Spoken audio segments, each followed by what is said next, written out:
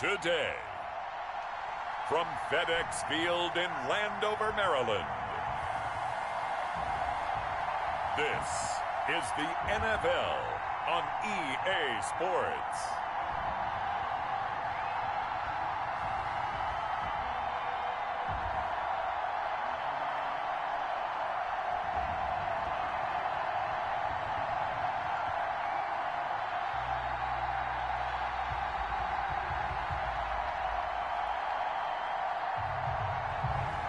It's the Washington football team taking on the Carolina Panthers.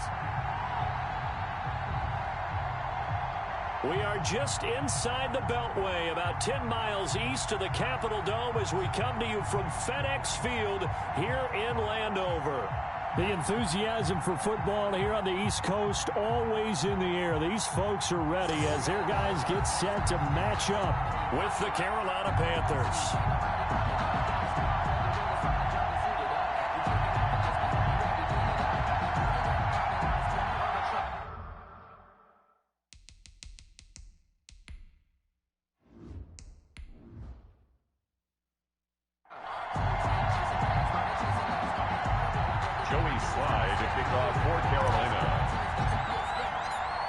Joey Sly, the kicker, stands ready. And we are underway from FedEx Field. Taken about 7 yards deep. And this will go as a touchback, and they will begin things at the 25. So out comes the Washington offense onto the field.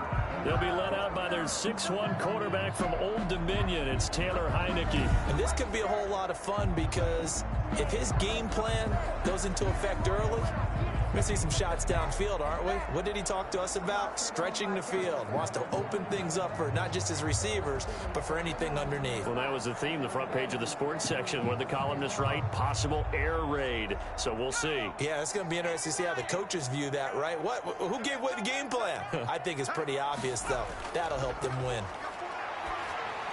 And he's upended at the 33, following a good pickup of 8. A good safe pass there right off the bat. That's almost a rhythm play. That's what we like to call it. Get them into rhythm early, something safe, something they're confident about, something they feel good. And once that's completed, then you just keep moving from there because the confidence elevates. And they'll try the jet sweep here. They'll get 3 as the drive continues. It's a first down. That's good for a Washington. 1st and 10 at the 36-yard line.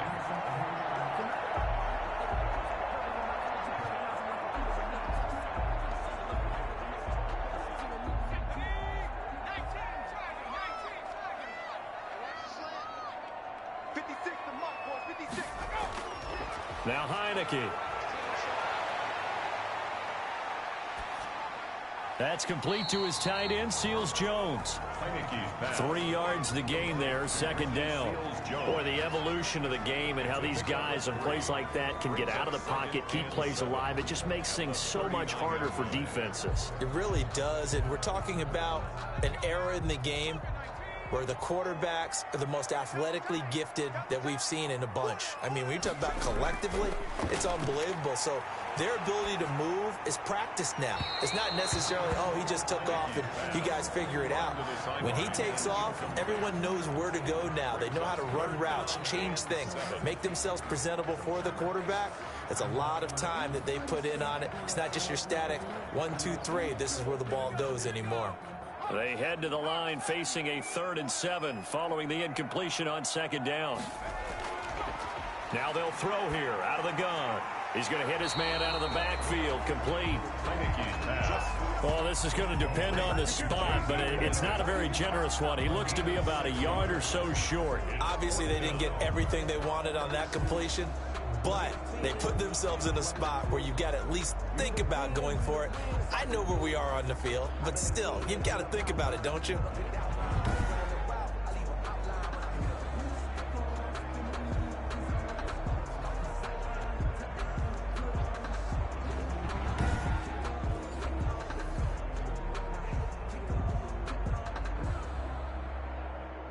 So on fourth down, Washington going to call on Tress Way to punt it away. Back deep for the Panthers, DJ Moore. And a great job here. This is going to turn out to be a beauty. This is marked out at about the 3-yard line. So here are the Panthers backed up to start their initial drive. Leading them out is their 6'3" quarterback, the 3rd overall selection in 2018, Sam Darnold. So this is what we find out about the game plan and the trust factor, don't we? In this situation, the natural thing is take care of the ball, run it inside, everyone cover it. Just, get yourself some room and let your punter punt it out of there. But when you really got a QB you can trust, you might want to take a little shot early and try and create some space. 1st and 10, and kind of tipping their hand at running the ball. 3 tight ends are out there. First carry of the game for Christian McCaffrey. And that won't buy him much room. Just a 1-yard gain to the 5. Credit him with a 1-yard gain there to make it 2nd and 9. That first down play, all you want to do is wedge out any type of space and try and create enough room. If you have to run the punter out there, he can successfully complete the punt. Yeah, didn't get a ton there, but at least some positive yardage. On 2nd down, McCaffrey. And he is met at the line of scrimmage, and he goes down right there. Officially no gain on the play, and they're left with a 3rd and 8. He can rack up those tackles in bunches in the run game from that middle linebacker spot. And what he has to do is make sure he congratulates the guys in front and tells them thanks a lot, because as the guy in the middle, the Mike linebacker, you're counting on your front 3, your front 4, front 5, whatever you've got in front of you to take up all the blocking, allow you to roam and hit, and that's what he did on that play. And incomplete. He had nowhere to throw, so he just tossed it away, but that brings up 4th.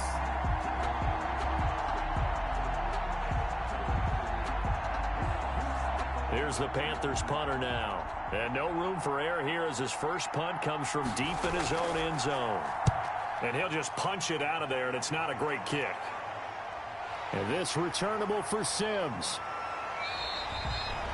They call that a punt of 38 yards officially. And this offense, they're going to have an excellent field position. They take over with a 1st and 10 on the short side of the field. Now Washington going to retake the field for drive number 2. And they'll be looking to avoid what happened last time with just punting the football. But when you look at how teams play the game, that complementary football comes into play. How do I take care of my defense? How do I take care of my offense? Well, the defense is taking care of them in a lot of ways. Now it's time for the offense to jump things up and help their defense out. Give them a little bit of rest. Yeah, time for them to give them a rest. Took the words right out of my mouth. So from the 36 now, 1st and 10. Watch a slack.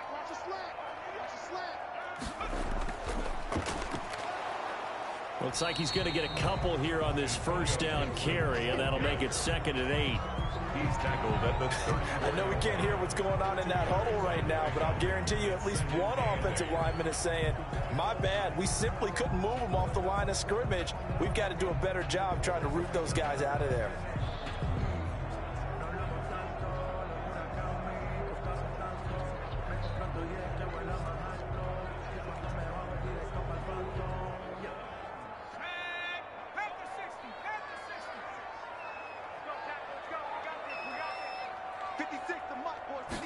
Here's 2nd and 8. Buying time to his left. He'll get the 1st down and more inside the 20. And finally taken down at the 15. That one a broken play, but it ends up being a good play. The scramble goes for 20. Man, defensively, that hurts. They got him out of his rhythm. They had him hemmed in, but somehow he was able to tuck it away and get away for a gain.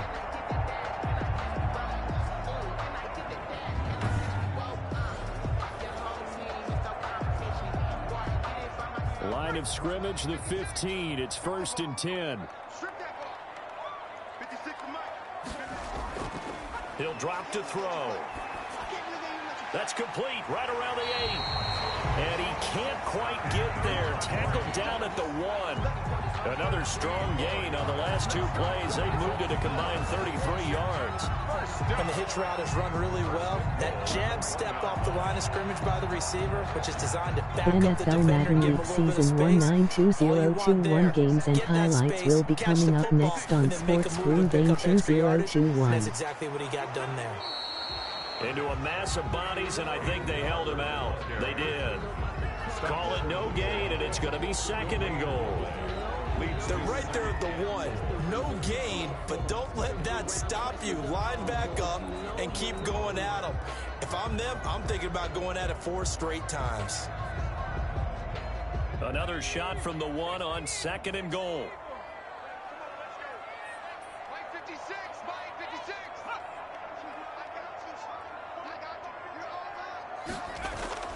They'll run with Barber. And he is into the end zone. Touchdown, Washington. Taking it in from a yard out. And Washington has taken a first-quarter lead. They were able to stop him at the line on first down, but this time he punches his way through. And sometimes just because you're stopped on the first run, it doesn't mean the play call was bad or incorrect. You might just need better execution and just a tad more determination. And they got it done on the 2nd try. Dustin Hopkins on now to add the extra point. Week 1-6 Carolina Panthers 5-9 Washington Football Team 104 is now live streaming on Sports Screen Game 2021 hosted by Devin Smith. For the touchdown scamper.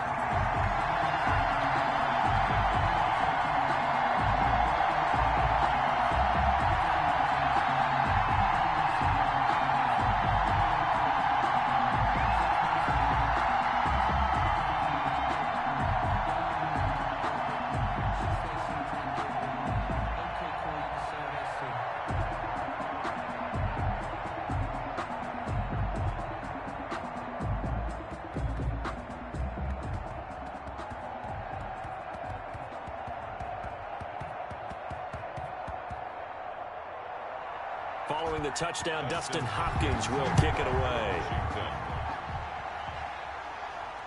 This will make it into the end zone.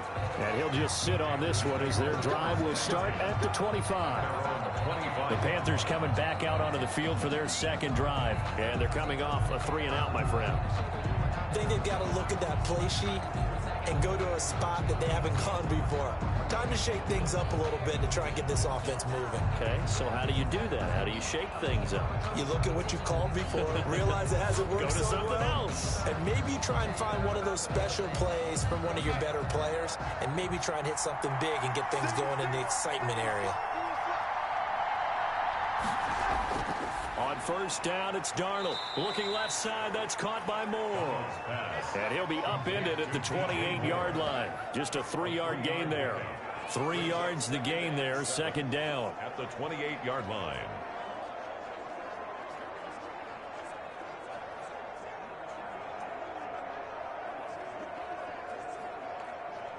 That's time. And we got Mike number 53. Mike 53. Watch the curve. Watch the curve. Out of the shotgun, here's Darnold. And he's just going to get rid of this thing. To no one here, he throws it away. And now it's 3rd. It's 3rd down and 7 yards to go. They head to the line facing a 3rd and 7 following the incompletion on 2nd down. Darnold from the gun. And that's going to be incomplete. The coverage too good there. The contact popped the ball free, and it's 4th down. That's what you're going to need to do against those big receivers. You got to get in there and get physical with them. That time he got in close, got in tight, and knocked the ball away.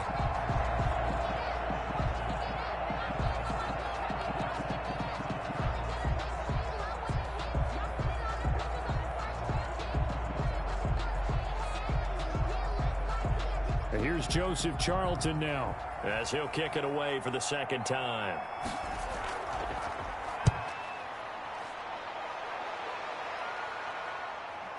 On the return is Sims. They'll call this a 41-yard punt, 7 on the return. And it will be Washington football now with a 1st and 10. Out comes Washington's offense as they get set to take over here. And they had the touchdown during the last drive, and I'm guessing that you like the balance they had on that last drive. And I loved it. Forget liking it. Absolutely love what they were doing, because to be ahead of the defense that much, where every play call you have, run or pass, is working pretty well for you. Makes you look like a genius. It really does. It also lets you know that your preparation was pretty good, and now the defense has to do all the adjusting.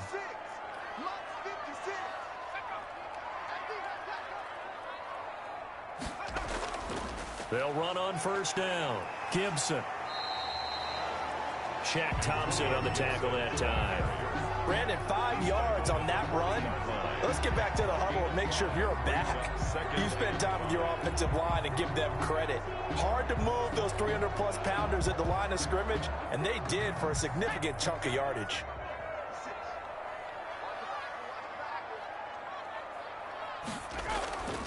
A run here for J.D. McKissick. And he'll be taken down as that will take us to the end of the 1st quarter of play. After 1, 7-0 on EA Sports. Panthers nothing.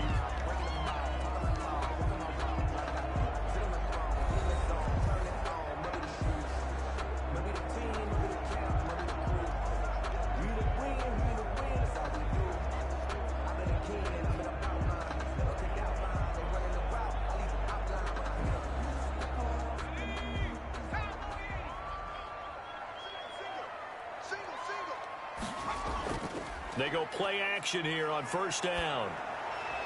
That's caught. It's DeAndre Carter. And they'll get him down as he's inside the 40. 17 yards that time and a Washington 1st. Well, we can talk about it like it's just a basic route, but how about the timing on this one? Lined up on the right, runs a deep in route, and how about the throw? Right on the money. Bam, puts it right in there and on his hands. Nice completion, really good pickup. So from Panther territory now, it's 1st and 10 at the 38. From the shotgun, he'll look to throw. And he'll find his tight end, Seals Jones. And he's going to get this inside the 30.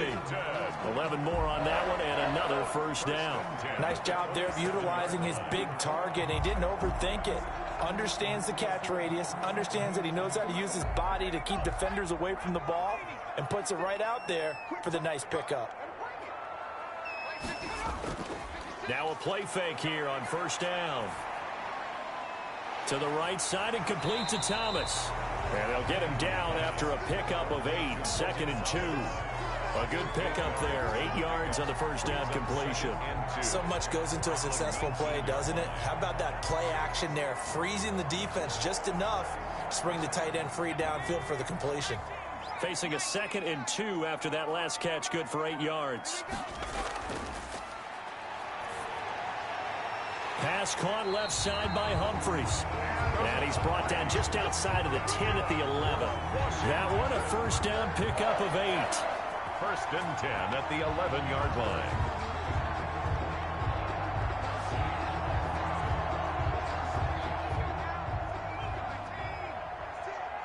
Let's go. 56. 56. Well, they'll run it here on the jet sweep. And he'll find his way down inside the 10 to the 9-yard line. 2 yards on the pickup there. It'll be 2nd and 8. Let's just make this one succinct. Nice job there. All 11 guys on defense diagnosing the jet sweep and putting it down.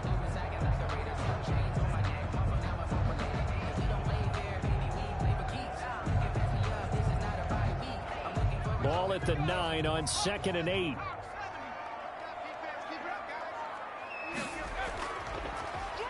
And to give this time to the tailback. And he takes it in. Touchdown, Washington. A 9-yard touchdown run. And Washington able to stretch that lead out even further. That almost looked too easy, and I think thanks goes to the offensive line for making it look easy. Yeah, I agree with you totally on that one. I'm not sure how much everyone understands the preparations that go into a game for an offensive line. because there's a reason that running backs and quarterbacks give them big gifts at the end of the season after a big year. The consistency and the continuity it takes to know each other and execute their blocks is pretty impressive. And it's good to make it 14-0. So that drive goes 8 plays and a 9-yard run on the end of it.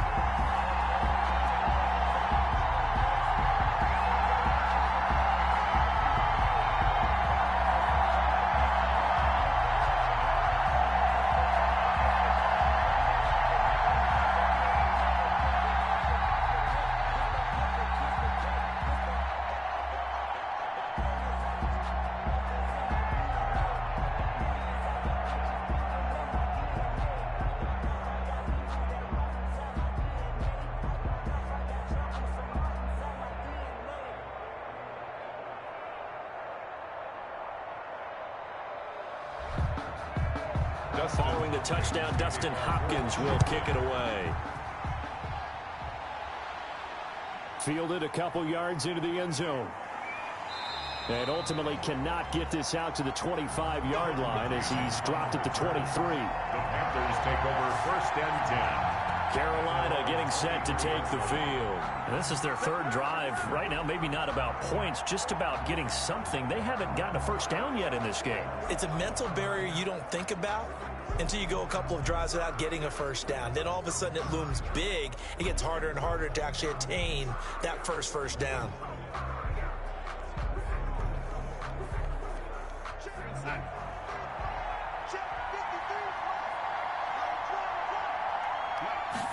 They'll start with the option. Yeah, give him 4 yards there. It'll be 2nd and 6.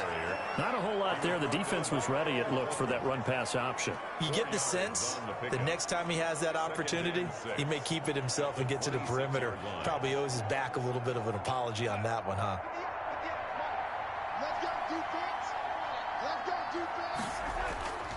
On the ground, McCaffrey. He takes this for 3 to the 29. Christian McCaffrey on the carry. Landon Collins made the tackle. A 3-yard gain on the play. Brings up 3rd down. An extra man here in the secondary for Washington on 3rd down.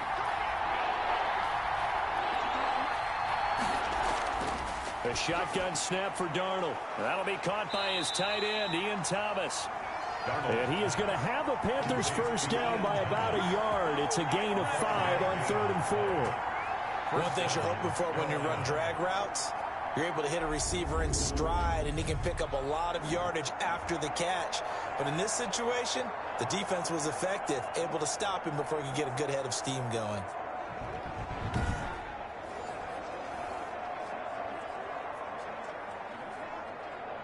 From the 34 now, here's 1st and 10. To throw is Darnold. And the Washington pressure gets to him. He will go down. A loss of 7 yards. Well, someone's been up to the task so far in this game. They are already up a couple of scores, Brandon, and guess what? I think they're just going to pin their ears back now and get upfield and get after the quarterback. Been such an impressive first half to get that lead.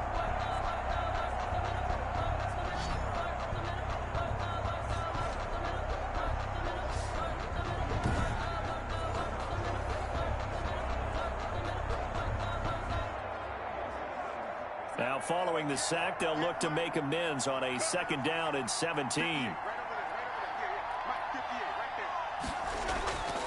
Here's McCaffrey. They get 11 back on that one. It leads to 3rd down. He's brought down at the 37-yard line. It's a gain of 11, and it's 3rd down. 2 minutes to play, first half. It's 14-0.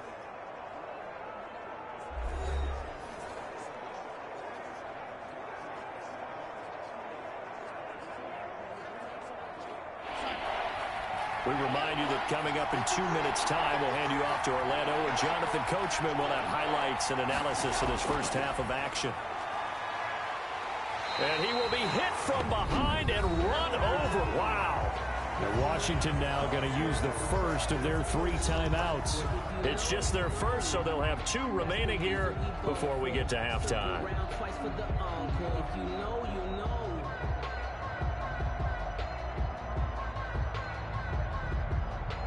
Here's the Panthers punter now, as he'll come on to kick this one away. 44 on his first punt, and this is a good kick as well. That's pulled in at the 32. It's a 39-yard punt, 8 on the return, and the offense will take over with a new set of downs. Getting set to go again as we look at the back heading onto the field again. And he's had his chances in this game. He just hasn't been able to find any daylight so far. Patience, patience, patience. And that's the hard part for a runner because they expect every run to be a big one for something to pop. So they have to sometimes go through the struggles before it happens for them later in the game. But you got to give credit to the rest of the team. They've worked around the fact that he hasn't had his normal big game. Yeah, despite his struggles, still winning here in the second quarter. Now the first play of the drive there is incomplete. He did a fine job there of not hitting him before the ball arrived. And I've got to tell you, you can often mistime that play because of the angles of approach. When you're going to get him, sometimes you panic as well and think, I've got to be there right now. Instead, in this case, timed it perfectly and knocked it free.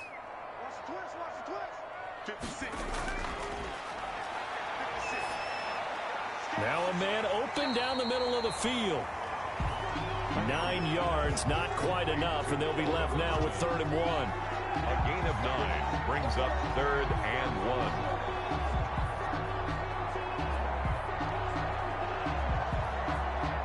Came up a little short on the last pass play. They did get 9 yards out of it, leaving him with his 3rd and 1. He'll go underneath with this one to McKissick. And he's got this down to the 35. Defense was expecting run, and they're dealt a pass of over 15 yards. Good strong throw and catch right there. And so far in this game, the alleys have been open for them to get completions, and they're taking advantage of it. Now Washington going to use the second of their 3 timeouts as they'll stop it with just over a minute to go before halftime.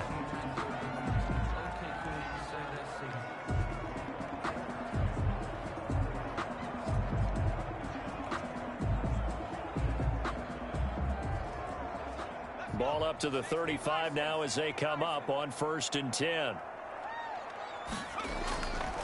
They'll stick with the passing game as he looks to throw.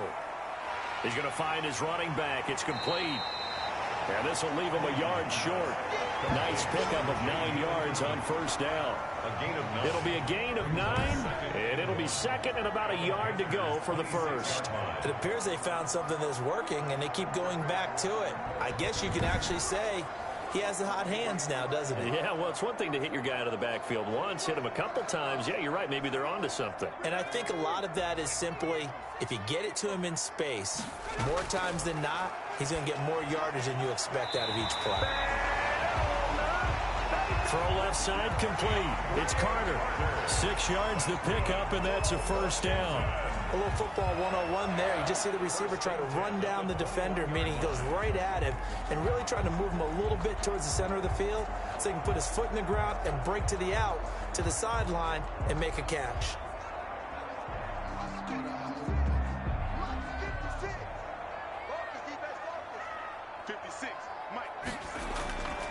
On 1st down, he'll drop to throw. And he's going to find his man out of the backfield. That's complete. And he maybe makes it back to the line of scrimmage. That's it. Well, that was a simple throw and catch, but even with that completion, 0 yards gained, so they're behind schedule on down and distance. I think they were hoping to get it to him. He could make a man or two miss, but that window closed quickly.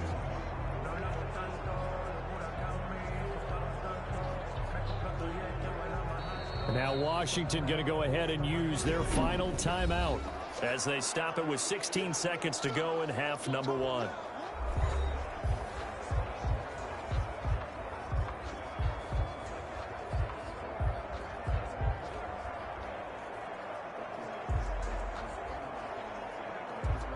Dustin Hopkins now for the Washington field goal. From the left hash, this from 37. And Hopkins' kick is good. The kick is And the lead will grow. It's now 17-0. 17.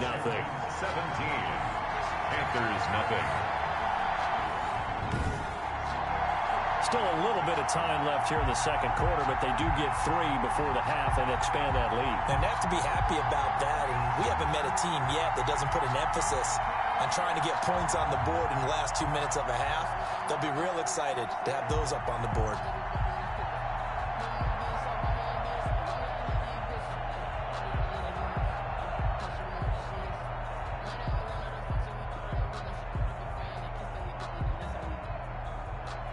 Dustin Hopkins. So not much time to speak of remaining in this first half as the kick's away.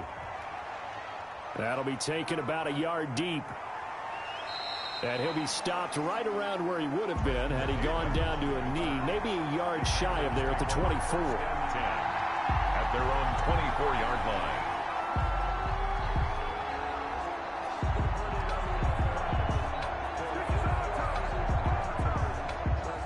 The Panthers out there and ready to begin their next drive. And from this spot in the field with the clock where it's at, you think we're just going to see a knee and that's it? And I think in this situation, that's the proper play. But we do know there's some risk takers out there that may want to take one more shot before the clock runs out.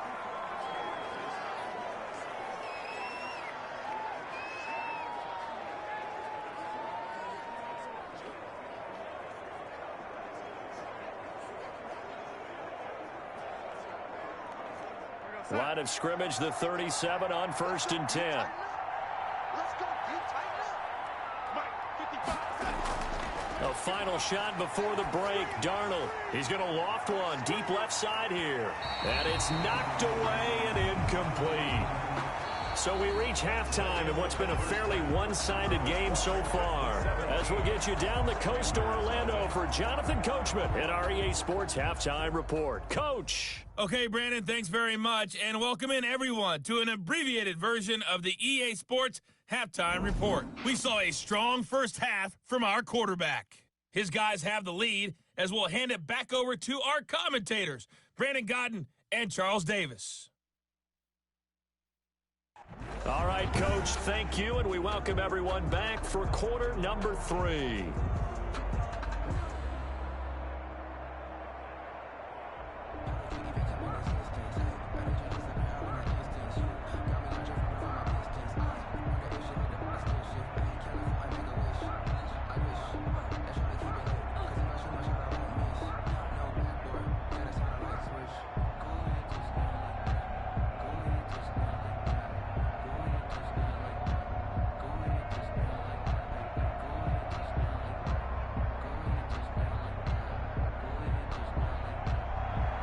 The Panthers going to get the football first, trailing here as well as we resume play in this second half.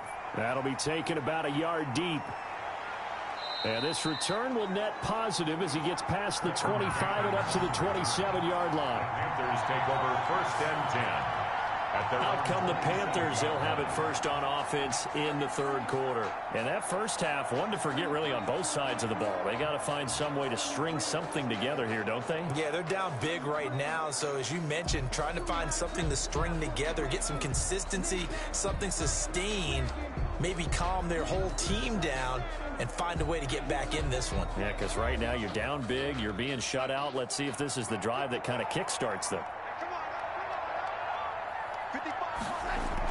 Starting the second half with a run by McCaffrey. And he'll get about 3 here as he's out to the 30. The ball carrier. Well, that's just a pile of bodies there, and that's when you kind of find out who's a tough guy, right? Who can stand up and make a play. It was only a 3-yard run, but for both sides, they had to walk away from that feeling like, okay, I can stand up when the going gets tough in here.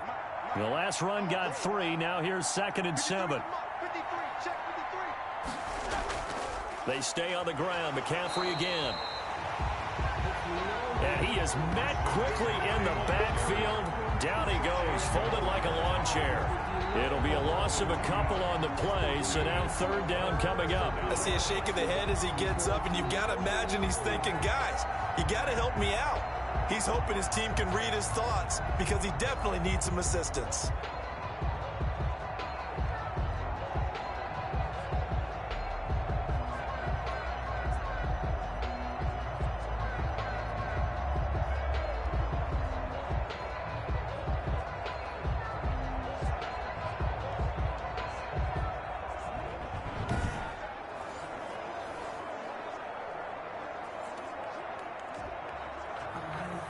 This offense in desperate need of a conversion as they come up on third down.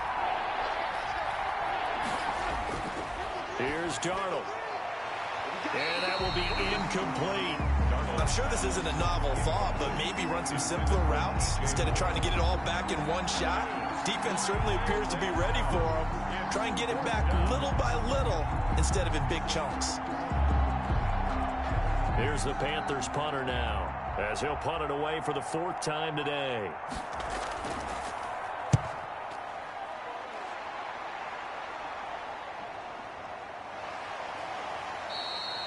Call that a 45-yard punt, just 2 yards there on the return. And out will come the offense as they take over. First possession of the second half now for Washington. They were able to get the ball back here, didn't surrender any points. Now they'll look to add to that lead. Now, how about the boost the defense gave them? Going right out on the field, shutting them down, not giving up any points, and turning the ball back over. They want to do their part now and show them a little respect and some gratitude by scoring some points. And to get a little more cushion. 3 tight ends in the ball game here on 1st and 10.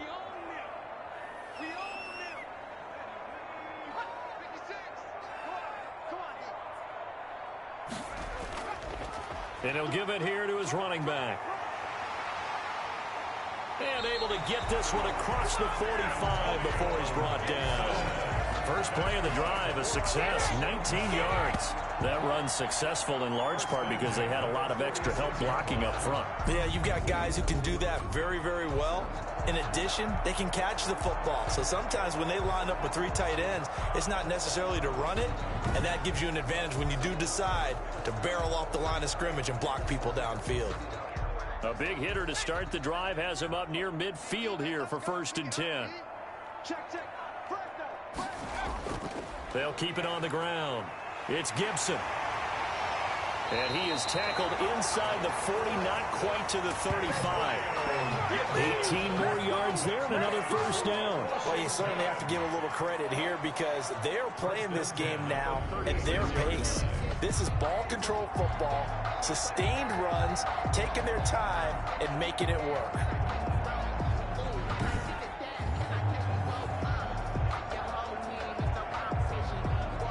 Back-to-back good plays have them on the move on first down.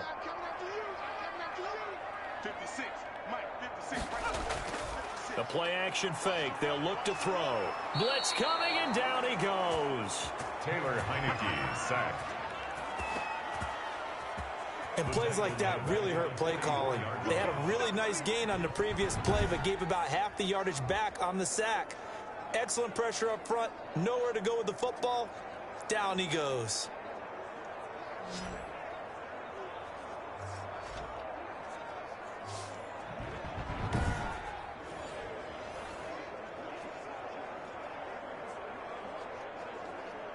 So that complicates things a bit here. 18 yards to go now on second down. Mike 56, Mike 56. Now a throw here to his running back. And he's going to be out of bounds down around the 35-yard line. It's a 9-yard pickup on the play, and they're going to have a third down. Oh, I came to my feet on that one. I thought he was getting close to breaking that one big, but in the end, give some credit to the defense, finding a way to get to him and forcing a third down. Got to get to the 26 for a first. This is third down. Now he'll dump it underneath to his running back, complete. And they're going to have another first down as the tackle's made at the Panthers' 20-yard line. A third down conversion with a strong gain of 14. And while we may be looking at the scoreboard, this offense certainly is not, because they're showing no signs of backing down, even with a 3-score lead here in the third quarter. I think they keep taking their shots. They've seen blown leads happen throughout this league. They don't want to fall victim to it themselves.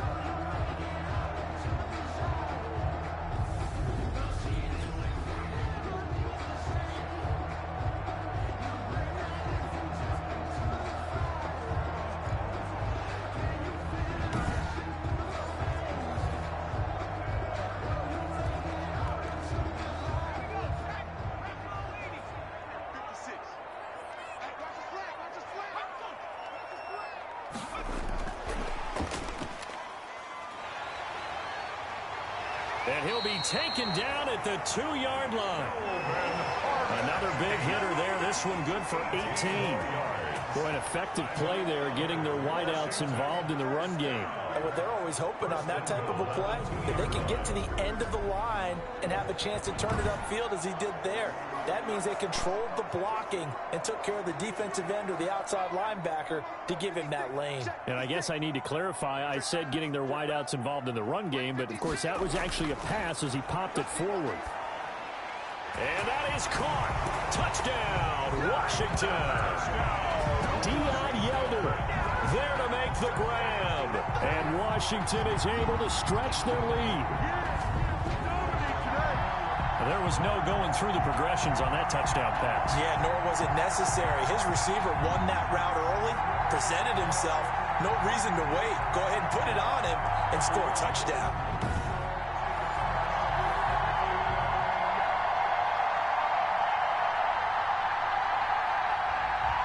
Here's Hopkins now for the extra point.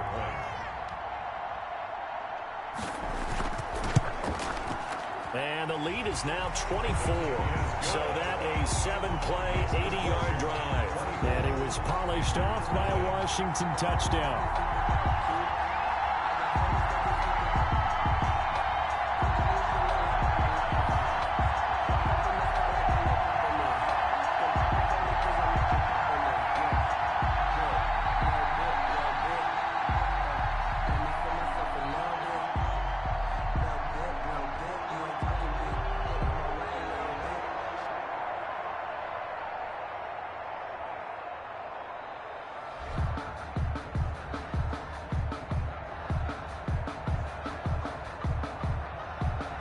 Following the touchdown, Dustin Hopkins will kick it away. Taking it about the 1. And he'll be tackled just shy of the 25. Cannon on the return.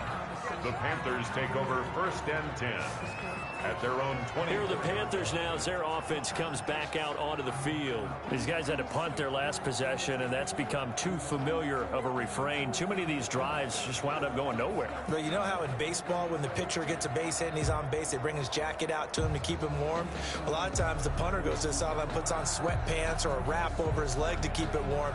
He might need a massage from the trainer right now from all the work he's getting.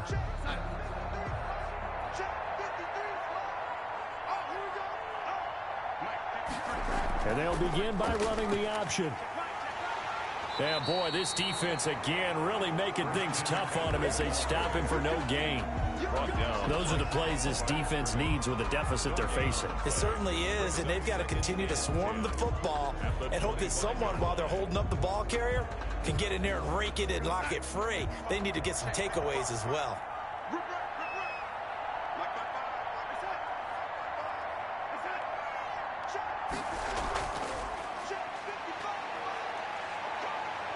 He finds an opening past the 40, and he'll finally be taken down just shy of midfield. A first down there on a pickup of 25. Just a simple tap pass, but it pays off in a big way. And sometimes the simple stuff causes the most problems for a defense because there's a breakdown in communication there. When that receiver goes behind the line of scrimmage and it looks like he's going in motion, someone either has to go with him or he has to be passed off to another defender. Somehow they didn't get that communicated well, and it turned into a nice play.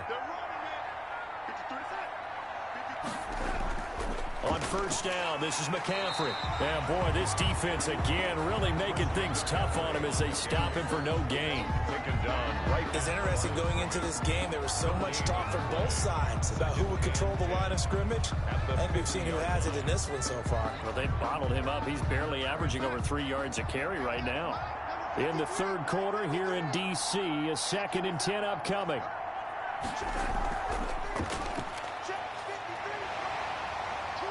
And he'll get across midfield and down to the 48-yard line.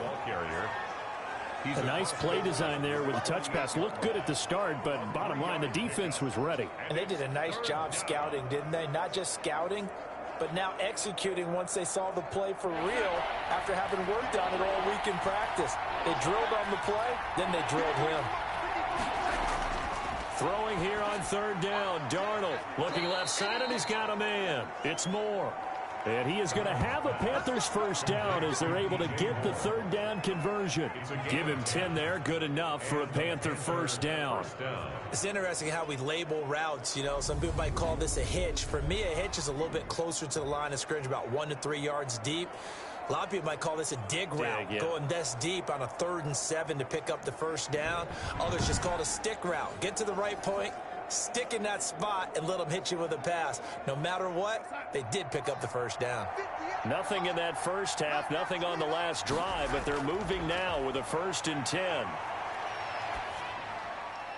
Darnold completes it. And the result here, a pickup of 8. Leaves him with 2 to go on 2nd down. We have played 3 quarters. You're watching the NFL on EA Sports.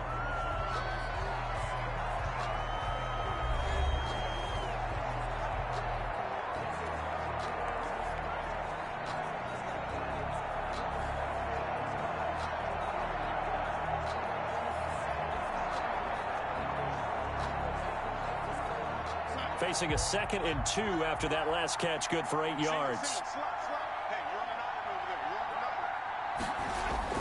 Darnold to throw again. And, boy, that one drops incomplete, but if he was hit a fraction sooner, it may have been a fumble.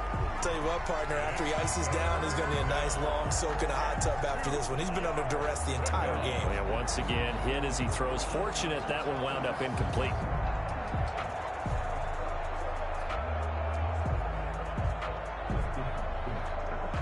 The Panthers on 3rd down. They've converted just 2 for 6 thus far. This time they face a 3rd and 2. Throwing again is Darnold, and unable to connect. If he had caught it, it would have been a first down. Instead, it's 4th.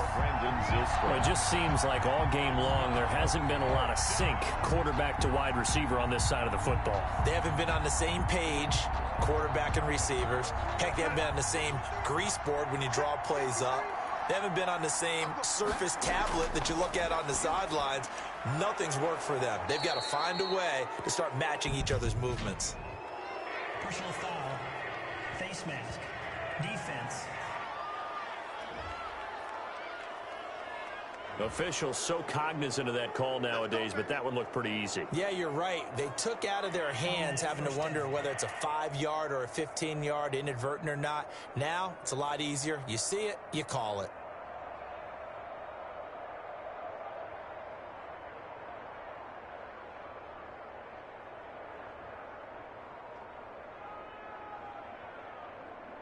So now after the face mask penalty, here's 1st and goal. Now a run with McCaffrey. And running room hard to come by here. He gets it down to the 8. Give him 2 yards on that one. 2nd and goal now. Well, they certainly had success throwing the ball on this drive, and not as much running it as we just saw once again on that last play. Stopped after a very short gain. But I wouldn't abandon the run totally, because otherwise, pass rushers just tee off on your quarterback. Makes it very, very difficult for him in that situation. He's going to drop this down to McCaffrey. They'll get this halfway home from the 8 to the 4 on a gain of 4.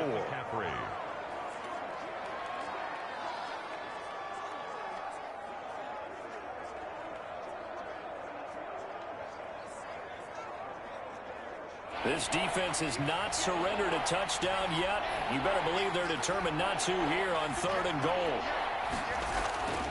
Now Darnold. to the goal line, but it's incomplete. So it's been a long drive. They've held the ball for quite a while. Now what do you do here? Well, to me, at this stage, after this drive, this close to the goal line, 3 points would be a letdown. I'm going for it here.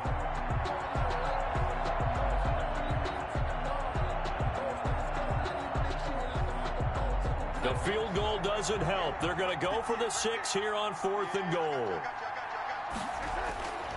They snap it. They're going for it. Here's Darnold. And he's got it. Touchdown, Panthers. DJ Moore there to make the grab. And the Panthers are able to cut into this lead. So they will get on the scoreboard here. Give them credit for that. Too little, too late, but no 0. Oh, you're going slow clap on me. Not very nice, is it? No, but they haven't been very nice on offense. It's been a struggle.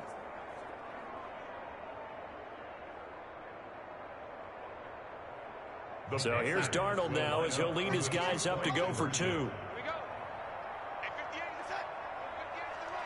And they go with McCaffrey. And he'll find his way in for 2. And we're back to a 2-score game. The lead's cut to 16. But still an uphill battle from here, that's for sure. But that makes it a 2-score game. And now we see why teams practice so much on the 2-point conversion, why you have more than one play ready. Because you may need multiples to throw out a ball game. There's a great example right there.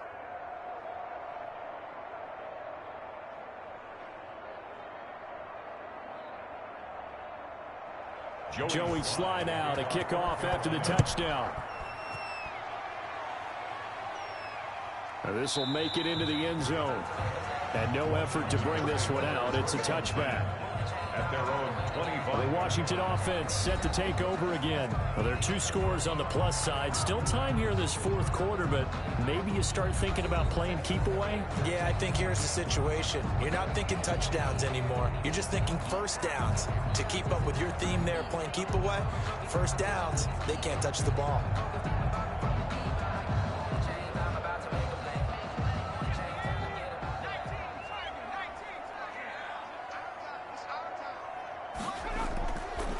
First down, Gibson. And he's going to get a solid gain of 9 before being brought down. 2nd and right at a yard. Now, I'm guessing you'd say this is kind of the key here. Grind out some yardage, work on that clock, see if you can continue to tick it down. Definitely, you want to bleed things out at this point, right? Continue to possess the football, gain some yardage, and put the onus on the defense. Do they have to use timeouts? What are they going to do to stop you? You're taking charge. They'll keep it on the ground. It's Gibson. And he'll get this only up to about the 35. Just a gain of a yard there, and now it'll be 3rd down. Brandon, I've got to think this offensive line has got some smiles on its faces. And I know it sounds crazy, but they practiced for this back in training camp. They knew they'd be in situations where it'd be extra defenders in the box coming after them, trying to keep them from locking down a game. Right now, they want to show the world they're up to the challenge.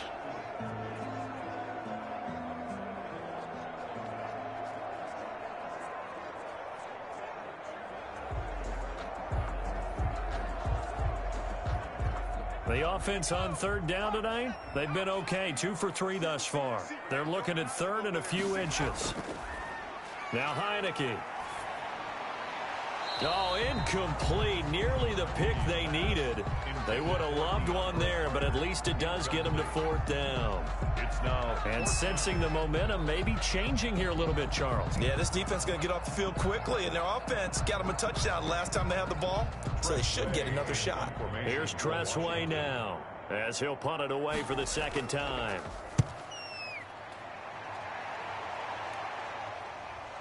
Returning it is Moore. Call that an even 50 yards on the punt with 7 on the return. And the Panthers will take over now, 1st and 10. Here's the Carolina offense as they get ready to take over here. Well, still a long way to go, but trending upward. They scored the last time out, you remember. Then their defense forced the punt. Now they try to inch closer, but still ultimately down 2 scores in the final quarter.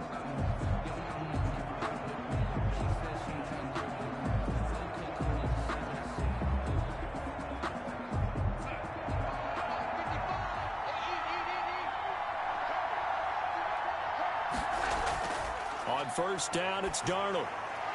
Over the middle and into the hands of his receiver, Moore. And he'll be corralled right around the 34. First down yardage on the first play of the drive, 14 yards. Decent start there to the drive. Big hill to climb, needing 2 touchdowns, also a 2-2-point conversion. So, partner, how do you eat an elephant? I don't eat an elephant. Who eats elephant? But if you do it one bite at a time. That's the way they've got to play this, one play at a time. Yes, there's urgency, but they have to be careful as well. Let's go with like a 50-ounce ribeye. Yeah. One bite at a time. All right, I'm with you. 3 yards the gain there, second down. Fourth quarter, every drive's so critical, and you figure may only get one more shot after this, so a touchdown's imperative on this drive. It is, but you also have to think to yourself in play calling, don't hold anything back. Don't save it for the second touchdown. You've got the first one for the second one to even matter. This a 2nd and 7 from the 37. They'll fake the handoff. Now Darnold. And he'll air this one deep for Anderson. And that is incomplete. A lot of force bearing down on him there. He could not hang on. It's third down. This defense was definitely alert to the possibility of the deep ball, and they were more than ready for it. They've got the lead, fourth quarter. Maybe can expect more passes like that downfield. The Panthers on third down. They've struggled to the tune of 2 for 8 so far. This is 3rd and 7. Again, Darnold. And he's got his man in stride, complete. And he is going to have a Panthers first down as they're able to get the third down conversion. It's a 7-yard gain there, and it's good enough to move the chains. That was just a good example of taking what the defense gave him. No one opened downfield, knew where his safety valve was, swung it out to him. He gets upfield and picks up the first down. Well done all the way around.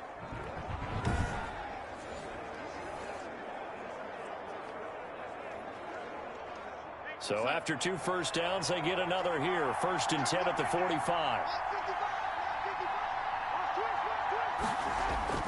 To the air again, Darnold. Looking middle, and that's complete. This will be stopped about 2 yards shy of the marker. 8-yard gain, 2nd and 2. Cool under pressure right there, escaping the pocket and finding what I think was not his primary target. And some of these guys are just so comfortable getting outside of the pocket that they'll do it on purpose. It doesn't even need to be a breakdown. They move, and they know it affects the defense because a lot of times you get lost. And he's going to lose a yard or 2, taken down behind the line. A loss of a yard. It's third down. 3rd and 3.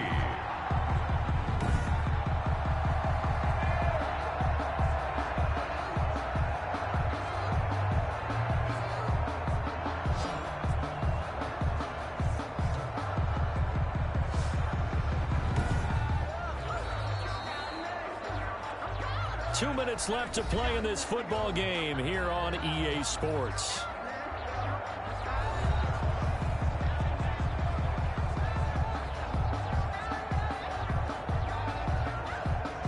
So it's Panther football as we welcome you back.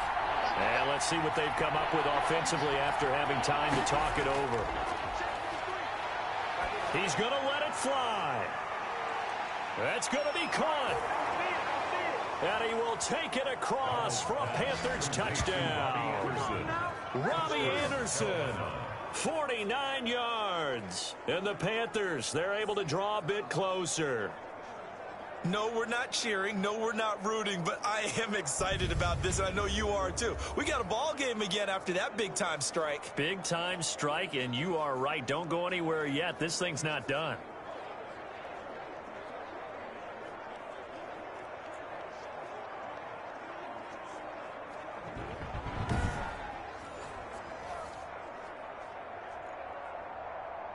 So the touchdown was big. This almost equally big as he'll try to get it to a one-score game with a two-point conversion. McCaffrey, he'll try to run it in, but he will not get into the end zone. And that one hurts as it will remain a two-score game here in the fourth. A very pivotal two-point try that does not go their way. Now it's a big uphill battle for the rest of the fourth quarter. The attempt was to try and make it a one-score game, right? Touchdown, get 2, and now you've tied it up. Instead, they don't get it, still down 10.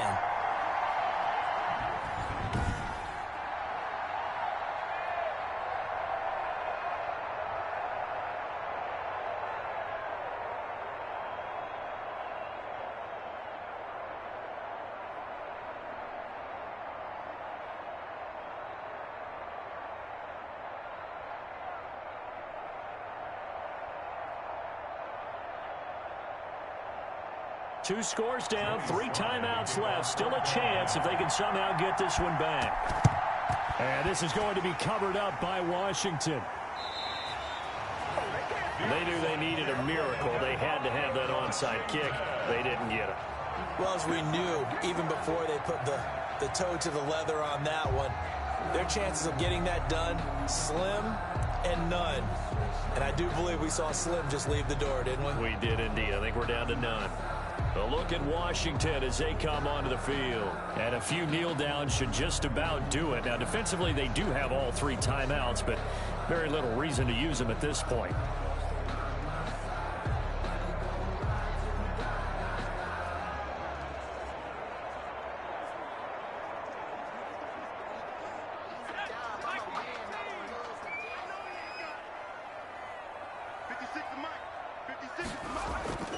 They'll try and run some clock here as they keep it on the ground. Now the Panthers going to use the first of their timeouts as they'll talk things over prior to this upcoming second down play.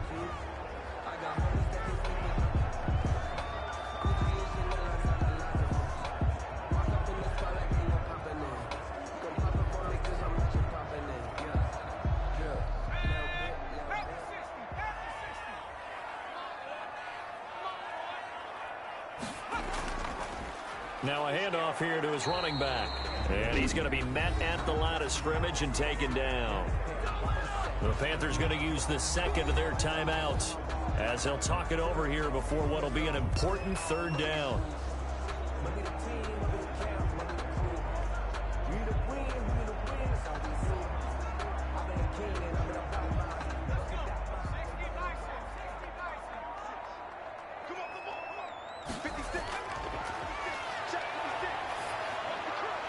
Over the middle, complete. It's Carter.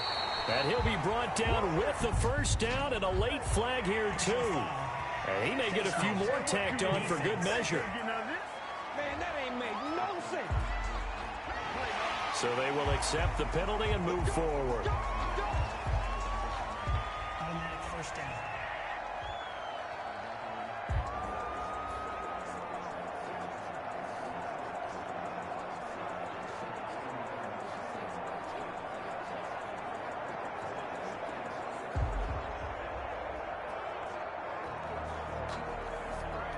Now it's 1st and 10, a big mistake, especially when you factor in the personal foul yardage. And to give this time to the tailback. And he'll find his way down inside the 10 to the 9-yard line. Now the Panthers going to signal for their third and final timeout as they'll talk things over prior to this upcoming second down play.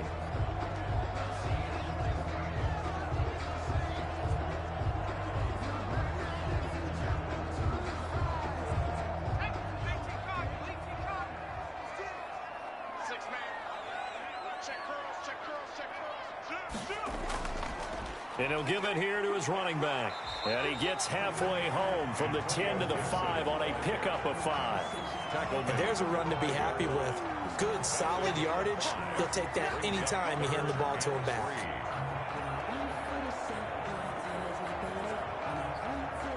The Panthers turn to their nickel set here as they get ready for third down.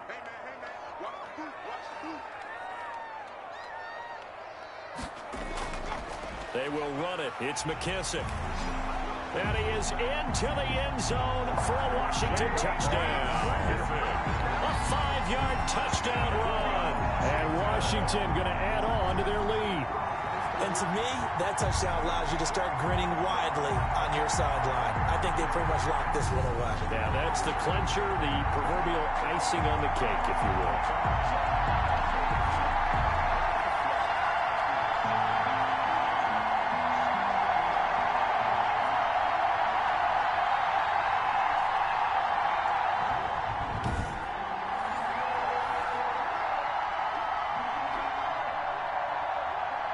Now it's Hopkins to add the extra point.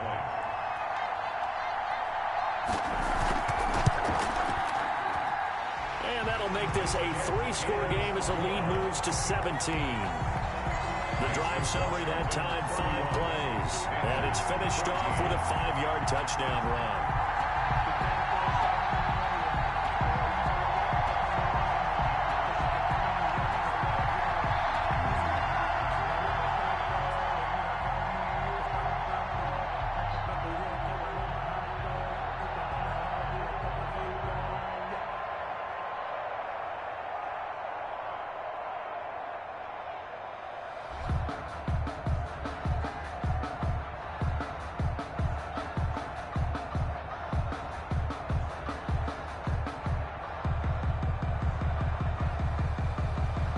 Following the touchdown, Dustin Hopkins will kick it away. Fielded a couple yards into the end zone. And he's up past the 20 to the 22-yard line. Christian McCaffrey and the Panthers about set to go on offense. And we have seen a decline in the numbers. Where does the fault lie? Just him? Maybe the guys up front? Combination? Well, as you and I both know, it's almost always a collective deal. But in this case, I think maybe the offensive line got a little overconfident. They had blocked so well in the first half, picked up on what the defense was doing. I think we've seen an adjustment now that they have not picked up on, and now they're being a little bit overwhelmed.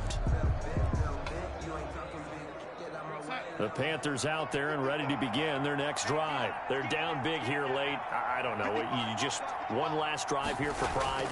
Some people like to do that. I remember playing for a guy once. We were down huge, and someone said, "Coach, what do you want to call?" He just waved a hand like, "Who cares? Let's get out of here and do something some other time." But some teams like to do something at the end to feel a little bit better as they continue to move forward. Yeah, probably just want to put this one behind them. So they say no to the penalty. The incompletion stands. It'll be 2nd and 10. And what they want to do is go ahead and take those downs away from them. You never want to give extra snaps to any offense. That's how you get hurt.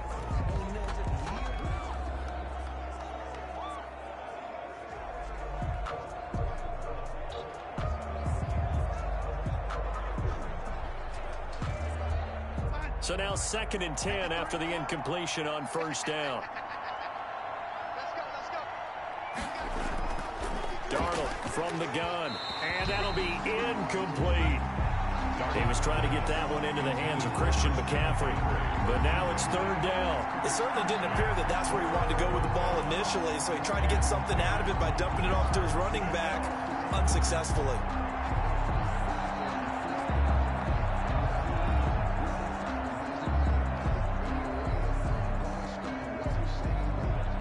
So back-to-back incompletions, and that has him staring at a 3rd and 10. Out of the shotgun, here's Darnold. And that is incomplete. Darnold's pass intended for Bobby Anderson. Incomplete. Another pass attempt, another incompletion, and they're just a little over 100 yards passing here in this game, so defensively, pretty good job. Definitely, because they were never really able to get the ball in the hands of their playmakers, so a lot of credit to the defensive game plan, and especially the execution.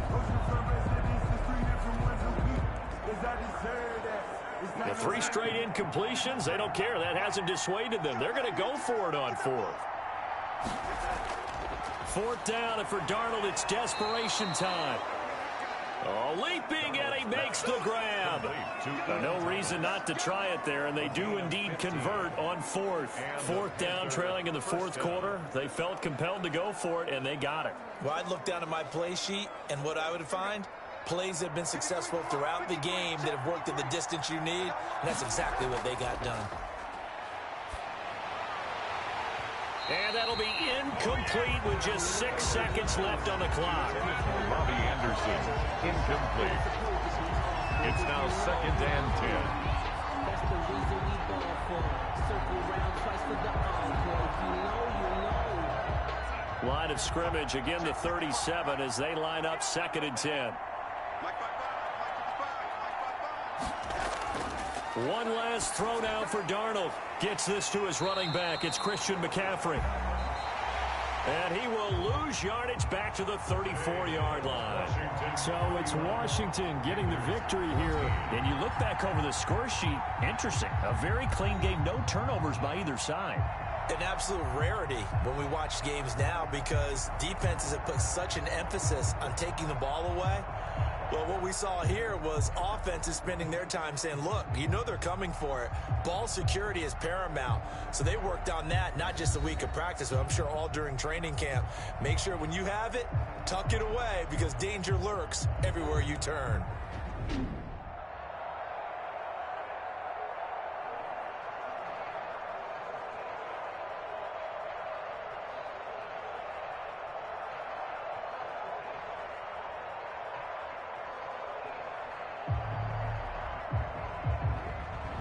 So that'll do it for us. For my partner, Charles Davis, and all the hard-working men and women on our crew, I'm Brandon Gaudin. You've been watching the NFL right here on EA Sports.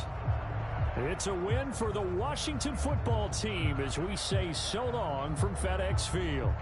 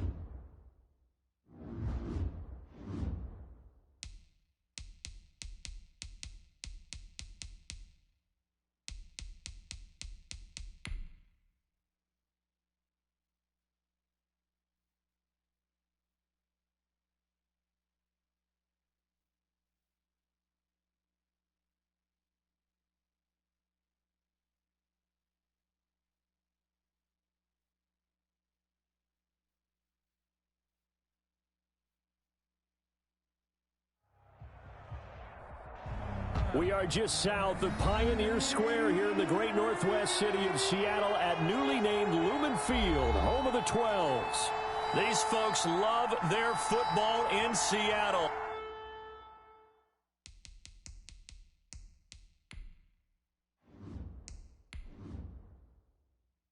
This was the scene a moment ago as the home squad came out of the tunnel, and it was just absolutely deafening in this building.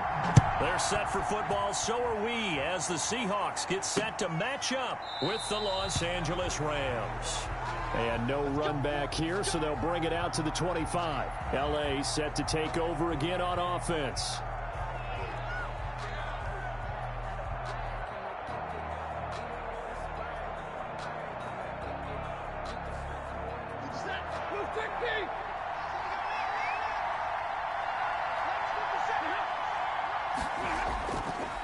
Now the first carry for Cam Akers.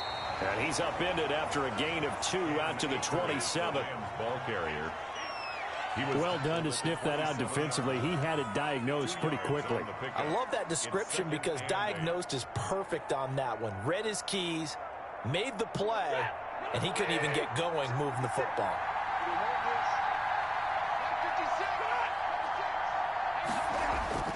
From the 27, Stafford. He's got the hook up here to Deshaun Jackson. And he takes us up to the 40-yard line before being corralled. A gain of 13. It's a first down.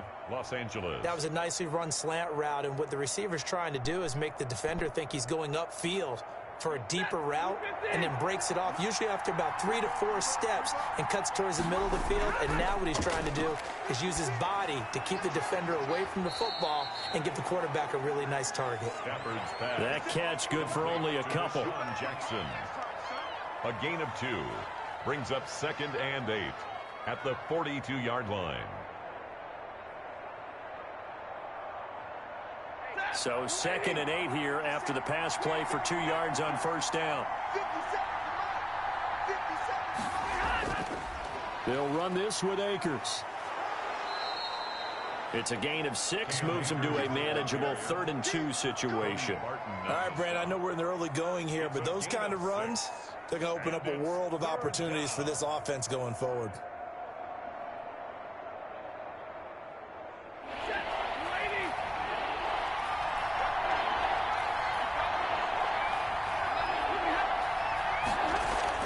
They'll try and run for this with Akers. And they'll get him down as he's inside the 40. First down, Los Angeles there with a pickup of 14 yards. How best to describe that one? I'd say right down Broadway on that run. A straight ahead running. I think that might be something we see a lot of between the tackles today. Well, he's enjoying things so far here this afternoon. Sees a crease and bursts through it for a solid game.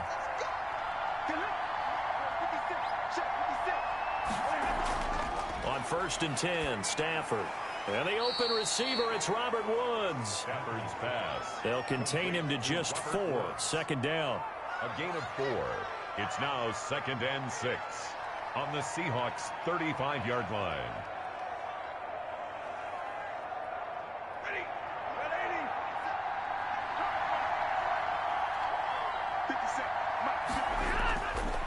Stafford. Right side complete. That's Woods. And that'll wind up moving the chains again as the tackle's going to be made at the Seahawks' 20-yard line. Back-to-back receptions for him, and it's another first down.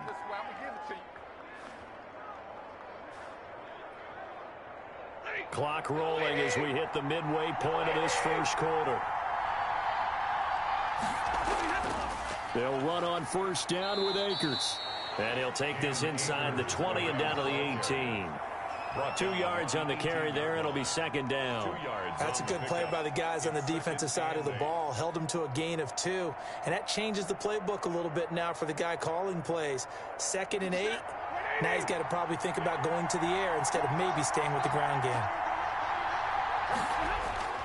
On the ground, it's Akers. And he'll get this one down to about the 17. Akers. He'll pick up only a yard there, and it'll leave him with a 3rd and 7. On the tackle. It's a gain of a yard. And it's 3rd down.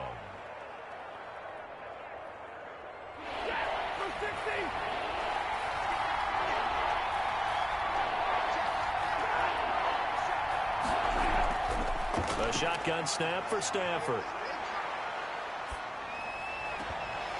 And that's going to be incomplete. The contact there enough to jar that ball free, and it brings up 4th down. He was trying to get that one out to his running back out in the backfield, but that one was read and timed perfectly, and they were able to break it up. Matt Gay now gets ready for the field goal try. From the right hash, just a 34-yard attempt. Gay's kick is good. And the Rams have the first points here. It's 3-0. They moved the ball pretty well there on the opening drive. You think they're okay settling for 3? I don't think they're happy about settling for 3, but I think you're exactly right with the word okay because they threw it well, they ran it well. Excellent balance for the first drive of the game.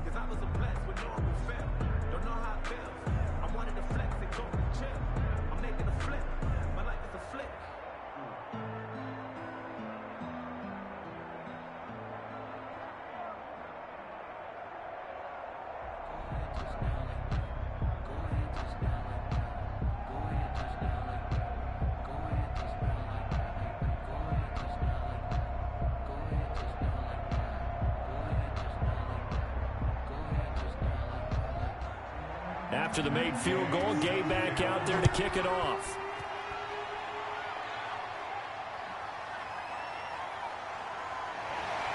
And he takes this near the 25. Just a little pass there. Call it the 26. Seattle again getting ready to take over offensively. 26-yard line.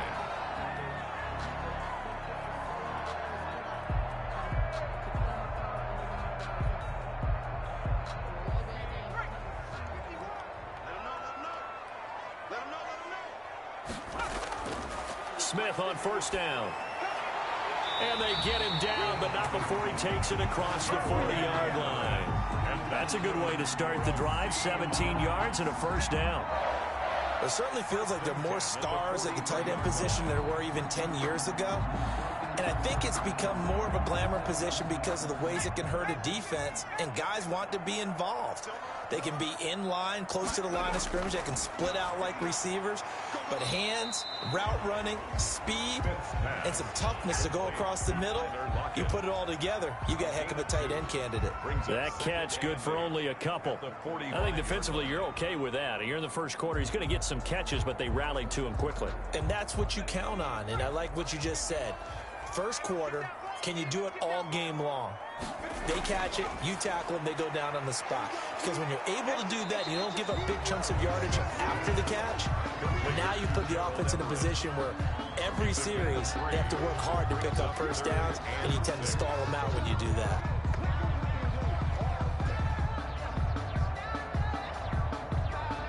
So third down, and defensively the Rams have added 2 extra DBs.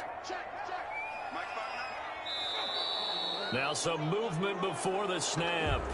And we'll hear from our referee for the first time this afternoon.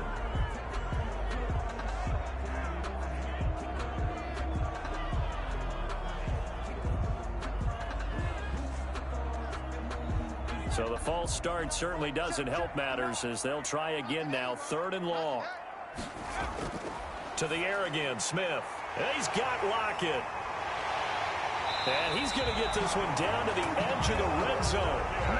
A big gain of 38 there on 3rd down. A very early momentum changer there. Actually a dream killer for the defense because they forced a 3rd down. Felt like they had a good chance to get off the field defensively.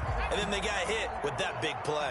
So a big play as it gets them all the way down to the 20 now for 1st and 10. From the red zone now, Smith. And that's going to be incomplete. Too tough to hold on to that one. It's 2nd down. And incomplete. Brings up 2nd and 10 at the 20-yard line.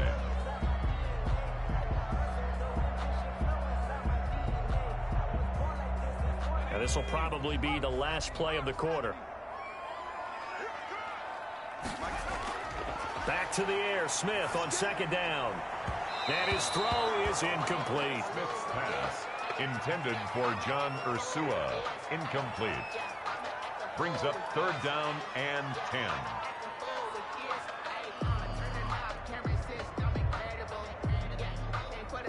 This offense was on the move. Now 2 straight incompletions have them looking at 3rd and 10. Again, Smith. He's going to go up top for the end zone. The LA defense up the snuff in coverage there. Pushes this to 4th down. 3-0 after 1 on EA Sports.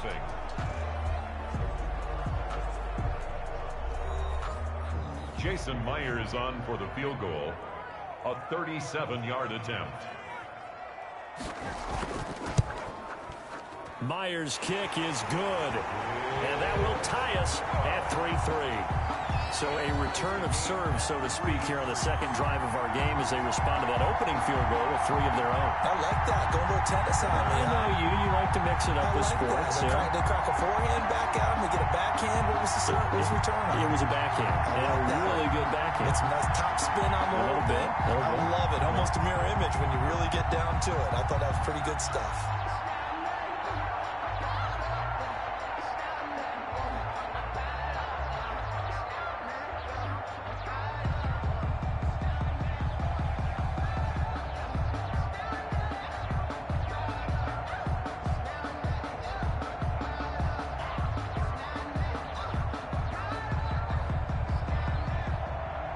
Each team with a possession, each team with a field goal as the kick is away.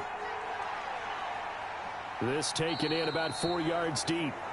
And this will not be brought out. It's a touchback. So the Rams coming back onto the field, their 2nd drive of the game. And last time able to get 3. It's not what they wanted. They wanted 6, but they got at least something. They mustered something out of the drive. They'll take it. I like the way you've described it. Not ideal, but they'll take it. Anything to put some points on the board. But this time on offense, they don't even want to see the field goal kicker trot on the field. They want that ball in the end zone. They'll be going for 6. And that's one of those plays where it's hard to keep 2 eyes on the football when you know the contact's coming, let alone getting 2 hands around it, hugging it to your body, and absorbing the hit. Even for those big tight ends who you would think could absorb that contact. An incomplete pass leads to 2nd and 10 from the 25. Throwing again. Stafford. They'll set up the screen here to Akers. And he's going to get a good gain of 9 here up to the 34. Complete to Cam Akers. A gain of 9 brings up 3rd down.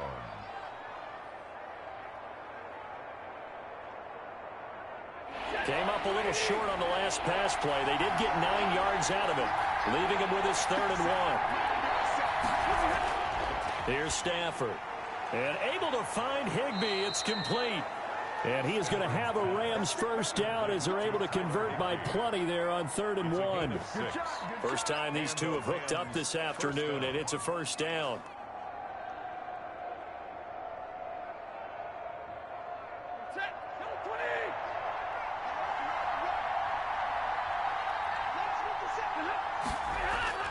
Again, it's Stafford. Pressure comes. He's taken down by the Seahawk defense. Jordan Brooks leading the surge there as he drops him for a loss of 6. Well, the beauty of screen passes is they take a little time to develop, and they can often hit big, but sometimes they take too long to develop, and sometimes you get sacked. Yeah, what's perfectly called for a defense to attack a screen? Typically a blitz, and even though people think that the screen operates against the blitz, if you have the blitz called and you still cover the screen, now that allows your blitzers to get there. They lose 2 on that last play, so things get even tougher. 3rd and long coming up.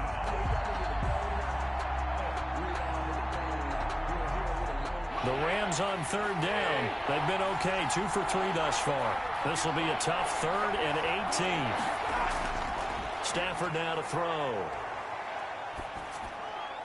That's caught by Jackson. And he's going to be taken down here with a penalty flag on the field. That's a good chunk of yardage. It's going to be canceled out. And we always talk about hidden yardage in a game. That's going to count as that because now it doesn't go on the books, but now they have to make that up again, don't they? And this 3rd down looking very tough after the holding penalty. 3rd and long. Now it's Stafford. He'll throw complete to Cam Akers. And he's able to get out to the 32, brought down there. Without the previous penalty, that would have been a 1st down. Instead, it's just a gain of 10. Instead of throwing it downfield, Charles, they just tried to dump it underneath there. You like the call? I do. I think it's a high percentage play because you get the completion, and what you're counting on is your back to use his legs and his elusiveness to make people miss and pick up the 1st down. In this case, it didn't happen.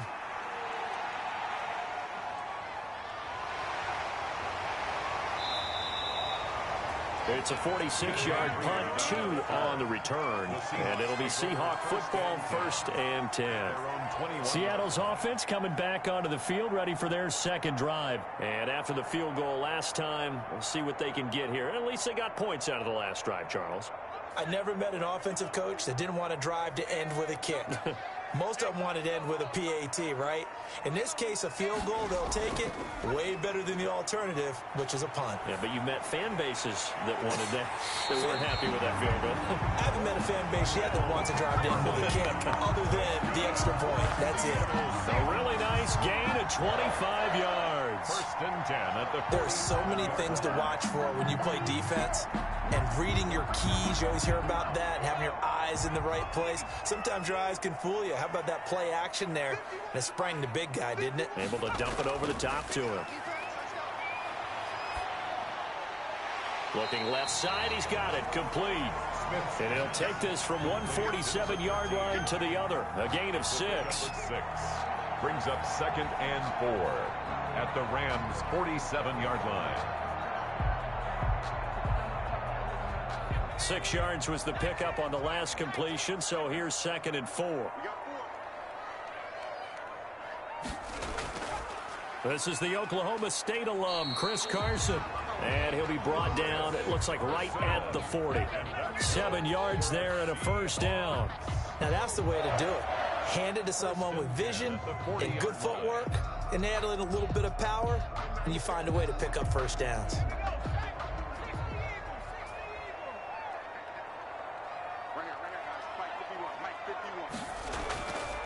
They keep it on the ground. This time it's Penny. And nothing doing. He's immediately taken down at the line of scrimmage. Micah Kaiser on the no gain on the play there. 2nd down. The play brings up 2nd and 10 at the 40-yard line. 2nd and 10. You can't block me. You can't block me.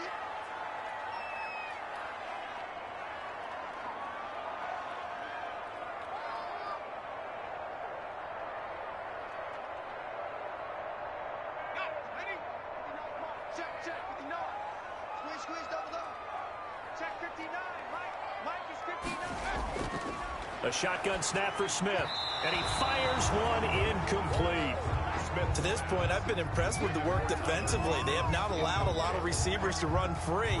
And there's another example, another incompletion.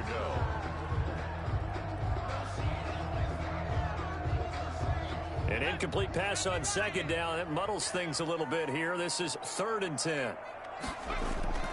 Out of the gun, Smith. That's complete to the tight end, Everett. And he is going to have a Seahawks first down as they're able to get the 3rd down conversion. 11 yards there and a first down for Seattle. And that's well executed there on 3rd down. And I love the confidence that they had to let their tight end try and find some space in the middle of the field, right in their quarterback's line of vision. And QBs love to make that easy throw, and they hooked up there for a first down. And that is incomplete. Gerald Everett is tied in, the intended receiver. And it's 2nd down. Well, the incompletion, yes, but maybe here not the worst thing in the world? No, not on 1st and 10. It actually gives them a chance to regroup, relax just a little bit. They huddle up, talk it over. Then they get a chance to continue their drive.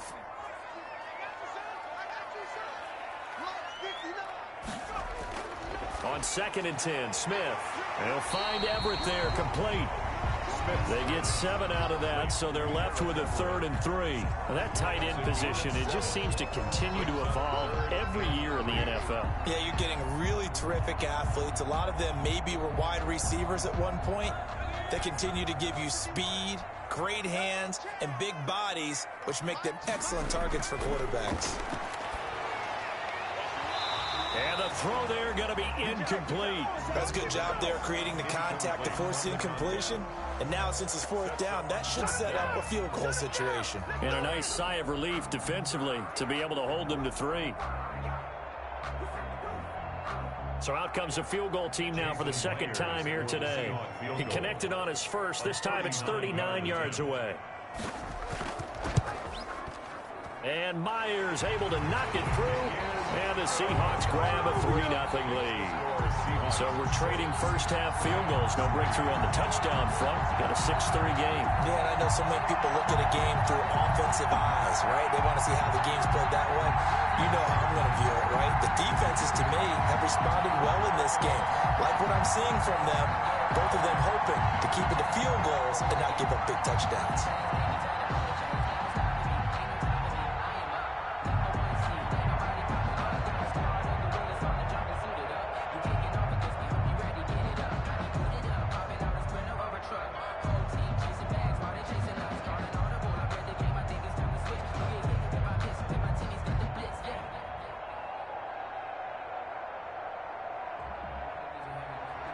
Myers now converted on the field goal try. Now he's on to kick it away. Takes this about 5 yards deep. And it'll come out to the 25 as he will not attempt a return. And the Rams getting set to go now. And you have to figure they won't just sit on the football here in the final minute. The way things have gone, they need to try to make something happen offensively. But maybe they should. Maybe they should sit on it here because of what you just said. They haven't made anything happen offensively. Getting ready to go into the half, give them a chance to take a deep breath, exhale a little bit, and start over. I don't know if this is the time to push it myself. Yeah, right now under 100 yards of total offense. And this will be a gain of 5 as he gets it to the 30. The Rams going to go ahead and use the first of their timeouts as they get the stoppage with a little over 50 seconds to go in the first half. And now out on the field, here comes Los Angeles. You're down 3 under a minute to go. How aggressive are you going to be in this spot? Not as aggressive as I probably would want to be. Only down 3. I mean, it might as well be even going into the half. That's not a deficit that makes me want to push it and potentially make a mistake in this situation and cost myself even more points. But, boy, getting into field goal range and tying it, that's tempting. Awfully enticing. You almost talked me into it.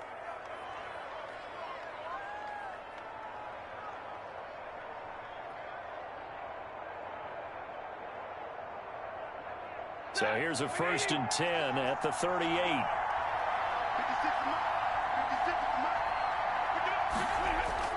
From the gun, here's Stafford. Looking underneath, he's got Akers. Give him 6 on the play, and it'll make it 2nd down. Akers. A 6-yard pickup brings up 2nd and 4 at the 44-yard line. Clock continuing to roll as the Rams try to get going again. To throw again on 2nd down. Stafford. And that is incomplete. So 17 seconds now on the clock here. That's a tough spot for a running back coming out of the backfield because you know he's got to look for the football, knowing full well he's got a man coming his way, full steam, and he broke that one up. Now they face a 3rd down and 4 after that incompletion on 2nd down. Throwing again is Stafford. Man open, it's Kupp. He's got it. And he is going to have a Rams 1st down as they're able to get the 3rd down conversion. The Rams going to be forced to use their 3rd and final timeout as they'll stop the clock with 12 seconds to go in this 1st half.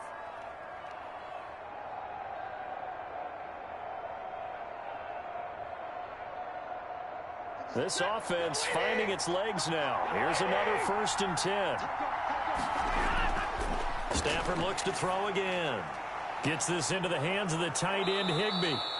And he goes down, but not before getting this inside the 25. That one good for 21 yards. And it'll move the chains. So if you like field goals, this is your game. 6-3, 3 field goals at the break. As we'll send you eastward to Orlando. Standing by with that EA Sports halftime report now is Jonathan Coachman. Take it away, Coach. And he'll be stopped right around where he would have been had he gone down to a knee, maybe a yard shy of there at the 24. The Seattle offense now set to come back out on the field. Their defense has done the job. Now it's the offense's turn as they've got it 1st and 10.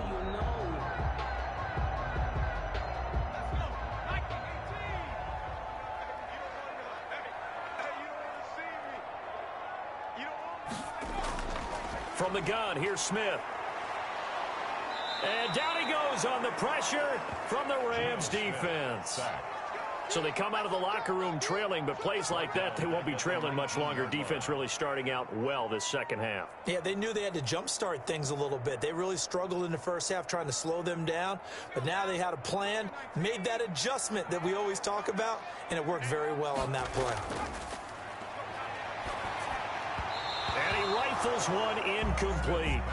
Well, as we get ready for 3rd down, let's go back and recap here. The sack on the first play of this drive, that threw a wrench in what they were trying to accomplish because they were compelled to throw the ball on 2nd down. A running play was not in the works. And that incompletion set up another passing down here on 3rd and long. 3rd and long, it's Smith. Oh, the ball comes out on the hit, but they'll say it's incomplete. Certainly appeared to take away his first read, and by the time he tried to look elsewhere and find an open target, the coverage was too good. That one falls incomplete.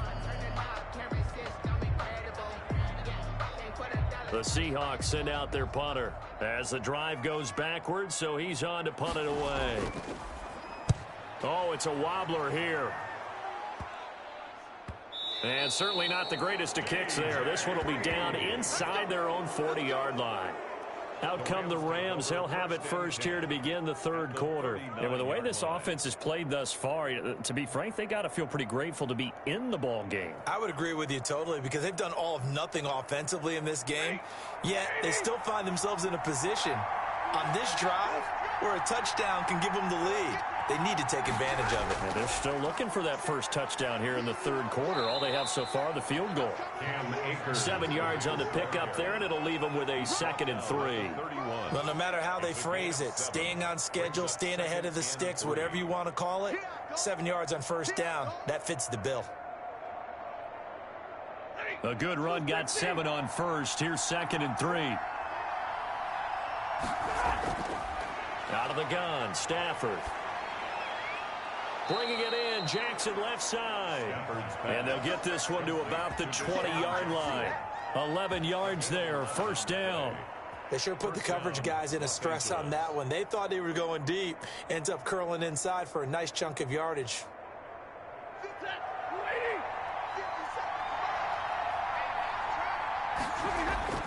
Now a 1st down throw, Stafford.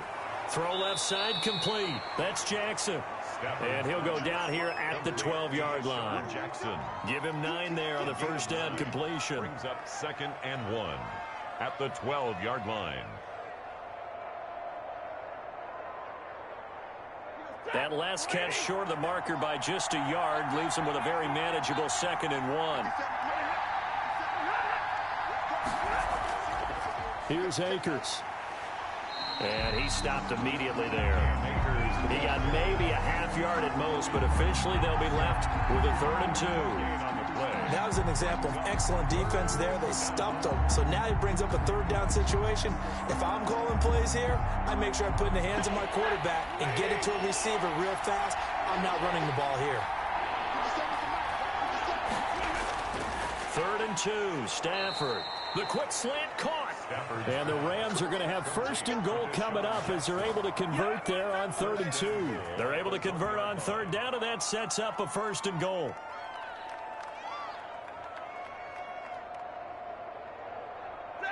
They come out with 1 back and 3 tight ends.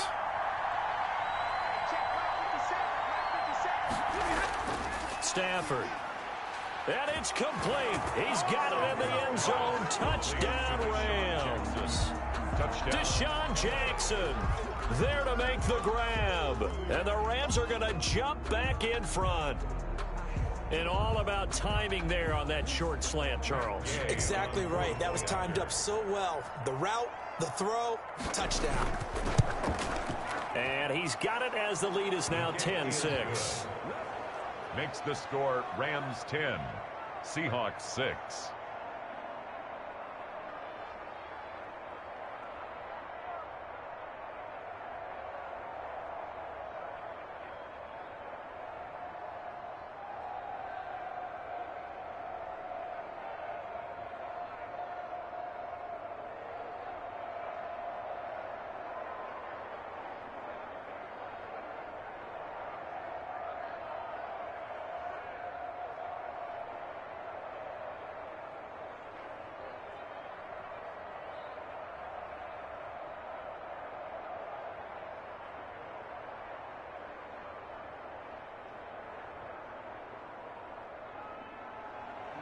After the touchdown, it's Gay to kick this one away. Fielded a couple yards into the end zone. And they'll get him down right at the 25-yard line, so the same result, and he opted for the touchback. Seattle now ready to march onto the field. And on the last go-around, they really couldn't get anything going. They had to punt from deep inside their own territory, which means you're going to lose the field position battle as a general rule. What they're looking for now is a little more consistency, move the ball at least a few times on offense, get a couple of 1st downs, and hopefully flip the field. Yeah, just something to build off of. That's what they're looking for here. Here's a pass swung out left to his running back. Nothing on that one. It'll be 2nd down. They tried to swing it out left into the flat, but the defense, they were very principled there. It felt very West Coast offense, didn't it? You know their expression, right? On a West Coast offense, when they throw the ball, it's either going to be a touchdown or a check down, meaning they like to press it downfield. If they don't have it, swing it out, which is exactly what we saw there. But how about the great pursuit and tackle to make a nice play? Now here's a throw right side taken in by his tight end. And he'll be upended at the 28-yard line. Just a 3-yard gain there. It's a gain of 3. They gave up the completion there, but this is what zone defenses count on. Catching the ball and not much run after the catch.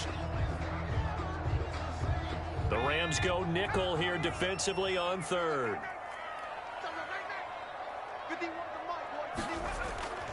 From the gun, Smith.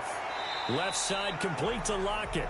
And he'll be out of bounds across the 30-yard line. They stop him for only 3 that time, and that'll bring up 4th down.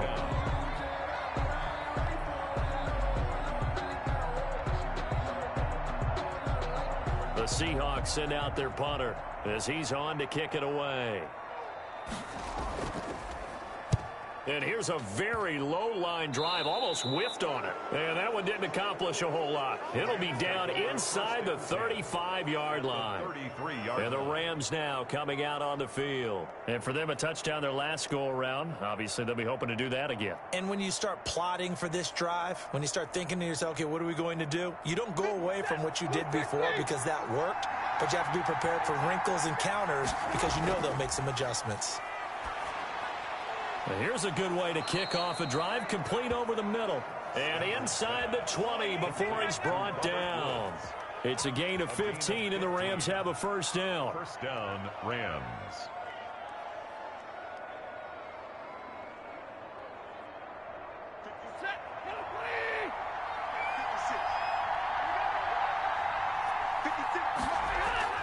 They'll run here with Akers.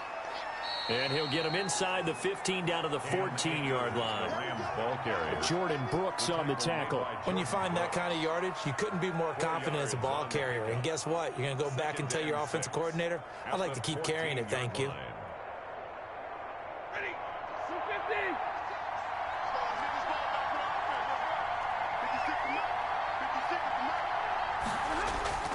To throw on 2nd and 6. Stafford. He'll get this one to Kupp, complete. And he's brought down just outside of the 10 at the 11. Only 3 yards on the catch. It's 3rd down. Brings up 3rd down.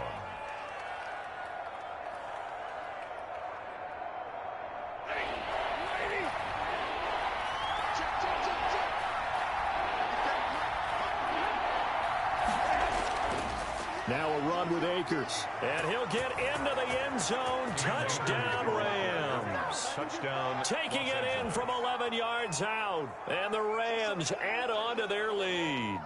Well, this offense only mustered 3 points in the first half on that field goal. They picked up the pace now. 2 third-quarter touchdowns. Hey, you remember that appearance we had last week in front of that crowd, and they asked about halftime adjustments and all that was going on, and remember what I said. It's not always an adjustment at halftime. Sometimes just remembering the game plan and playing better, tuning it up and just working through it methodically.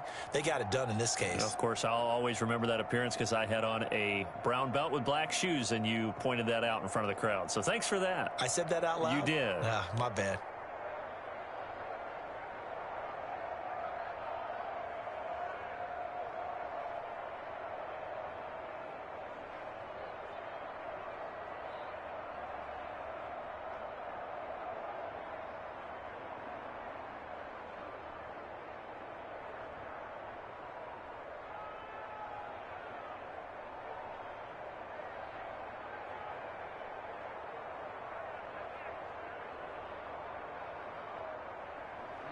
Following the touchdown, here's Gay to kick it away.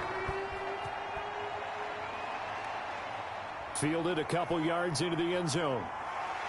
And that decision to bring it out ends up not being a good one. Cost him about 5 yards as he's tackled at the 20. Seattle again getting ready to take over offensively. And with this deficit, you can't have too many more drives like the last drive where you had to punt it away. You know what I would tell my offense right here? The punter doesn't exist, guys. He doesn't even exist. He's not a team anymore. I just cut him, all right? So you've got to go out and create some offense for us here and give us some points. No way does that... Looking for Lockett, and it's intercepted.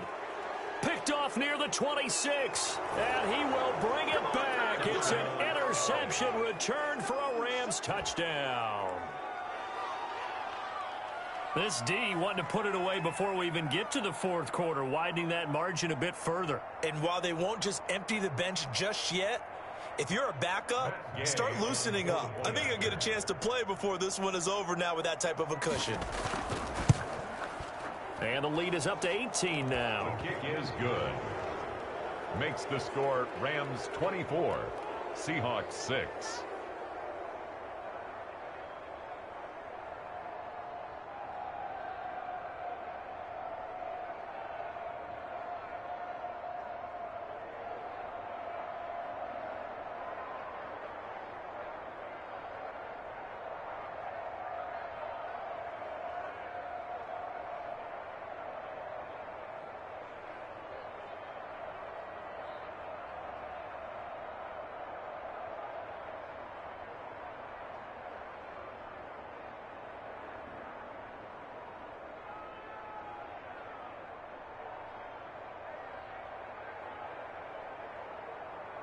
Matt Gay. So they throw the pick six. They'll get another shot at it now as this one's in the air.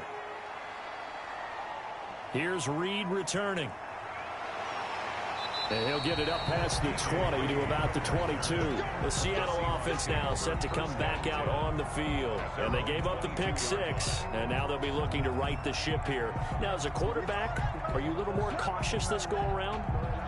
You should be, just because after what you gave up, but you can't be so cautious as to just really take things in, and now you're not going to play loose enough to give your team a chance to score. But you still have to be careful, because those defensive guys, I know the reputation defense guys can't catch, All evidence to the contrary on that last possession, though. And they get him down, but not before he takes it across the 40-yard line.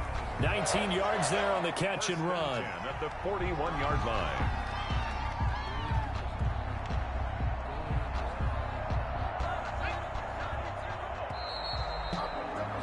And that's going to do it. Clock hits zeros. They're not going to get another playoff. Time has run out on this third quarter. We'll return with more after this. This is the NFL, and it's on EA Sports.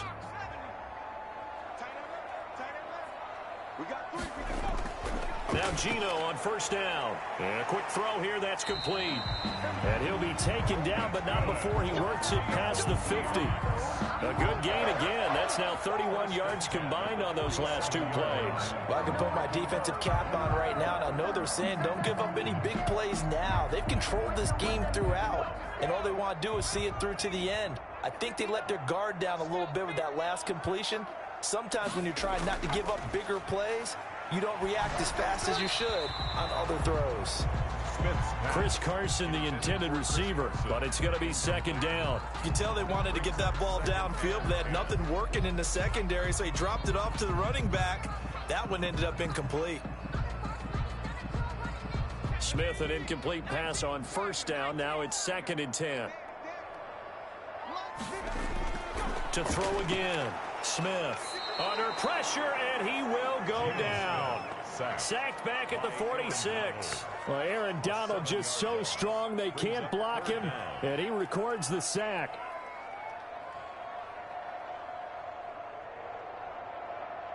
Now a tough spot for Geno Smith and company after the sack. It's 3rd and long. Operating from the gun. Smith flush to his right. A solid run of 11 there as he tucked it and ran, but he's still short of the marker, and it's 4th. I thought he did a pretty good job there to get back what he could, but let's face it, that sack on 2nd down, talk about throwing a wrench into the works. It certainly did. Yeah, he did everything he could there trying to pick up some positive yardage, and he did, but not enough. And they're indeed going to go for it here on 4th down. So trailing here in the last quarter. Let's see how this plays out. And this is incomplete. The Seahawks go for it but can't convert. And the Rams are going to take possession of the turnover on downs. Everyone gears up for 3rd down, talks about the importance of it. But 4th down, that's truly the moment of truth play, isn't it? Everything's dialed up a little bit more. You know, it's such a momentum play, isn't it? Absolutely, because it can flip either way depending on who converts on 4th down. And he'll be taken down just shy of midfield. It's a 6-yard pickup, and it gets him to 2nd and 4. Good gain there on 1st down. It keeps him in a running situation probably. They did everything right on that play, didn't they? They got the leverage up front, good blocking, nice hole for him, ends up picking up nice yardage, stays in bounds to keep the clock rolling. They are in charge of this scenario right now. They want to stay that way. And not in any rush offensively. And he'll go down shy of the 40 at the 41. 9 yards to pick up there, and it's a 1st down. Now, this is an example of breaking down a defense, because on a lot of these runs, he's getting past the point of attack, and guess what he's doing? Forcing the secondary guys to have to make a lot of tackles.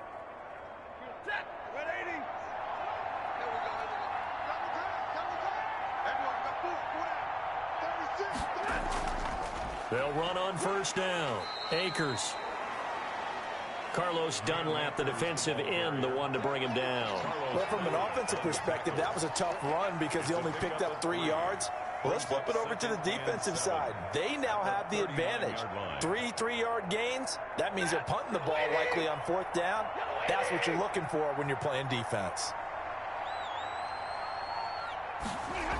Here's a run with Akers on 2nd down. They had 3 yards on 1st down, just 1 yard there. Down by Bobby Wagner. It's a gain of a yard, and it's 3rd down. 1st down marker at the 31. It's 3rd down.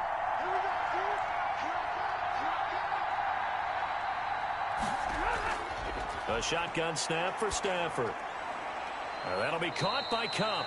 And they'll get him down about 3 yards short of the 1st. They stop him for only 3 that time, and that'll bring up 4th down. 3 yards. It's now 4th down.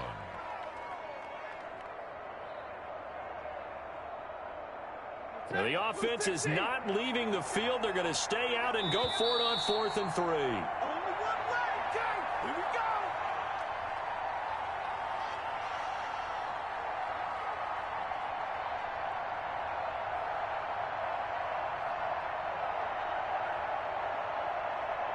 Decision made for Sean McVay. They're going to go for it.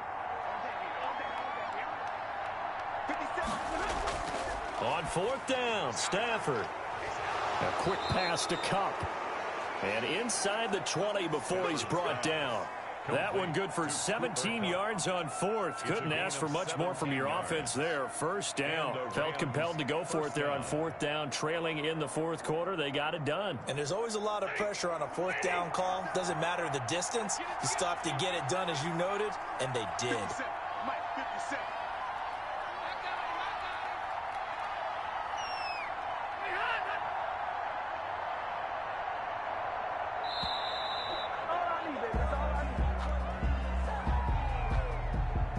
Accepted, of course, and that moves him back 5. L.A. readies for its next possession. They can now enjoy the final stages of this one. A very convincing one. I don't know what was said in the locker room, but whatever it was, it worked pretty well. It certainly did, and it's probably a capper to everything that was said during the week because they go over every eventuality. I mean, you know how coaches are. They want to cover every minute detail all the way up to how much time does it take to walk from the locker room to the field. Los Angeles Rams 1-1 Seattle Seahawks 7-7 is now live streaming on Sports Blue Vein 2021 hosted by Devin Smith.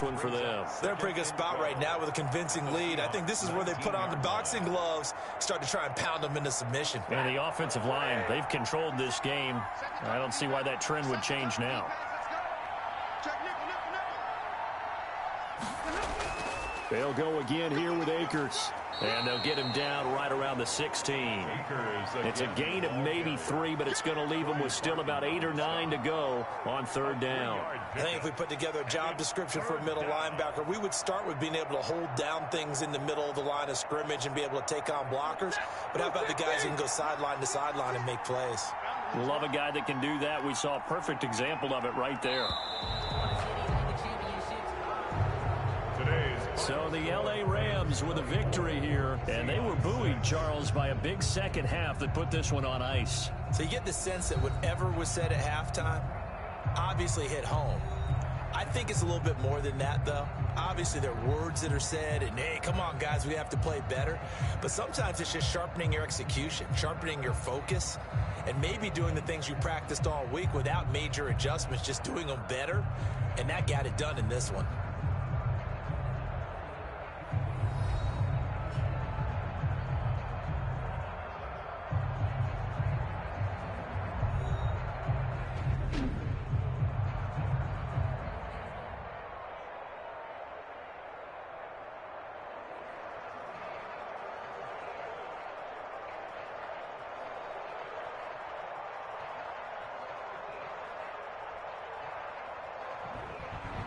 So that'll just about do it for Charles Davis. I'm Brandon Gaudin. You've been watching the NFL on EA Sports. For more, log on to easports.com.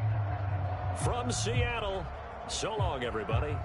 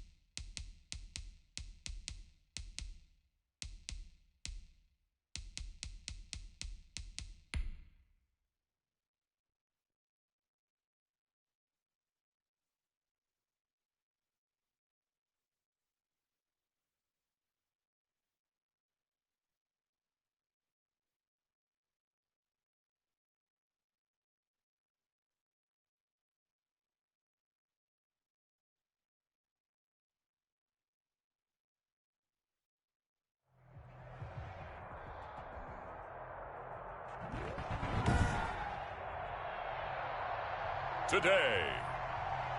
From TIAA Bank Field in Jacksonville, Florida, this is Madden NFL 21.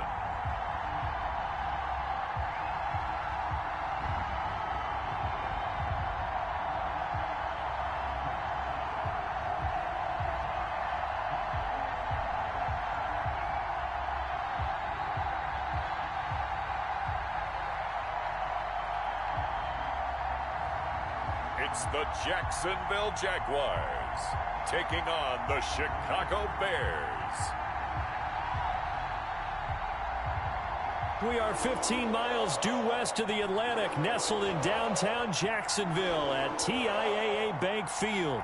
A few minutes prior to us coming on air, this crowd was jolted into action with the introduction of these Jaguars. They're set for football as the Jags are ready to match up with the Chicago Bears.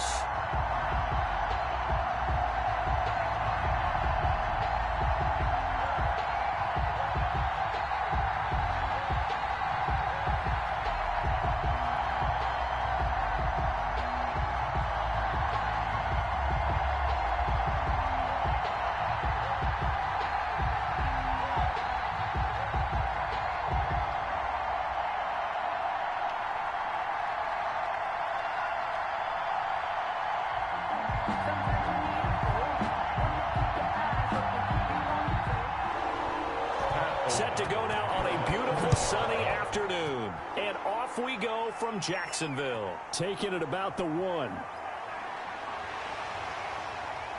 And he'll take it up past the 25 to the 26-yard line. So here's the first drive now for the Jags. And their quarterback, well, everyone knows he's got height, standing at 6'6". What I enjoyed this week is that you asked to talk to his offensive center before the game and find out a little bit more about him and what the relationship is. And that was a pretty positive story, wasn't it? Yeah, and really what I took away from that is just how it has permeated throughout the entire offensive line, the relationship they've had. It's really a group that's in sync. They care about him. That's the thing. They really care. And when you care that much, you're going to play that much harder for him and give him a better chance to lead the team to wins.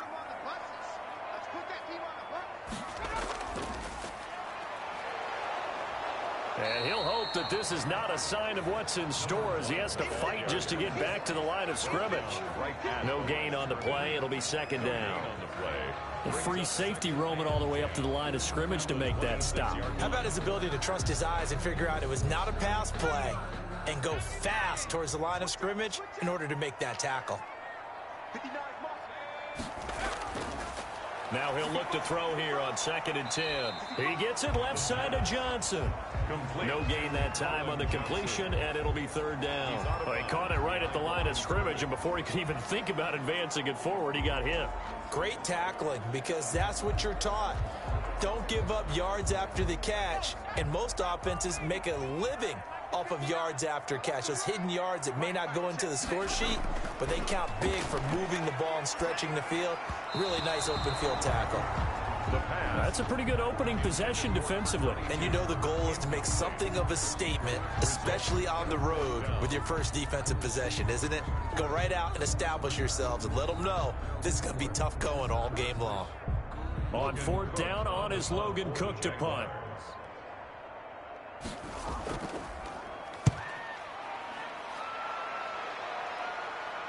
Fair catch signaled for and taken just shy of the 30-yard line. A 41-yard punt there with no return, and the Bears take over. So here are the Bears now for their opening drive. And they will be led out by their 6'3" quarterback. And what's a quarterback's best friend? Balance? I think you're right. I agree with you. You know, a lot of guys would say great receiver, right? A terrific offensive line.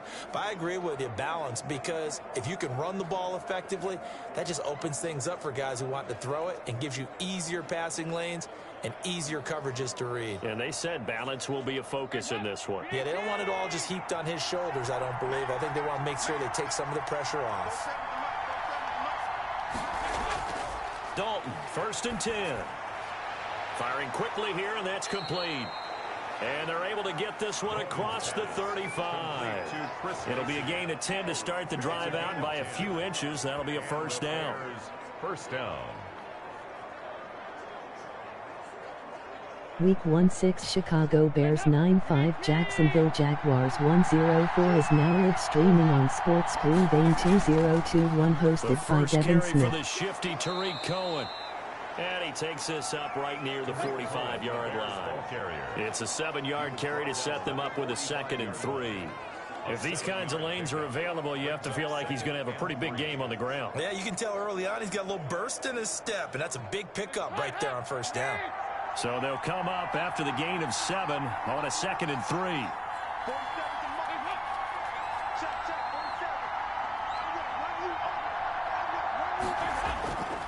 Dalton here from the gun. Quick hitter here. It's complete. And he's going to have another first down as the tackle's made at the Jaguars' 45-yard line.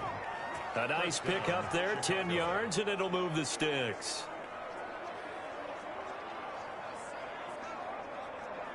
So in Jacksonville territory now. Here's a 1st and 10 at the 45-yard line. They run the option here on 1st and 10. And he's going to be met at about the 43. Give him a couple on the carry there. 2nd and 8. But not much on that run, Charles. No, that's exactly the way to execute a run blitz there. They guessed correctly that they would move the ball on the ground, honed in on it, and stopped them. Mark that down for a win in the defense's column.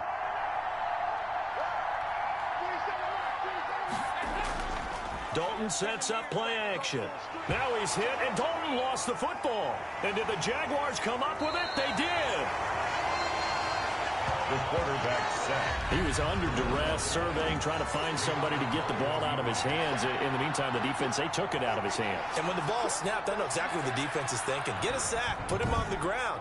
But when you can also knock the ball free while doing so, oh, there's the bonus for you as a defender.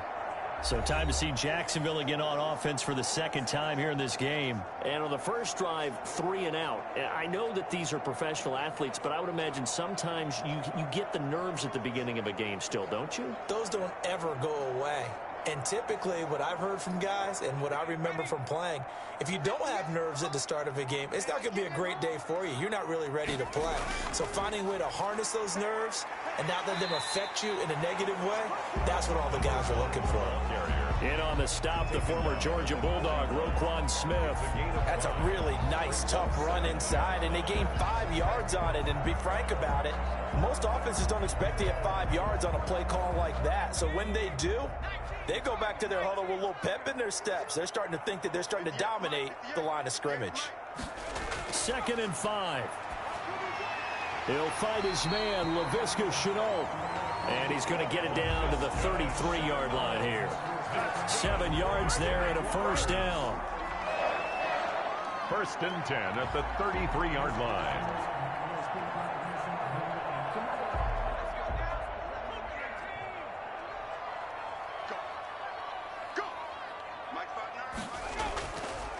They run for the first time with Devine Ezigbo.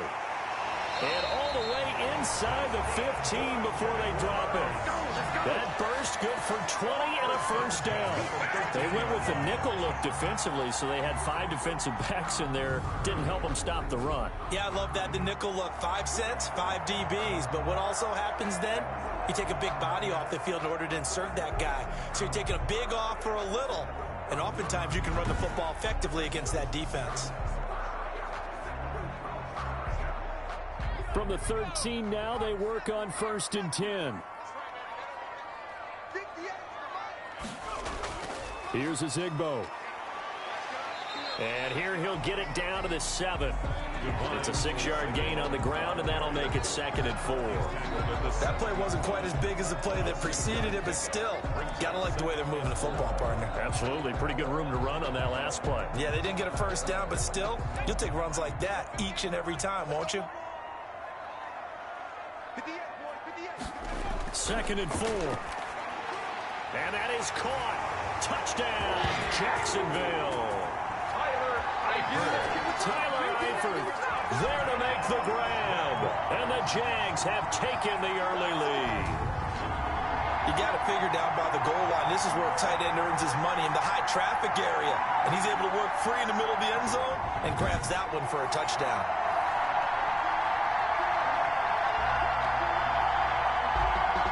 Aldrich Rosas on for the extra point.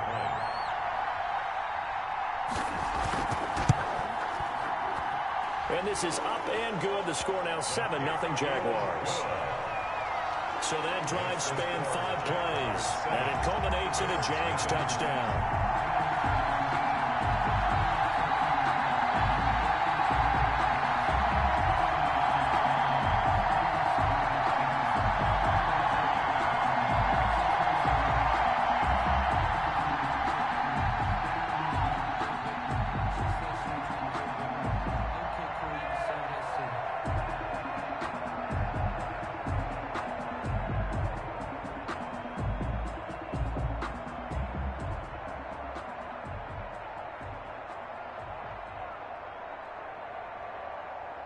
Josh Lambo to kick. And Lambo now, after the touchdown, he'll kick this one away.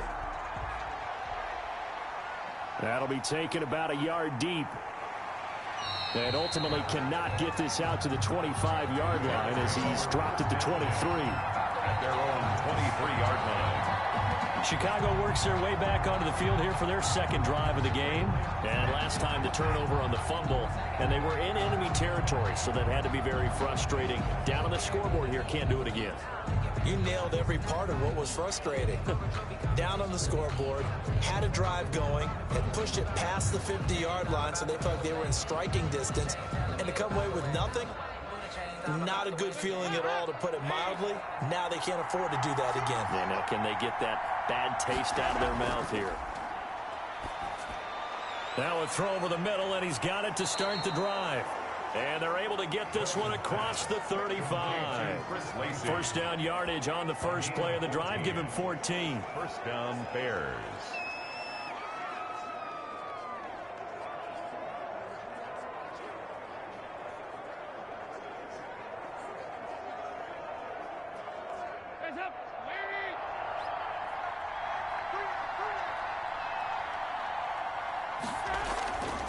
First down, a run with Cohen. And he's dropped right at the 40. Gain of 3. Bears ball carrier.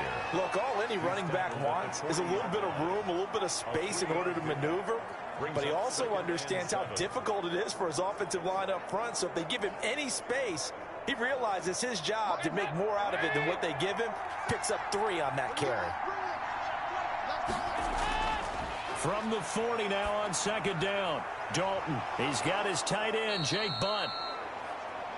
And he's going to have another first down as the tackle's made at the Jaguars' 32-yard line.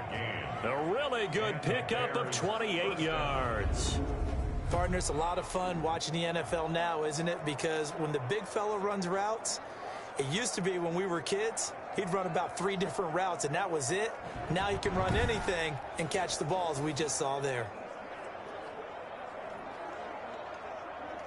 So in Jacksonville territory now. Here's a 1st and 10 at the 32-yard line. Now with shotgun handoff to Cohen. Oh, he's got a little daylight. And he's going to be brought down on what will be the final play of this first quarter.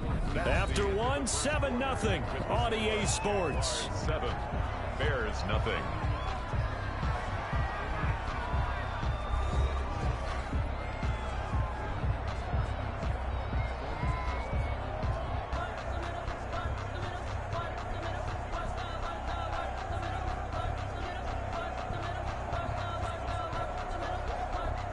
From the 13 now, they work on 1st and 10. Dalton operating in the red zone now. His pass caught at the 4.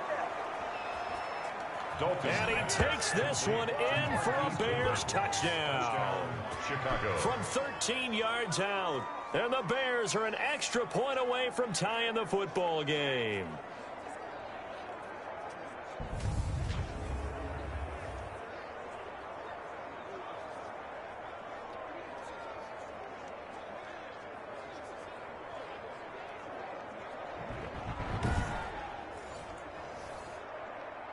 Cairo Santos on to try the extra point.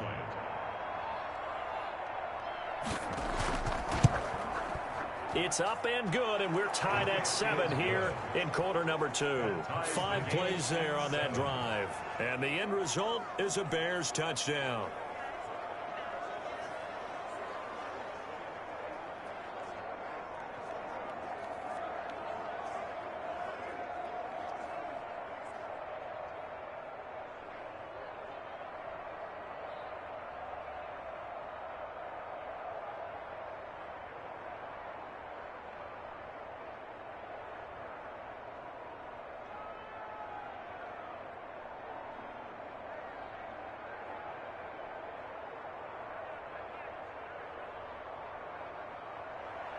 So all even at 7 now as they kick it away.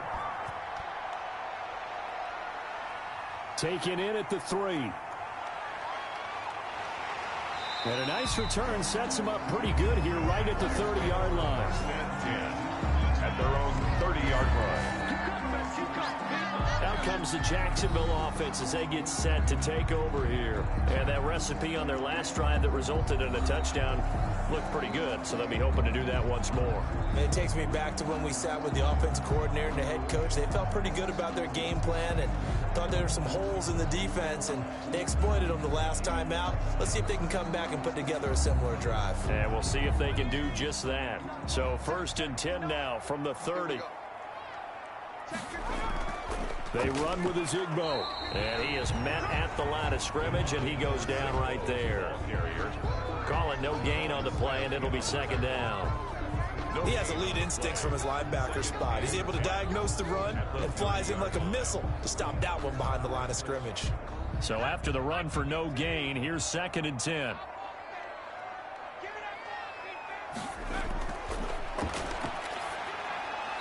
And a quick throw here, that's complete. And he gets this to the 35. Good for a gain of 5. 5 yards. Now it's 3rd and 5. Completion was given up, but that's why you play zone defense, so that you can have people around the ball when it's caught, and you don't give up much run after the catch. The last play on the completion got them half of what they needed. Now here's a tough 3rd and 5. Now a shotgun snap as they'll look to throw. And able to get this one across the 45 before he's brought down. That one good for a gain of 13 for Jacksonville and a 1st down.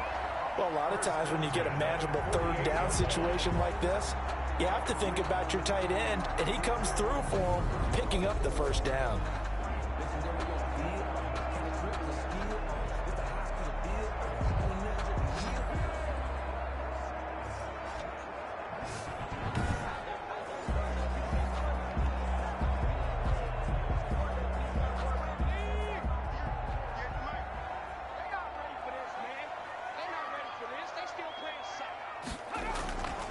From the shotgun now, here's an inside give. And he's got it across midfield and into Bear territory. A solid run on 1st down. Gain of 7 leaves him with a 2nd and 3. Good yardage there on 1st down. Exactly what you want. Get yourself set up to keep making 1st downs, keep the clock running. And if they're smart, you're starting to milk the clock. No hurry before you run your 2nd down play. 2 minutes gone by, 2nd quarter. Push him back. Push him back. And they run the option on 2nd down. And with a flag down, he goes down. So they're able to sack him. Now the penalty looks like it could be holding. Let's find out.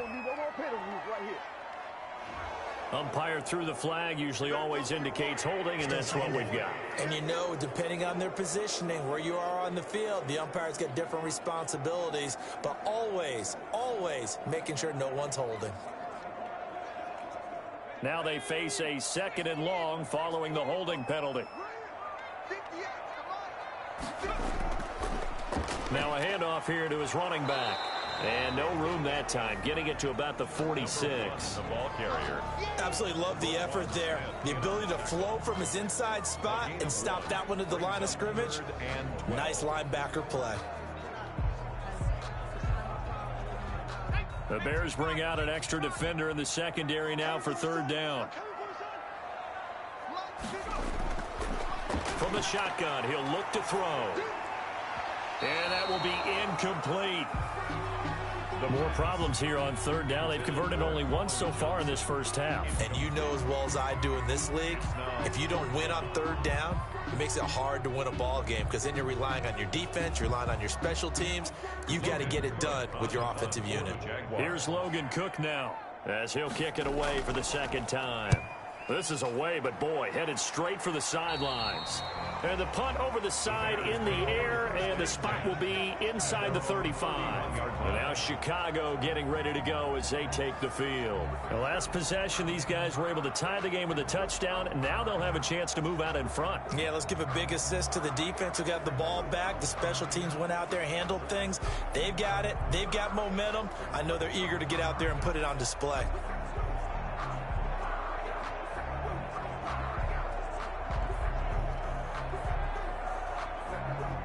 Line of scrimmage, the 31 now on 1st and 10. Out of the gun, it's Dalton. That's complete to the Memphis man, Anthony Miller. That one good for 10 yards. And it'll be second and very short. It's second and inches at the 41-yard line.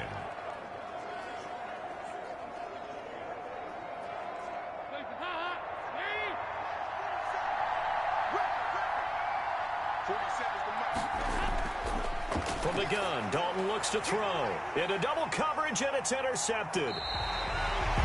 It's C.J. Henderson picking it off. And his crew will take over at their own 45-yard line. That was a really nice interception. I think it illustrates the differences between playing man and playing zone. When you're in man, all you're focused on is the receiver in front of you. But when you're in zone, you're allowed to read the quarterback's eyes and go to the ball. That's exactly what happened on that play.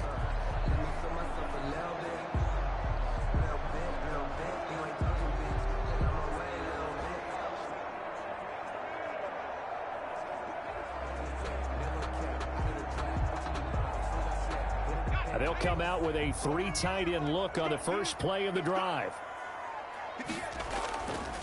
And to give this time to the tailback. And he'll fight his way forward to about the 48-yard line. Give him 3 on first down. It'll set up a 2nd and 7.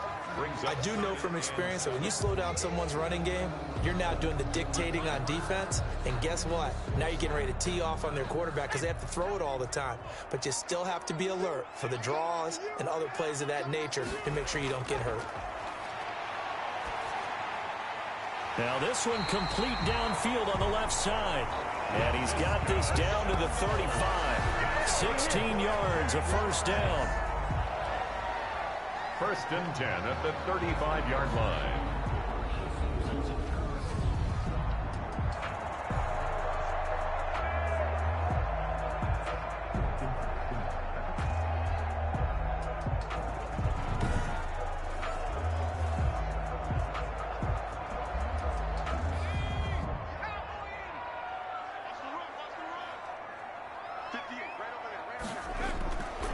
Out of the gun, they'll look to throw. He rifles one that's intercepted. Picked off near the 32. He's at the 30. 10. And they will score a pick 6 for a Bears touchdown. Well, it certainly looked to me like he tapped into the quarterback's thought process there. And what I'm hearing more and more when I go around the league, defenders sitting in on quarterback meetings trying to learn more about how they think so they can be in the right position to be in the right spot, as he was there to pick that one off and take it all the way back for a touchdown.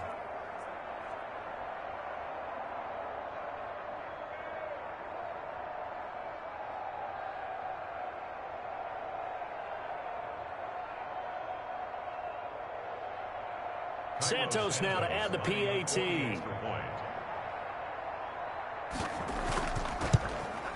And he's got it. It's now a 14-7 ball game.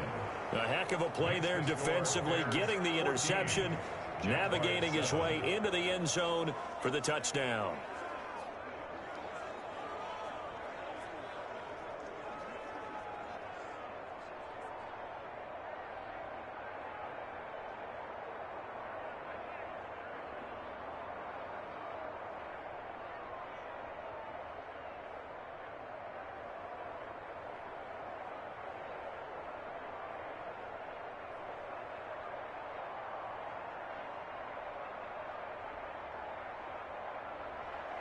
So they'll get another shot on offense following that pick six. And now the kick is away.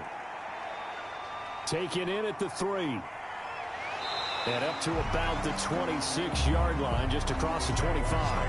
First and 10 at their own 26-yard line. Pharaoh Cooper and company heading back onto the field now. You better believe that he's well aware he has 0 catches right now, and they're losing, so he's probably a little hungry.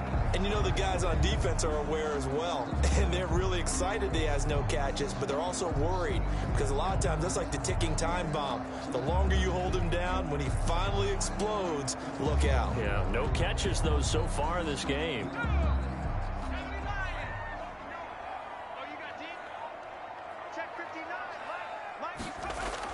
After the pick six, they go right back to the air. Connection made with Chenault. 7 yards to pick up on the pitch and catch. A 7-yard pickup brings up 2nd and 3 at the 33-yard line.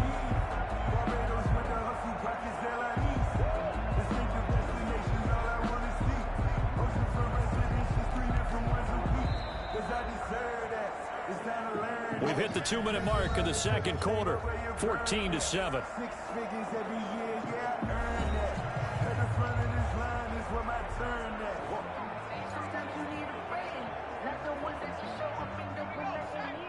A reminder, coming up at halftime, Jonathan Coachman will join us from Orlando with our halftime report. But business to take care of before we get there. A 2-minute drill before the coach's 2-minute drill. And he goes out of bounds just shy of the 45. 11 yards there, first down. When you run a screen pass really well, you got to like the look of it because so many parts come together to make it work well. The offensive linemen, where they're faking people out, the back slipping out there, catching the football, then all of them going together as one unit downfield. A really nice pickup. They'll look to throw now on first down. And he'll hit the slant route. That's caught by Cooper. 11 yards there, just like last play. 4 yards. That's another Jaguars first down. 1st and 10 at the 45-yard line. First down now, but that clock rolling. They'll stick with the passing game as he looks to throw. And that's off the mark, incomplete. Well, they certainly did a nice job there, picking him up out of the backfield and then running stride for stride with him. That's good coverage, and it led to an incompletion.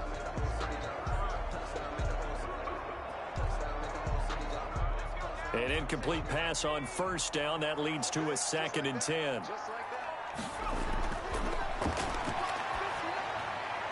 Now this throw caught left side. And he's going to have another first down as the tackle's made here at the Bears 21. That one goes for 24 yards. 1st and 10 at the 21-yard line.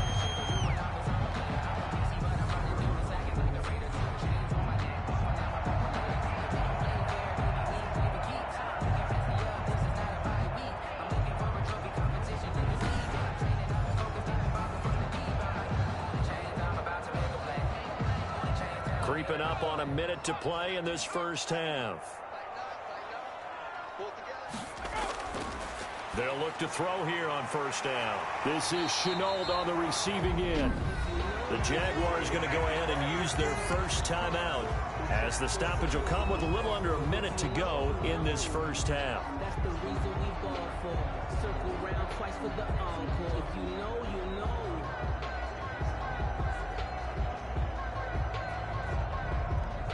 A chance now to get even before the break as they come up 1st and goal. Again, he'll drop to throw. That's complete right around the 8. And he takes it in. Touchdown, Jacksonville. A 9-yard touchdown grab. And the Jaguars are within an extra point of tying this one up.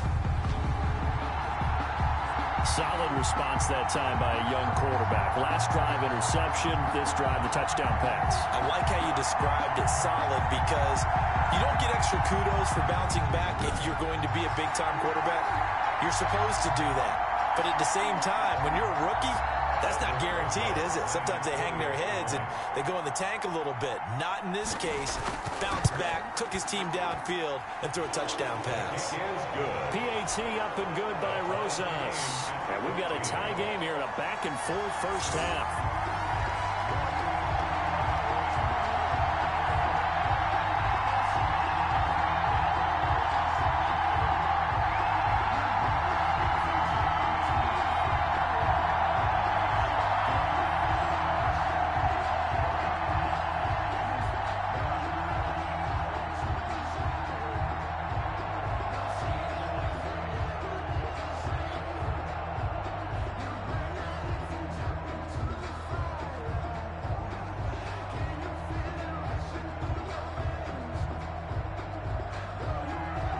This one tied at 14 now as he sends this one away.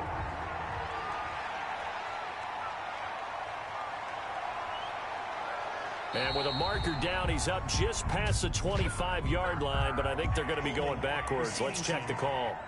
Oh, why are we doing this? Well, that holding call set him up with not great field position. Not at all when you tack on the penalty. With that field position after the return wasn't terrific, it's not great starting field position as well. So the hold on special teams backs him up all the way inside the 15 to start. A first down throw coming for Dalton. They'll find Miller. That's complete. Give him 9 there on the first down completion.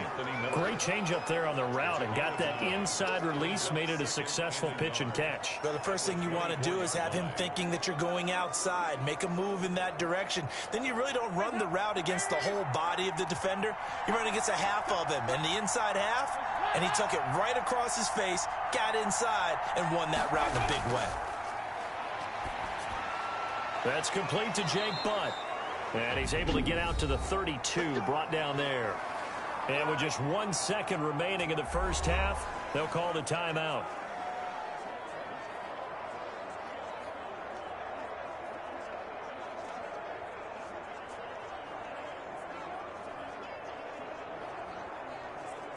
Back-to-back good plays have them on the move on first down.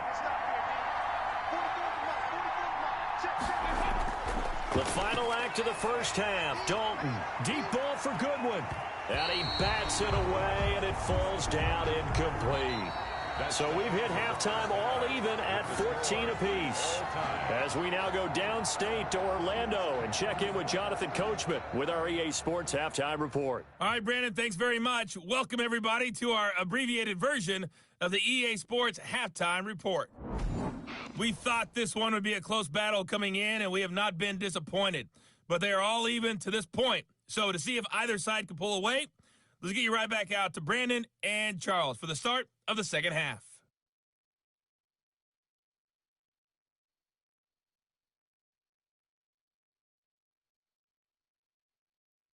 All right, Coach, thank you, and we welcome everyone back for quarter number 3.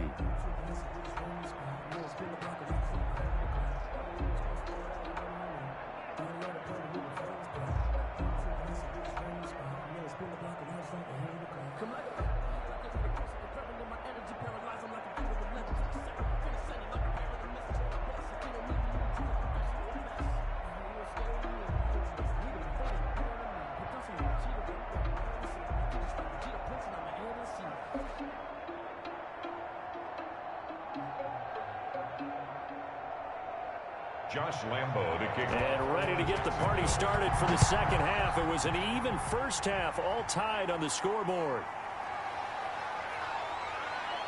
And beyond the 20, but not by much. In fact, just a yard pass there to the 21. At their own 22-yard line. So here's the Bears offense now as they get set to start this third quarter. First half showed us some pretty good offense. Tie game, we'll see what the second half brings. And it'll be interesting because I think both sides feel pretty good about what their offenses are doing.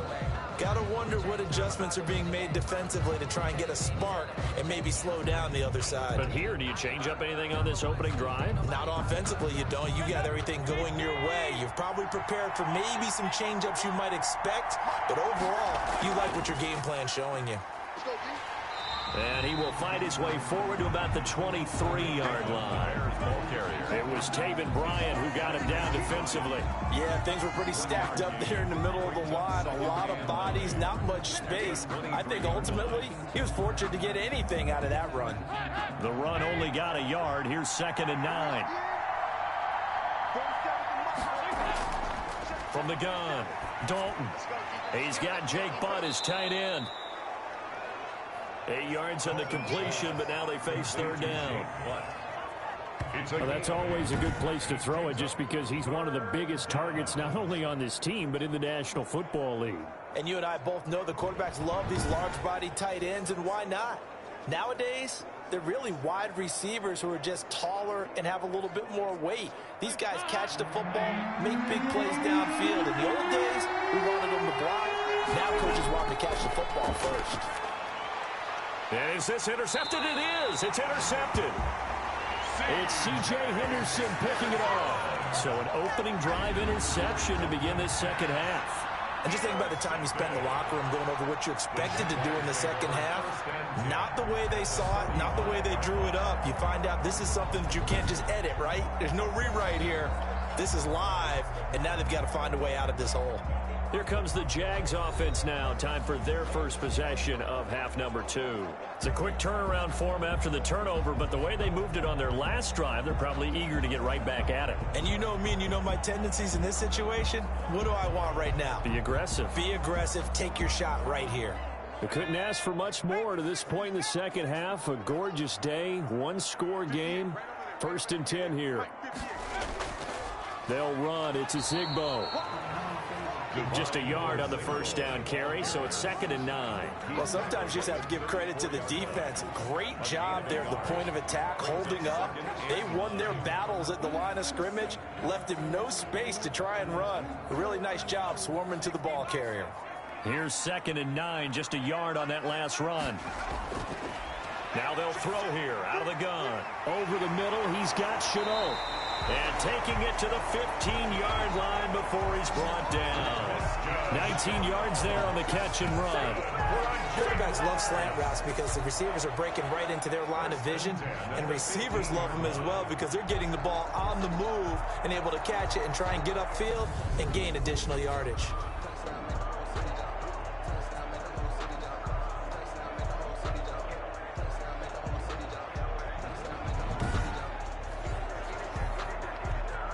Line of scrimmage, the 15. It's 1st and 10.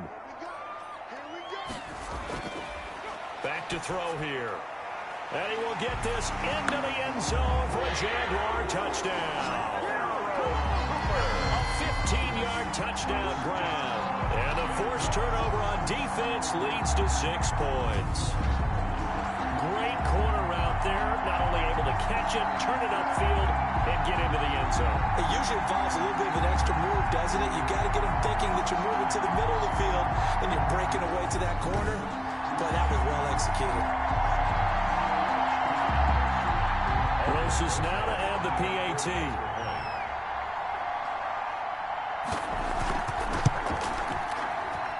It's up and good, and that'll make the score 21-14. Scoring summary, 3-play drive, and it results in a touchdown for Jacksonville.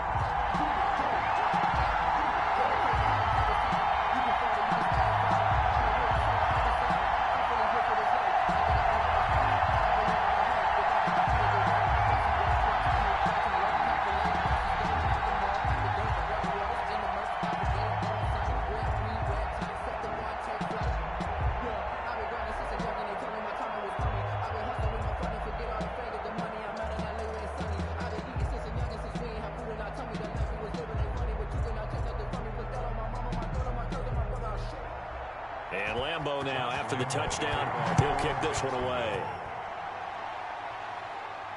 Taken in at the 3. And the tackle going to be made right there at the 25-yard line. At their own 25-yard line. Here's the Chicago offense coming back out onto the field. They'll look for a drive to tie this up, down 21-14 as they have it 1st and 10.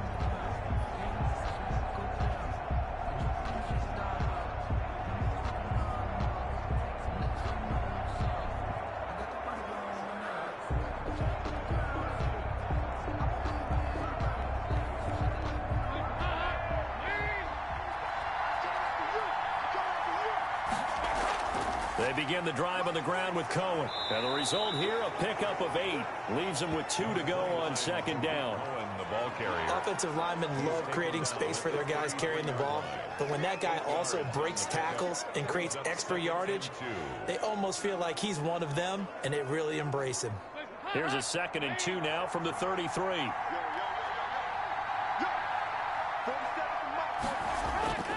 Play fake. Here's Dalton. Complete out right to Jake Butt. And he'll be tackled right on the chalk of the 45. A gain of 13. It's a first down. Nice play call. A little bit of play action right there. If you can get those linebackers to freeze for just a split second, that's usually all the room you need in order to get it to your tight end. Back-to-back good plays have them on the move on first down. Dalton off play action.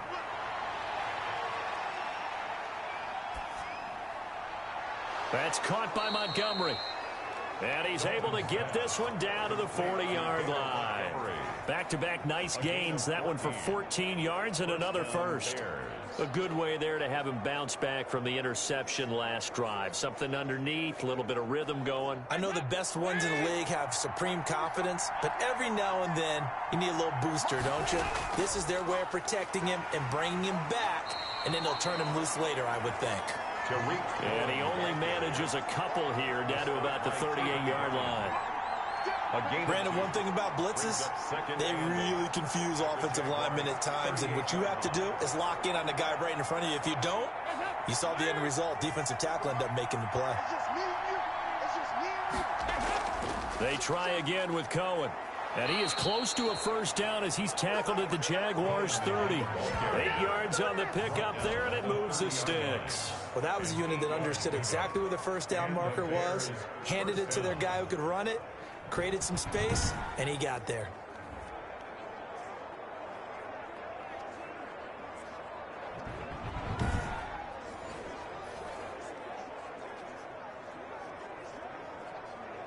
So 1st and 10 now from the 30.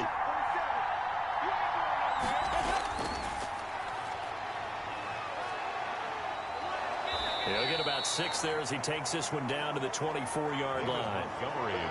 You know what really fires up offensive linemen? When the guy that is carrying the ball behind them can create his own space and break a tackle along the way. The last run got 6, now 2nd and 4. Play action now, Dalton. And he finds his tight end, Graham. That throw good for only a couple. It brings up 3rd down. That was a nice throw out there to the flat, but they defended that pretty well. The hope is to go ahead and put it on him so he can turn and get upfield and gain additional yardage. There just wasn't anywhere to go on that play. Trying to keep the drive going here. This is play number 7 on 3rd and 2. Andy Dalton. And that is incomplete. When you run in the slant, timing is everything, and against that man coverage, there was no space available, and incompletion as a result.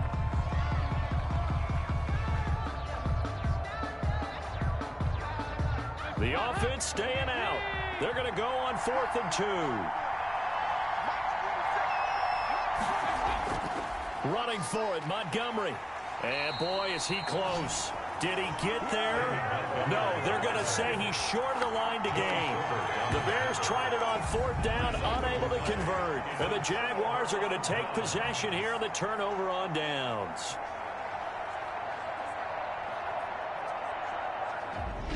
Now here's the signal caller getting ready to lead this offense again. A solid first half for him, and so far a good start to the second half.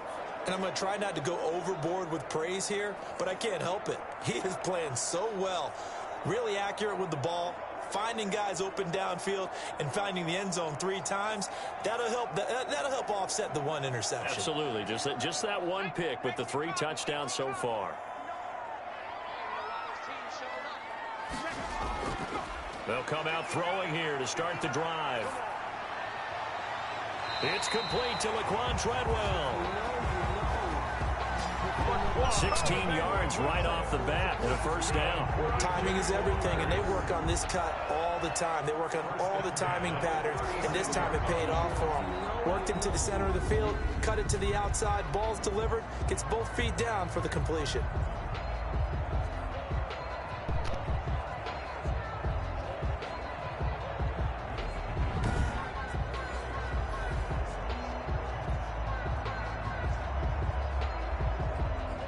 So from the 36 now, 1st and 10.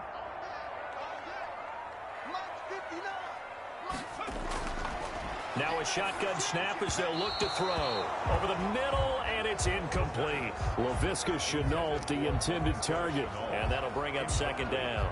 He really tried to thread that down the seam. Yeah, he tried to rip that one, didn't he? But a throw with that velocity, necessary when you're trying to hit a quick hitter like that one. Timing execution has to be perfect. Unfortunately for him, that one fell to the ground.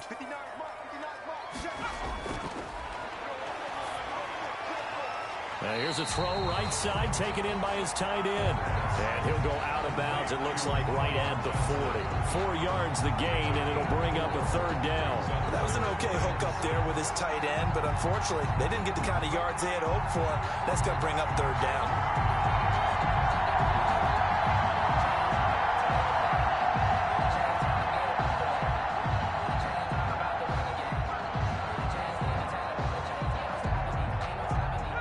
Try to convert on 3rd and 6 after the 4-yard completion. They'll look to throw again. And the throw there going to be incomplete. Had an open man that time, but ended up putting a little too much heat on it, don't you think, partner? Absolutely. Just needed a touch more air under it. Instead, he fired an absolute bullet.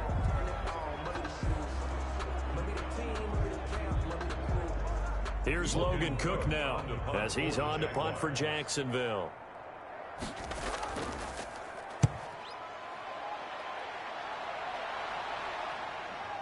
Fielded at the 20.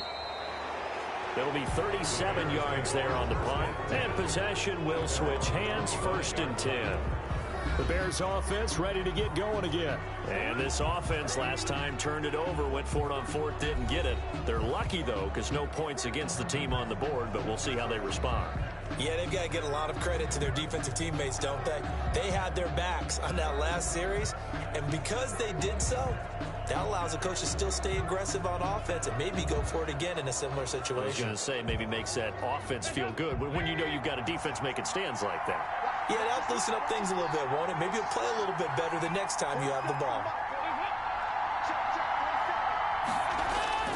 They'll start on the ground with Montgomery. Only a couple there as he'll be brought down about the 28. Montgomery. I have to think a major focus at a halftime meetings had to be figuring out how to create space for the running game to get operating. Well, what you pointed out to me at half seems accurate. That line has struggled to sustain blocks. Yeah, I would agree with that totally. They've got to focus on staying on their double teams at the first level, make sure that block's secure before they slide off and try and chip someone at the second level. Now a man open down the middle of the field. And he'll go down, and that will do it for the 3rd quarter of action. 11 yards there, 1st down. Back now in Jacksonville. It's Bears football, but they trail on the scoreboard as we get set to bring you the 4th quarter.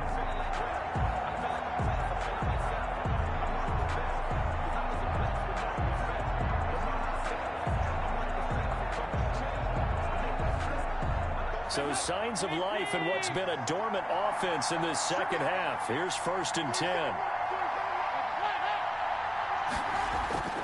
From the gun, Dalton looks to throw. And he will find his man on the end route, complete. And he'll be taken down, but not before he works it past the 50. Back-to-back nice plays, 12 yards that time and a 1st down. Chicago.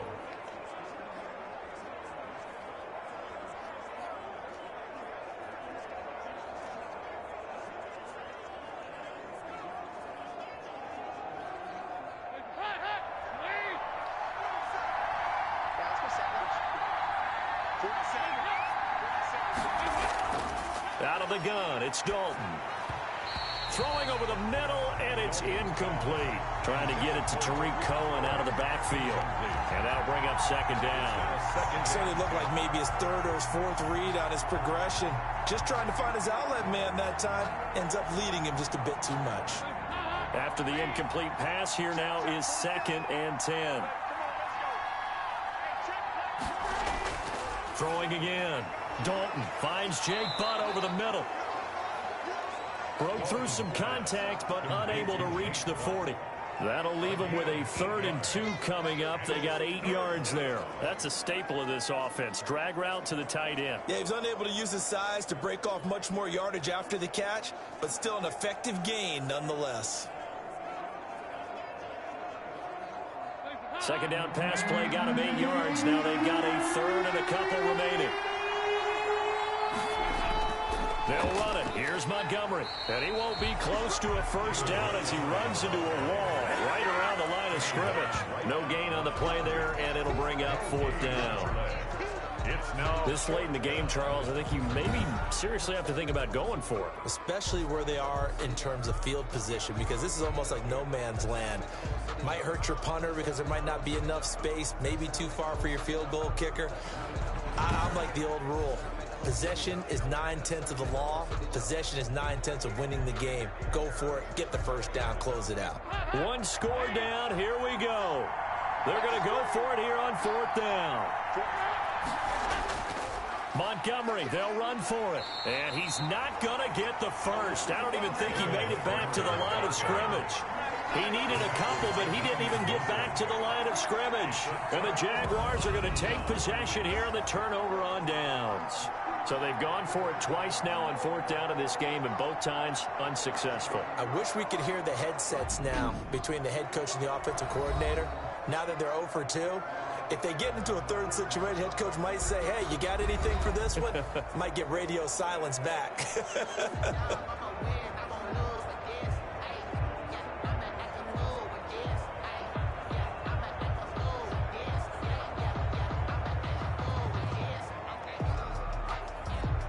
Good starting field position for them as they come up 1st and 10 at the 41-yard line. They'll try and start this drive in the air. Johnson with a completion over the middle. And he'll be taken down, but not before he gets into enemy territory. A gain of 11 to kick off the drive, and it's a quick first down. At the 48-yard line.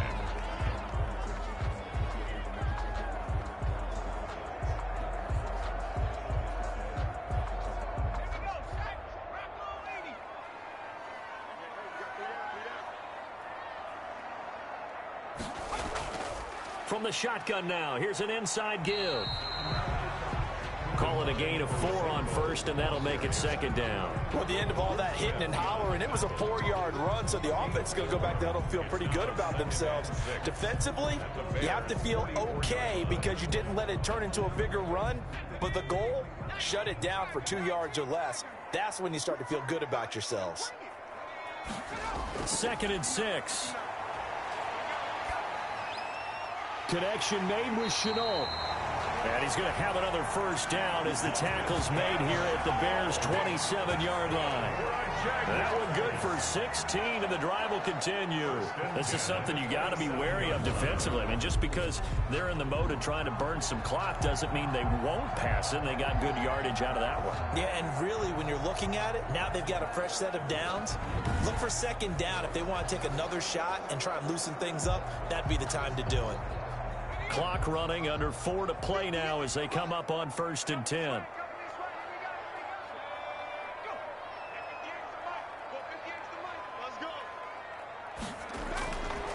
Out of the gun, they'll look to throw. Throwing over the middle, but it's incomplete. His big tight end, Tyler Eifert, the intended receiver. But it'll be 2nd down. He shook his head right when he released that throw. He knew it was going to be a little off target. Yeah, the excitement got him on that one. Wasn't able to control the fact the receiver was open, and it would have been an easy throw. 2nd and 10 now from the 27. They'll try and run some clock here as they keep it on the ground. And once again, he's going to be stopped up behind the line. 2nd straight play. Shades of the 85 Bear defense a little bit. Well, they sent the power set out there, and their job is to be man-on-man and move people so they can run the football. But that time, too many men didn't get moved in the box defensively. They end up throwing him for a loss.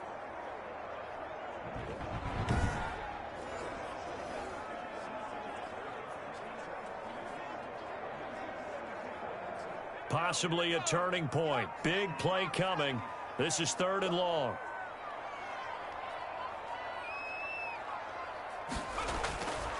Now back to throw. That's complete to Divine Azigbo out of the backfield. And he went nowhere. Well, he went backwards, back to the 33. Well, you can see what they wanted to do. They wanted to set up the screen there, but it got blown up. It's hard to run that play if you're not getting a lot of pressure at the quarterback because the space doesn't open up. They were able to read that one and slow it down and stop it before they could get a first down.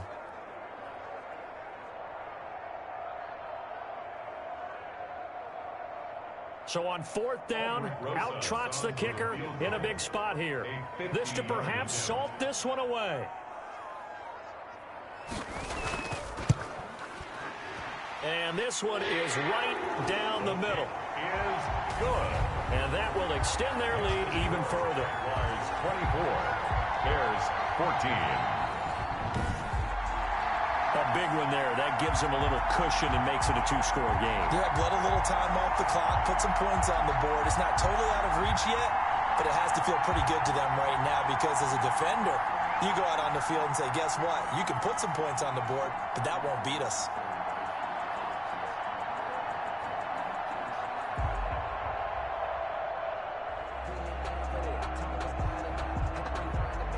Now after the made field goal, back out Lambeau to kick this one off. Taken in at the 3. And a good effort on the return there. Gets him across the 30, up to the 33. At their own 33-yard line. So now the Bears down 24-14. And time, a huge factor. They'll have one play, maybe two, before the 2-minute warning as they've got a first down.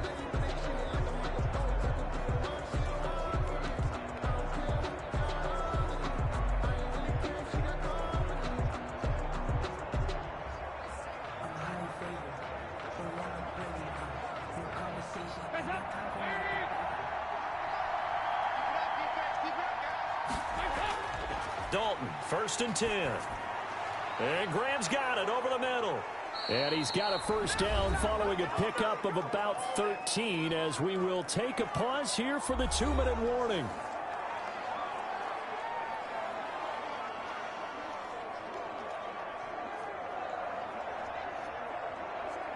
So the Bears with the football here as we welcome you back.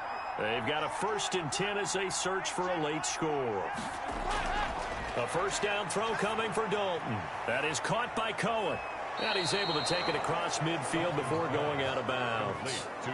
It's funny, throughout the time that we've been together, when we talk with running backs about the ability to catch the ball, their eyes light up when they talk about open field and having one-on-one matchups, don't they? Yeah, they do. And that's the reason why. What we just saw, shedding those tackles, and that's what they're used to doing. It is, and it starts at the beginning of the play. One-on-one matchup if someone's trying to cover them, but they also like those one-on-ones downfield after the catch when they're running with the ball.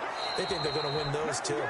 And he's going to have another first down as the tackle's made at the Jaguars 35. Mark that down as a pickup of 13, and the Bears have the first.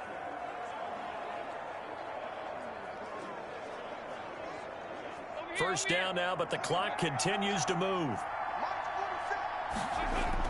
All right, here's Dalton. Toward the center of the field, but it's incomplete. And that one off the mark behind him, incomplete. Leads to 2nd and 10 at the 35-yard line.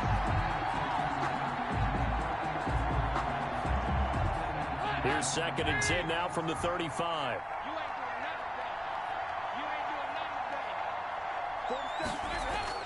Big spot, Andy Dalton. And his throw's going to be incomplete. And now offensively it's 3rd and 10, and I'm just thinking to myself, actors always say, what's my motivation before a big scene? Right now the play caller's thinking, what have I done before that's worked well that I can go to right now? Yeah, because they were pretty successful in the first half scoring points. Haven't done anything so far here in the second half. Dalton wants to throw. Now a desperation throw deep downfield. And that will be incomplete. Well, they weren't scared to let it fly, but it falls to the ground and brings up 4th down. We've seen that the deep ball has been a part of their game plan all afternoon, but they've had trouble hooking up on it, unable to successfully find the end zone over the top.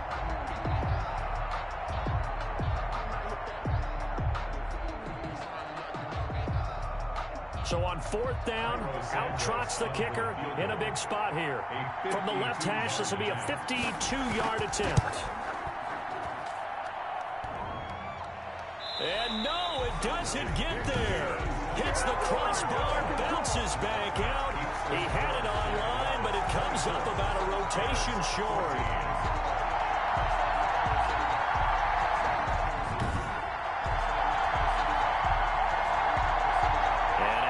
Comes Jacksonville as they get ready to go.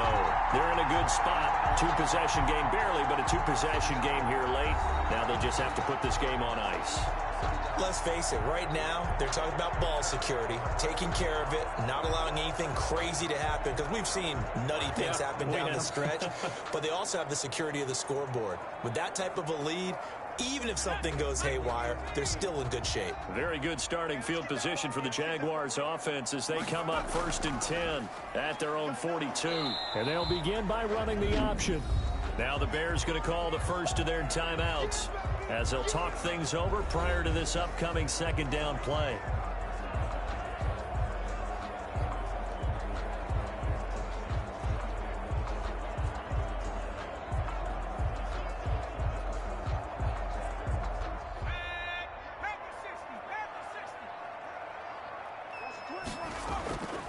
They'll try and run some clock here as they keep it on the ground. Now the Bears going to use the 2nd of their timeouts as it comes with 1:04 left to go in the game.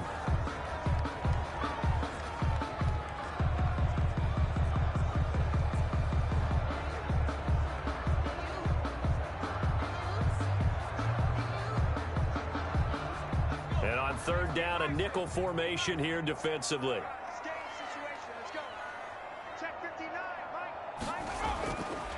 From the shotgun, he'll look to throw. And he'll go down. The Bears get there for the sack. Now the Bears will use their 3rd and final timeout as they get it with under a minute to go now in the football game.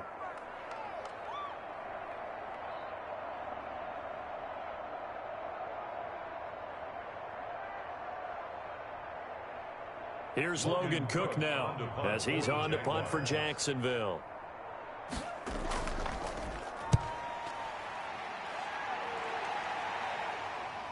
Able to slither by.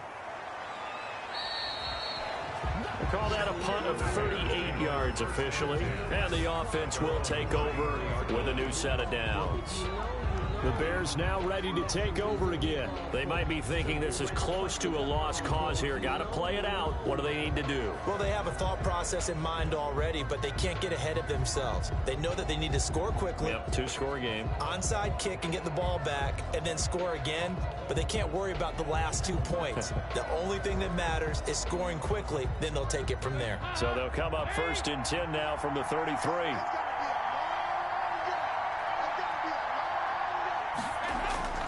So now Dalton. And incomplete on the deep ball. That sun's going to be a factor all game long. I'm not sure it made a difference on that one, but it's something to think about on all deep throws during this time of year.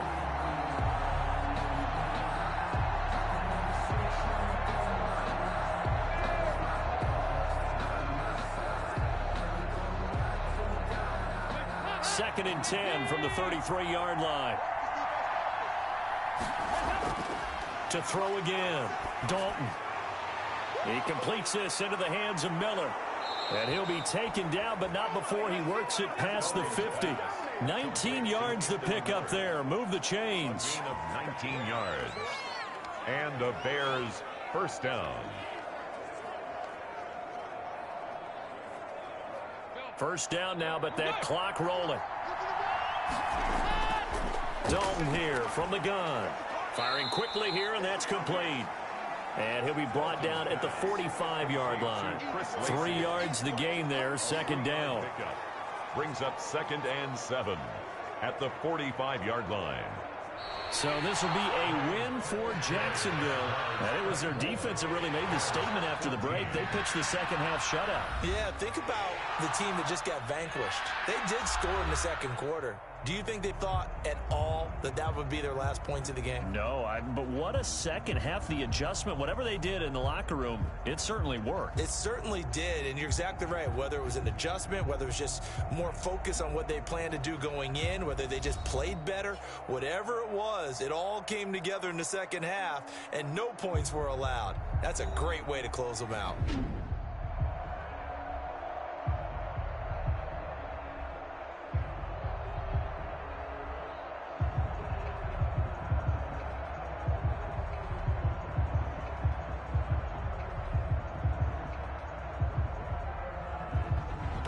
So that's a wrap for Charles Davis. I'm Brandon Gaudin. And this has been a presentation of the NFL on EA Sports. For more, check us out at easports.com. The Jaguars are winners here as we say so long from Jacksonville.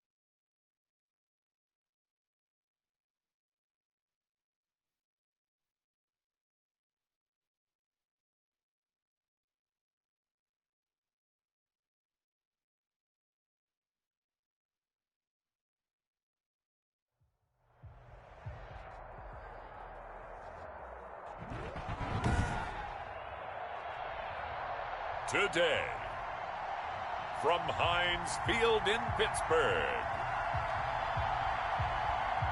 this is Madden NFL 21 on EA Sports.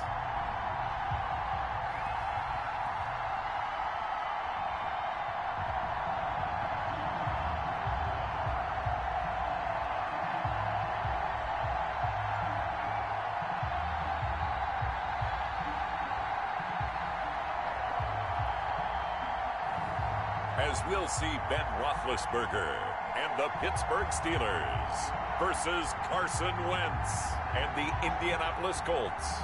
Right at the convergence of the Three Rivers on Art Rooney Drive, we welcome you to Heinz Field in Pittsburgh, Pennsylvania. This was the scene just a few moments ago as the Pittsburgh faithful were fired up by the hometown Steelers taking the field. They're all set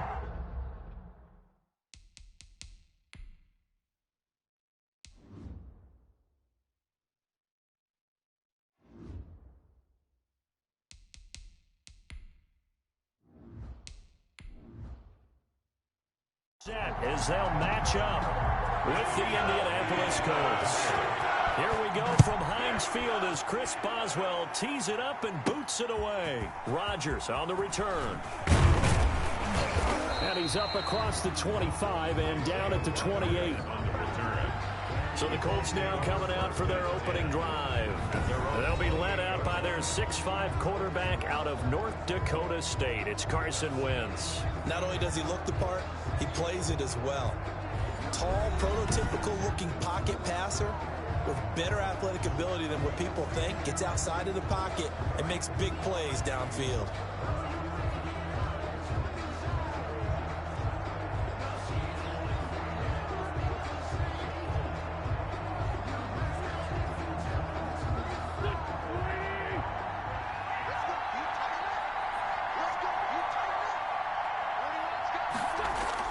On first down, Wentz. He's got Jack Doyle. It'll go as a loss of a yard on the game's first play. Second down. He's taken out of bounds. If you're a selfish player and you're throwing the ball, you're cool with the completion. Maybe not so cool with the yardage loss, though, huh? Yeah, you went backwards on the yardage. Hey, it kind of works like a sack for the defense there. Yeah, it's a really big play for them, right? Able to figure it out, sniff it out, and finish it off.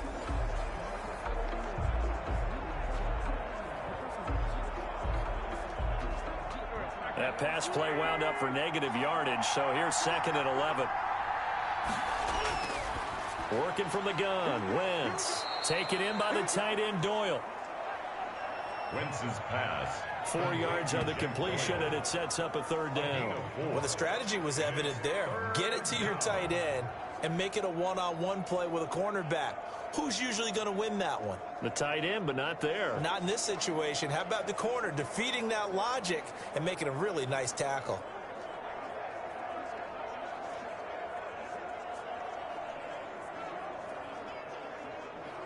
A tough spot here on their opening drive. This is 3rd and 7.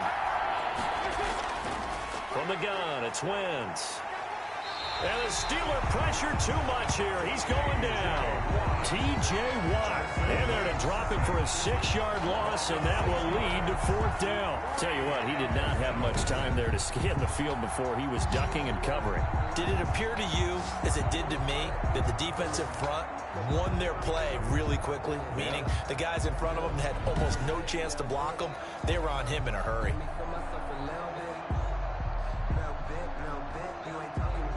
Out is Rigoberto Sanchez on 4th down to punt this thing.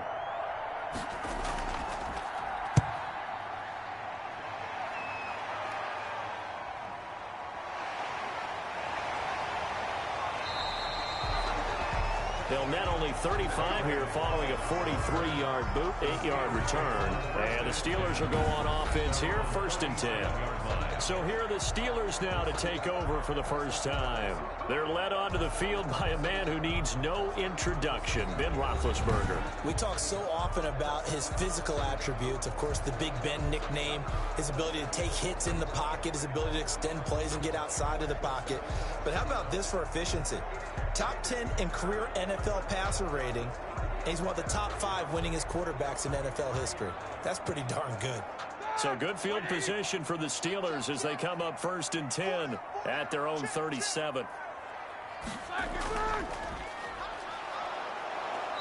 And that play is blown up, losing yardage back at the 35. 2 yards the loss, 2nd and 12. With his size, he's a tough man to bring down, but they do a nice job there stopping his progress and not allowing him to get back to the line of scrimmage.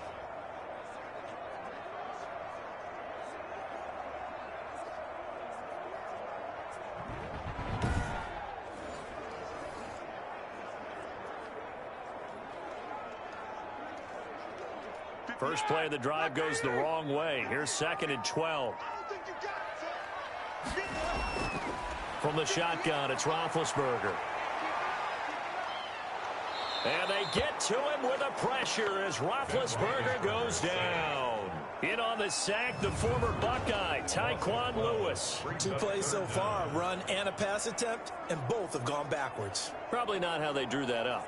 Not at all. Looking for a better play coming up on 3rd.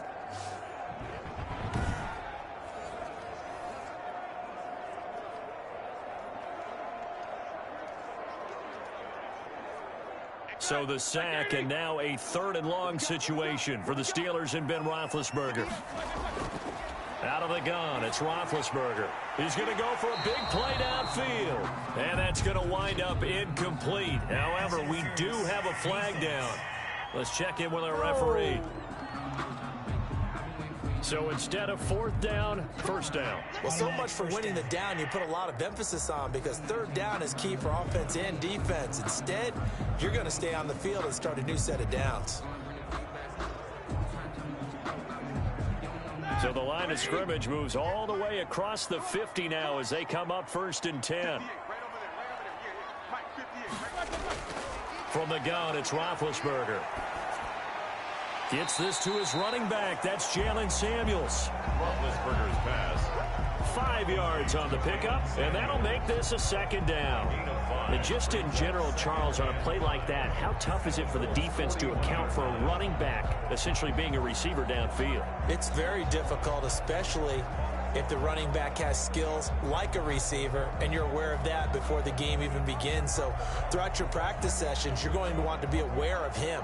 Where is he lining up? What can he do? What kind of damage can he do to us downfield? And who can match up with him without weakening our overall defense? You're exactly right. It's a tough task to match up to him. They're able to push forward for about 4 down to the 37. Number 22, the ball carrier, Xavier Rhodes, brought him down. That's a gain of 4. Brings up 3rd and 1.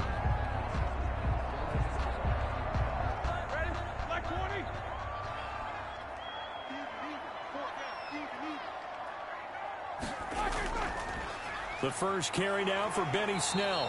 And he gets it to the 34. Good enough for the first.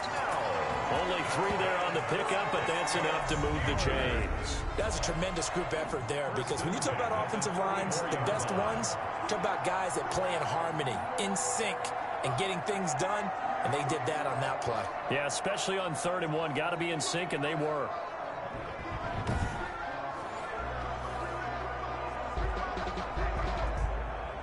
From the 34 now, here's 1st and 10. And they'll let the quarterback keep it here on 1st and 10. It'll be a pickup of only a yard, and it's a 2nd down. 33-yard line. 1-yard gain. Brings up 2nd and 9.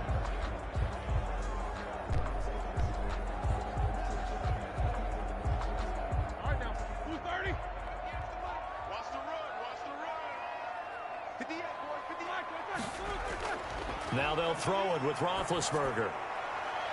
And this is caught at the 8. And down he goes, taking it inside the 10, just shy of the 5 at the 6. A very solid gain of 27. The goal for any offense versus his own defense, find the holes where guys are available and put the ball on the receiver before any defender can step up and fill it. They did it well there. Perfectly executed crossing route.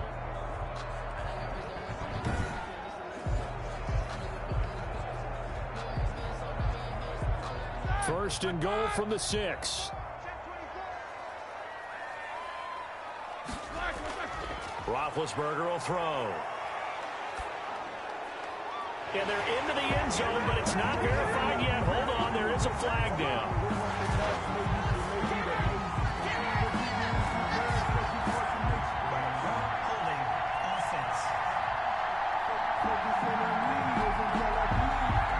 So reverse burst the celebration. We'll see if they have something else in their bag of tricks. And isn't that always tough to watch when they score and you see the excitement, and then when they realize those points aren't going to count?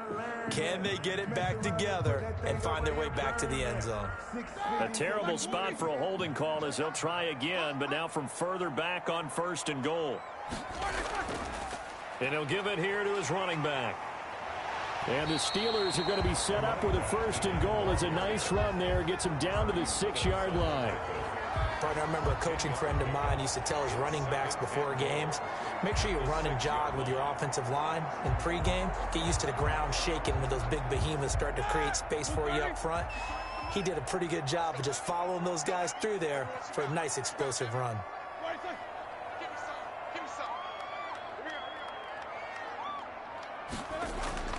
Second down and goal. Roethlisberger. And he's going to be dropped. Back at the 15-yard line. DeForest Buckner with a sack. The former number 7 overall pick. Charles, a little bit of feast or famine on this drive. They moved the ball okay, but they've been sacked twice now. And they've got to figure out how to plug that leak a little bit, right? Keep them away from the quarterback, because when he's not being hit, as you mentioned, they're moving the ball well.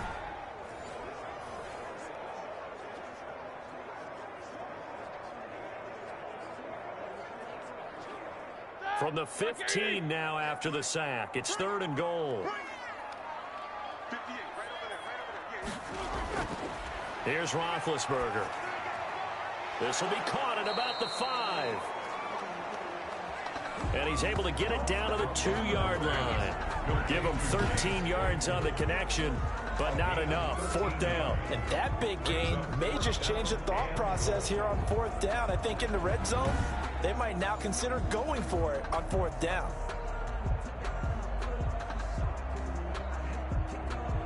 So on 4th down, the Steelers call on the number of Chris Boswell for the field goal try. From the right hash at a bit of a tight angle. Boswell's kick is good. And the Steelers will jump out to a 3-zip lead. Steelers 3, Colts nothing. Well, after marching down the field, only getting 3 there, kind of feels like a win for the defense. And it does. They'll go to the sideline feeling a lot better that they didn't give up a touchdown after the march against them. But if I were the offense, I wouldn't hang my head over that one. That's a good drive, and 3 points were put on the board.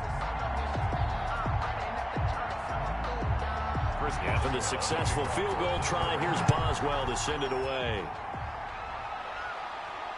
Fields it in the middle of the end zone. And Rodgers will hold on to this one, and it'll come out to the 25. 25-yard line.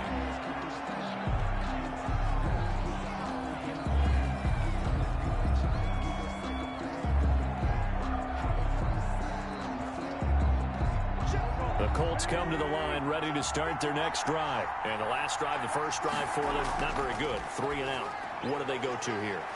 Well, you don't look down at your play sheet and say, this is what the problem is. Yeah, let's find out who my playmakers are. Get the ball in their hands, and maybe the offense will move a little bit Sometimes better. it's more important to get it to the right people rather than dialing up the right number. Exactly. Or the right play, yeah. That too.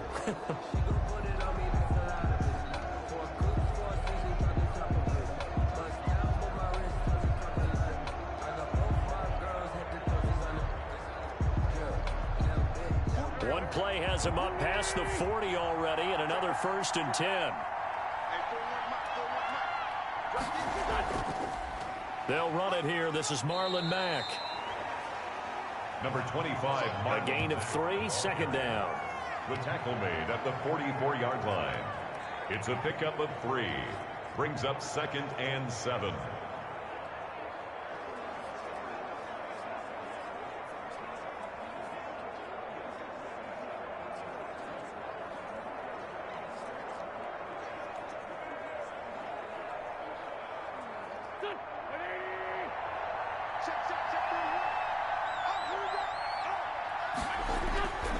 Shotgun now for Wentz. Left side, Doyle with it. And he'll be brought down at the 48-yard line. That one, a 1st down pickup of 8. Like so many tight ends nowadays, they have no problem at all putting him in the slot and letting him go to work, and that's a nice pitch and catch right there for a 1st down.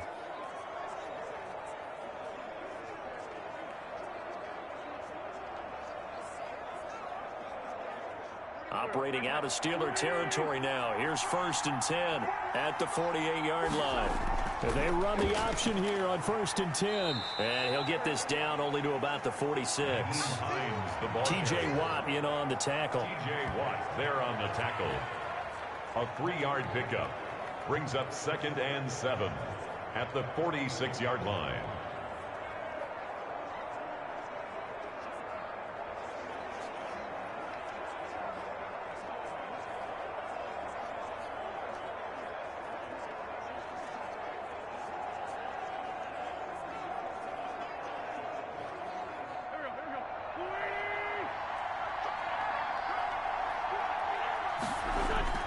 On 2nd down, here's a run with Mack. Mack gets hit, and the ball is free. And it's picked up by the Steelers. And his crew will take over at their own 45-yard line. There are 2 words that we hear coaches say all of the time. One starts with a B, one starts with an S, ball security. And they preach it. They have it up in meeting rooms, right? You see the signs. They talk about it all the time. But still, when you got defenders out there who are preaching, hey, we're going to take the ball away from you, no matter what position you play, you've got to take care of the rock.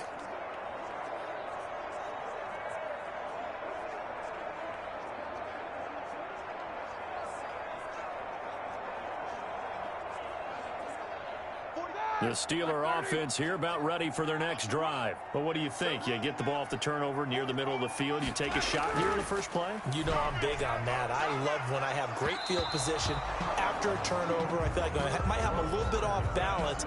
I prefer to take a shot, but a lot of coaches will tell you only do it if you trust the guy who's got the football in his hands. Meaning, if it's not there, he won't force it downfield and maybe turn it into an interception. He'll go to the check down, go to a second option, and go ahead and take the play that's in front of him.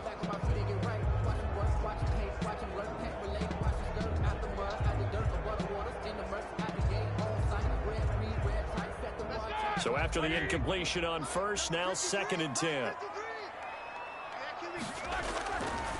Here's Roethlisberger to throw. Quick hitter here, it's complete. And this will be good for a pickup of 9 to the 46.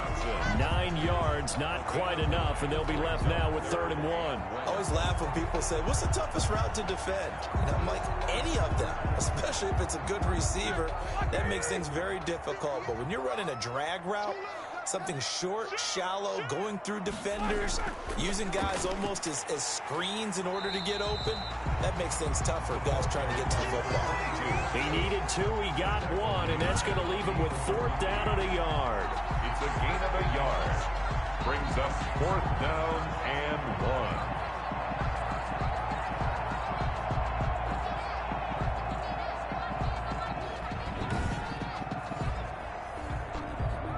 And what they're challenging here is the spot of the ball, and this is probably the hardest challenge to win. So difficult because the speed of the game, the angles of the cameras, your angle from the sideline watching the play can often fool you into thinking that the ball should be placed in a different spot.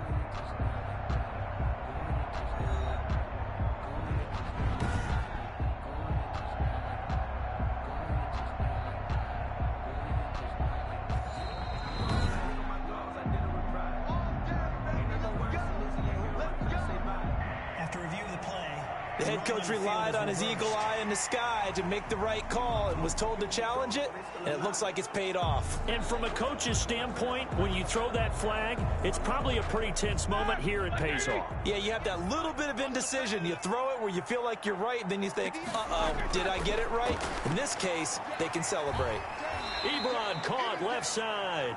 And he'll be pulled down as a penalty flag will rein in as well, and that would appear to be a face mask. So they'll take the yardage and tack on 15 more for the face mask. Talk about a play that absolutely costs you in the end. Just trying to do your job, right? Trying to get him on the ground.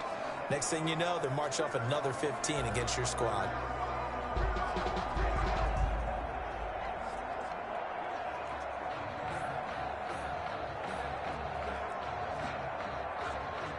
So a big penalty there on the face mask leads to 1st and 10. Roethlisberger.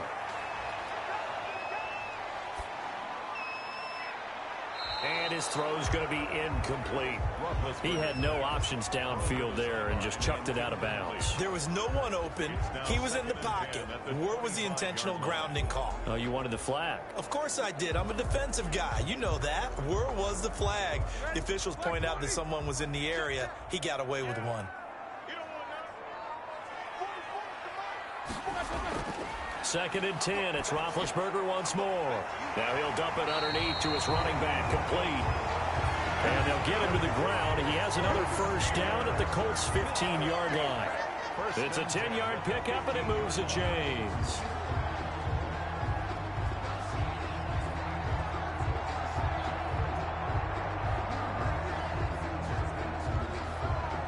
They had to settle for 3 last drive, hoping this second go-around ends in 6. In good position, 1st and 10. Here's Roethlisberger. That's going to be caught at the 10-yard line. And he's able to work it here to the 8-yard line. 7 yards on the play, and it'll make it a 2nd down. 3 at the 8-yard line.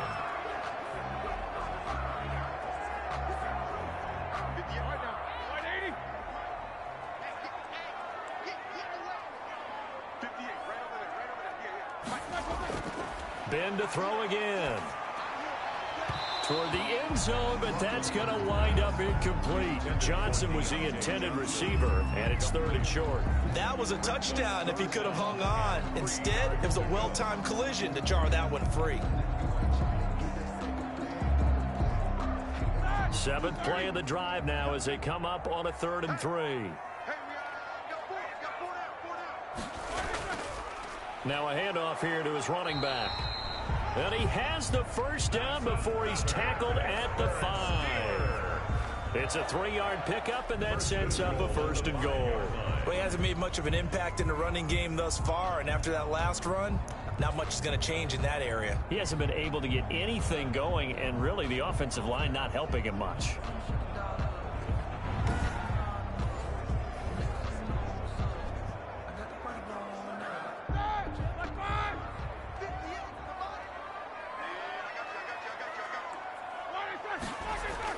They'll try and run for it on 1st and goal.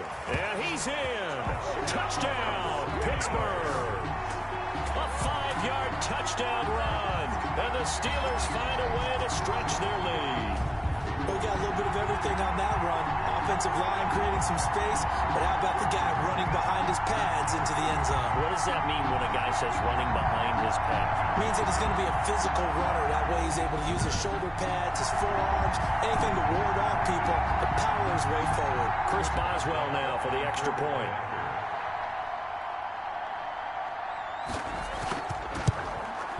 It's up and good, and that'll increase their lead to 10-zip. So that drive consumes 9 plays all told.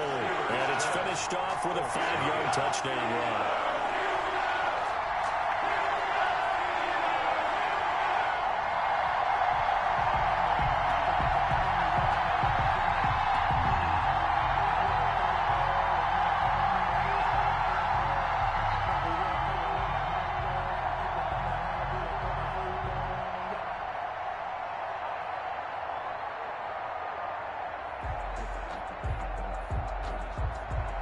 Boswell now to kick it away after the touchdown. This will make it into the end zone. And Rodgers will hold on to this one, and it'll come out to the 25. 25-yard line. And now Indianapolis set to take the field. And they had the fumble last time that led to a touchdown. That's a no-no. We'll see what they do here this go-around. A big no-no. Put that in capital letters. Turning it over, the other team takes it down and scores. That can be a deflator for a football team. Now it's up to the offense to get back out on the field and pick things up. Now, they're out there. We'll see if they can pick those things back up.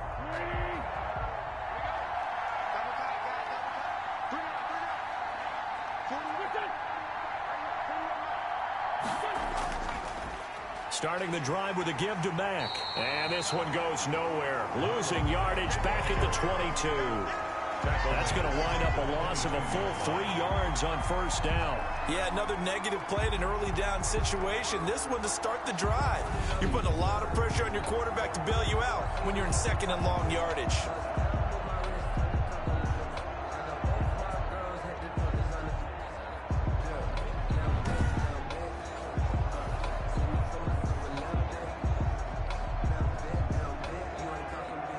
So now they have to contend with 2nd and 13 after the first down run goes backwards.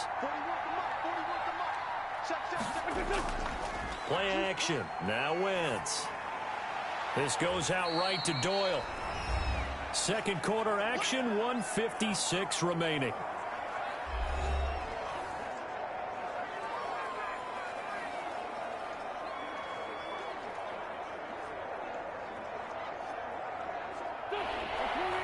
Coming up at halftime in a little less than 2 minutes, we'll send you to Orlando where Jonathan Coachman is standing by. He'll have highlights and analysis of this first half. He'll find Paris Campbell. That's complete. And he's going to be stopped here a few yards short of the first as the tackle is made at the 33.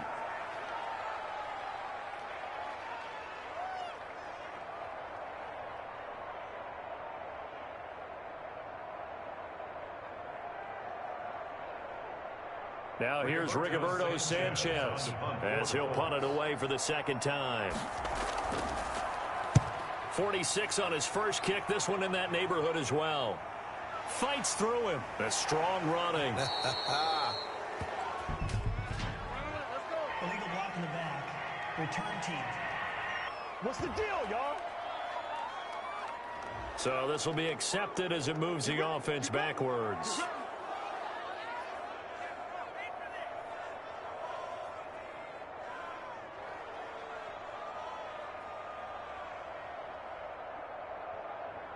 So the special teams penalty cost some yardage there as they come out on 1st and 10.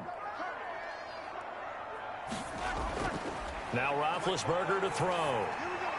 Completion here to Claypool. And he's taken down but able to slip across the 35. A successful start to the drive, 17 yards, and moves the sticks.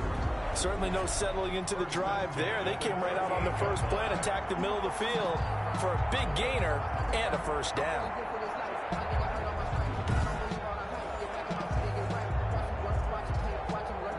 From all the way up at the 38 now after a good start to the drive. Now it's Roethlisberger, and it's complete. He gets this one to Washington. And they'll get him down after a pickup of 8, 2nd and 2. It's a gain of 8. Brings up 2nd and 2 at the 46-yard line.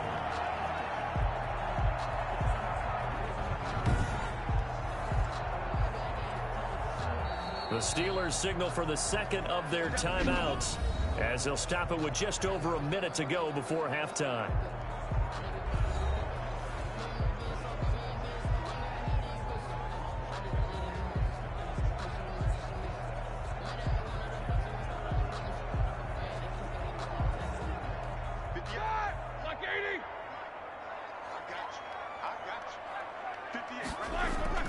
Throwing again on 2nd down. Roethlisberger to the right side to Eric Ebron. A gain of 13. It's a first down. And that was good protection there. No, that was great protection there because it allowed him to lock in on his receiver. Although I think he was looking for his tight end on the corner route all the way. Nice connection there for a really nice gain.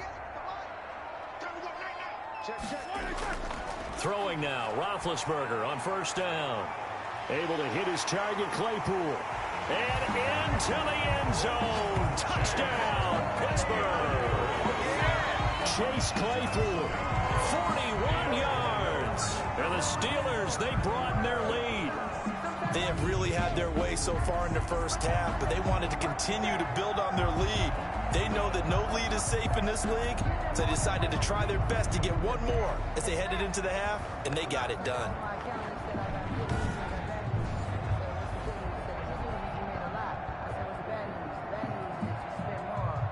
Extra point now by Boswell.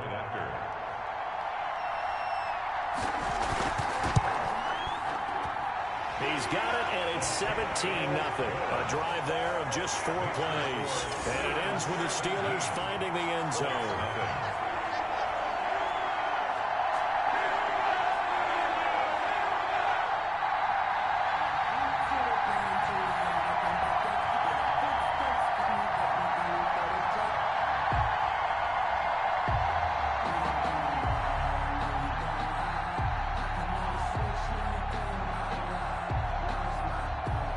Boswell now to kick it away after the touchdown. Fielded a couple yards into the end zone. And ultimately cannot get this out to the 25-yard line as he's dropped at the 23. First and 10. At their own 20. Indy set to go on offense once more. You've got less than 30 seconds left here in the half. You're well on your own side of the field. What are we doing here, Coach Davis? Well, I'm trying something on first down, and it's something that's safe. It's something that's been done many times before. A lot of people say it's not even worth trying, but I'm running a draw. I'm running a screen. I'm seeing if something pops, and if it does, that can alter my strategy and potentially get me some points. And if it doesn't work, well, then you just run the clock out and go to the locker room. A little under 30 seconds to go. We'll see how they play it here on 1st and 10. Wentz going to throw. And the Steeler pressure too much here. He's going to go down. Stephon Tuitt able to shake free and get home for the sack. It's 2nd down.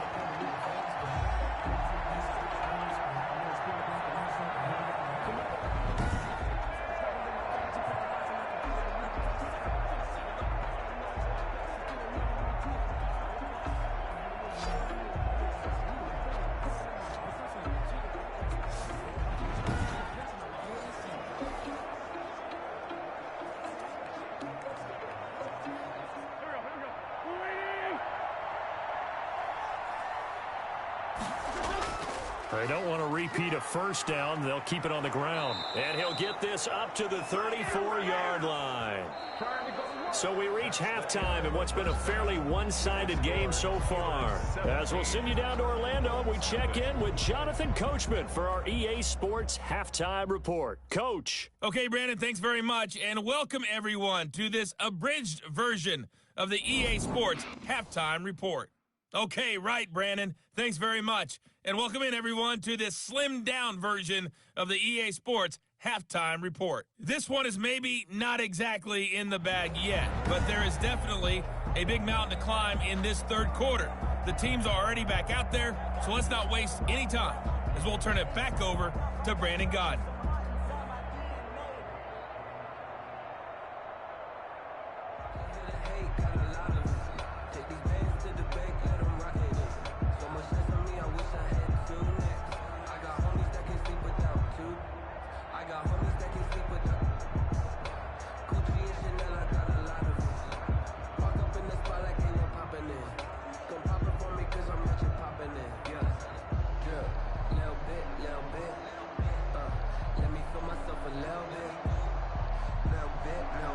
So time for the second half as the Steelers have the lead, and they will also be receiving the football here to start the third quarter.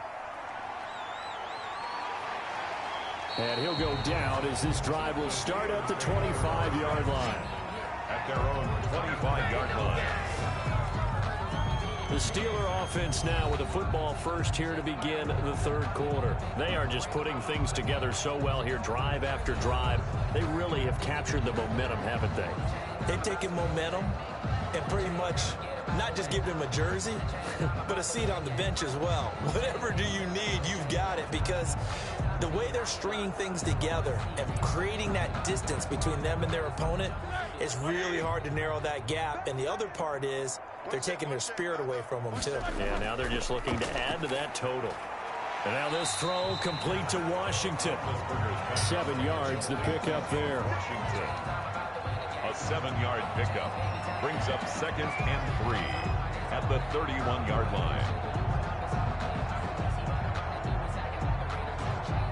Able to get 7 on that first down pass play. 2nd and 3. To throw here, Roethlisberger. Got an open man, it's Washington. And they get him down, but not before he takes it across the 40-yard line. It's a first down on a gain of 10. 1st and 10 at the 41-yard line.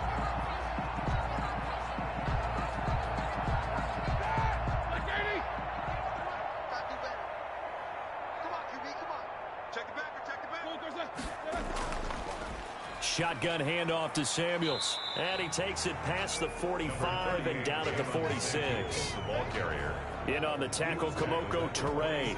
Nice satisfying run on first down for the offense, picking up 5, which means defensively, the thought process is entirely different. You don't want to panic, but at the same time, you're saying to each other, we've got to tighten this down. We can't give up gains like that. After the pickup of 5, here's 2nd and 5.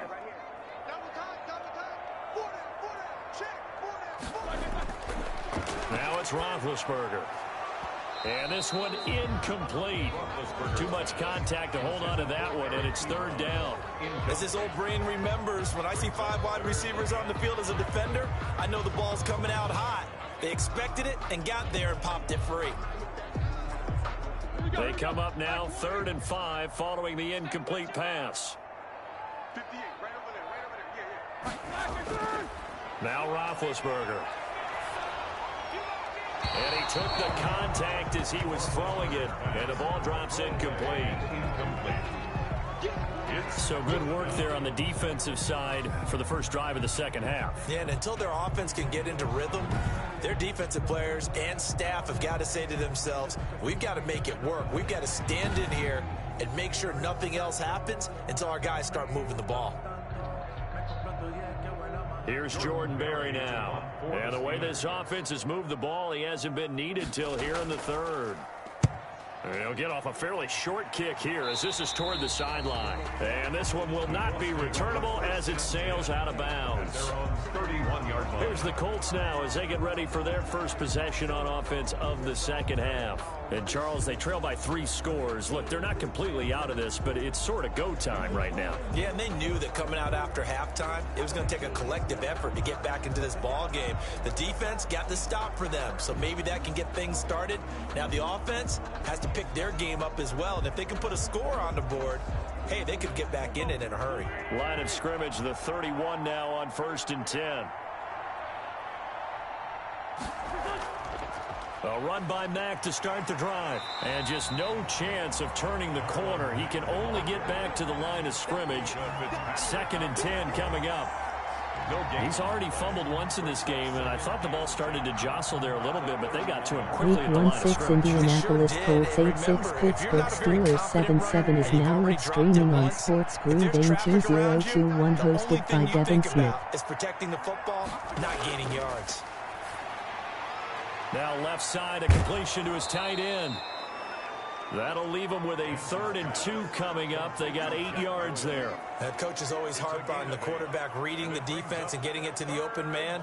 That's good recognition there. And how about what he did after the catch? Yeah, hit your tight end, let him get some rack. Yeah, when he gets moving, not many guys want to come over and put a hit on him, do they? Wentz looking to throw on 3rd and 2. And he's got his man, Hilton. And he is going to have a Colts first down. It's a gain of 6 that time on 3rd and 2. Hilton's first catch, good for a first down. So he turned to a trusted, familiar face in that 3rd down situation. It paid off. Yeah, you go to your veteran receiver in that spot, so you can't underestimate him when he's on the field. Defensively, make sure you know where he is because he understands how to get open in key situations.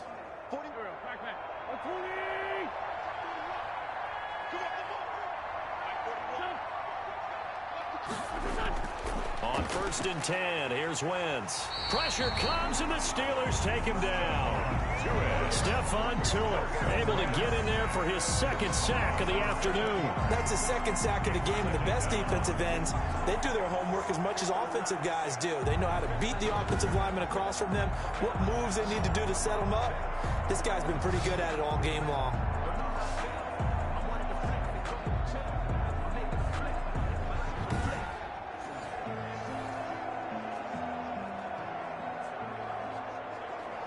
Don't need it all back at once, but you figure they're going to need something here. 17 yards to go on 2nd down. Here's a throw out wide, complete to his running back right side. They'll wind up getting 10 back as that sets him up for 3rd down. And at his size, he's a smaller back. You can get him to football. He can kind of get lost, make someone miss. It's good for him. Yeah, it's great for him.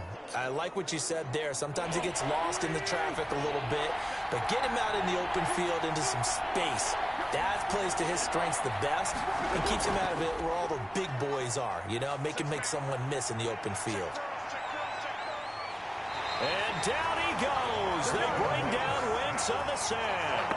Jerome Elliott gets in there to drop him for a loss of 13 yards, and it's also 4th down now. Looks like another empty possession here, partner, and I don't think with 3 scores down in the 3rd quarter, they can truly afford any more the rest of the way. No, especially the way their offense is sputtering. I think you're exactly right. They got to find some answers quickly.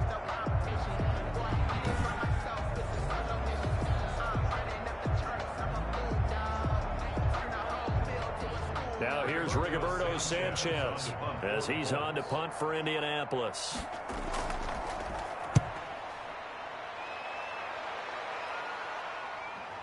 Pulled in at the 24.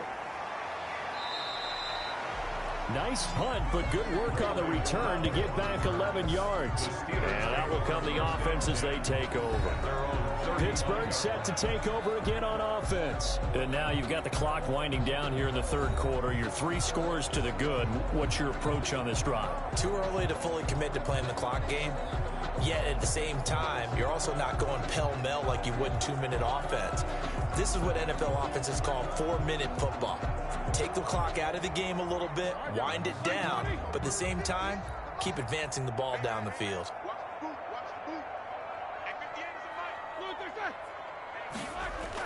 They'll start the drive with Samuels. Tyquan Lewis makes a stop. Well, sometimes as a running back, you've got to be able to improvise when the hole's not where you expect it to be. But in this case, there wasn't any improvisation that he could do that was going to work. Kind of like if you're trying to be a comedian on open mic night at the Improv and you run into a tough crowd. Throwing on 2nd and 8. Roethlisberger in trouble, and he's taken down. DeForest Buckner. What an effort from him on that play. Big tackle for a loss of 11. Like how they've started the 3rd quarter here. They force a punt on the 1st drive, and after this sack, it looks like they'll be forcing another one as well. Absolutely. Maybe got their 2nd win coming out of the locker room.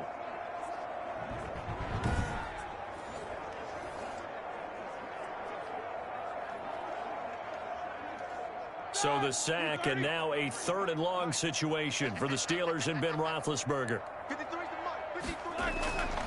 From the shotgun, it's Roethlisberger. Got a man, and he hits him in stride. And he'll get it out near the 40 to the 39. 14 yards is the pickup there, but it'll still lead to a 4th down. And after that completion, you can understand why so many teams in the league are emphasizing speed on defense at every position. The tight ends have created so many tough matchups now. If you can't run with a tight end as a linebacker, this is going to be the result every time.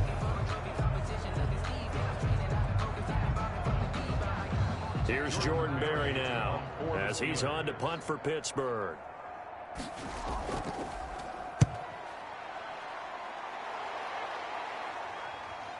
This is taken at the 15. A nice return there of 11 to help mitigate a good punt. And the Colts will go on offense here, 1st and 10. Here comes the Indianapolis offense now as they get set to take over. And here we are almost through 3 quarters of play, and this passing game still has not really found any kind of rhythm. Put it mildly, because they're not even over 100 yards yet. And in today's NFL, where it's a pass-first league, that is quite surprising. Not many teams patient enough to stick with the run.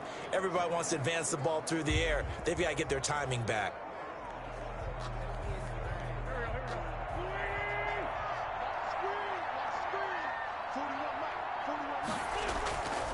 On 1st down, they'll start out with Mack. And boy, this defense again really making things tough on him as they stop him for no gain.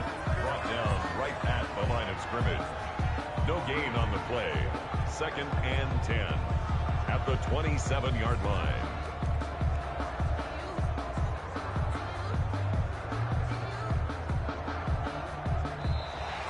That's the end of the third quarter. And that is going to do it for this third quarter of action. This is the National Football League on EA Sports.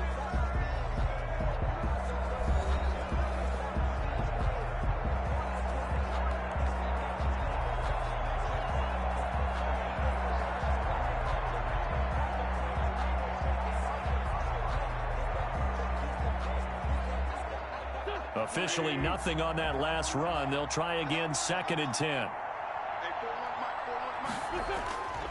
Working from the gun, Wentz. The pass underneath. Here's Hines with it. And he's able to take this one up to the 35-yard line. A gain of 8 yards. And it's 3rd down.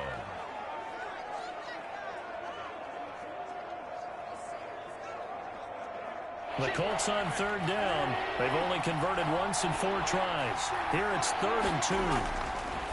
From the gun, it's Wentz. And Pascal's got it. And he is going to have a Colts first down as they're able to get the 3rd down conversion. 9 yards. First target, first catch, and a first down. But give the defensive guys a little bit of credit. They didn't let the deep ball beat them on that play, did they? No, the drag, that guy can be your safety valve. We saw it right there. Yeah, and it picked up a first down for them, too.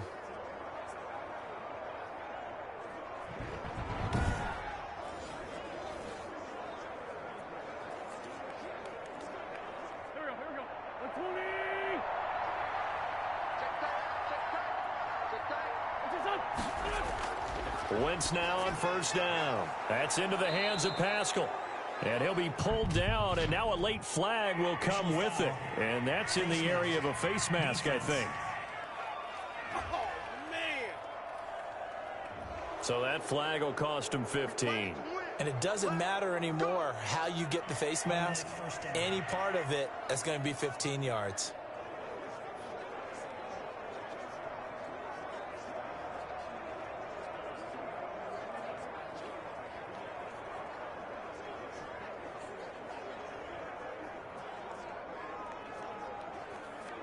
After the penalty, a fresh set of downs. It's 1st and 10.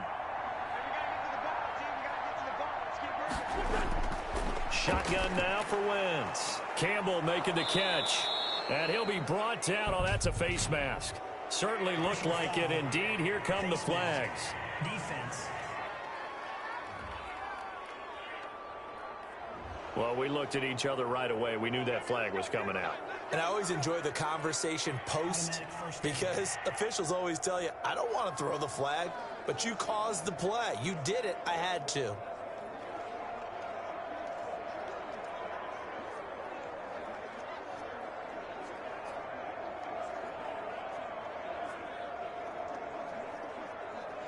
So the face mask, quite a blessing there as they'll start out of harm's way with a 1st and 10. And they'll let the quarterback keep it here on 1st and 10. Nowhere to go here. He lost the football. And it looks like Steeler football. It is. Well, partner, I think it's safe to say they can mark this down as extremely frustrating. Here we are in the 4th quarter, and that last play, that turnover, I think it epitomizes what happened to them all day on offense. So symbolic, and that's why they're still being shut out. Pittsburgh's offense now heading back out onto the field. And they have to be feeling pretty good. Comfortable 4th quarter lead as they take over following the fumble recovery.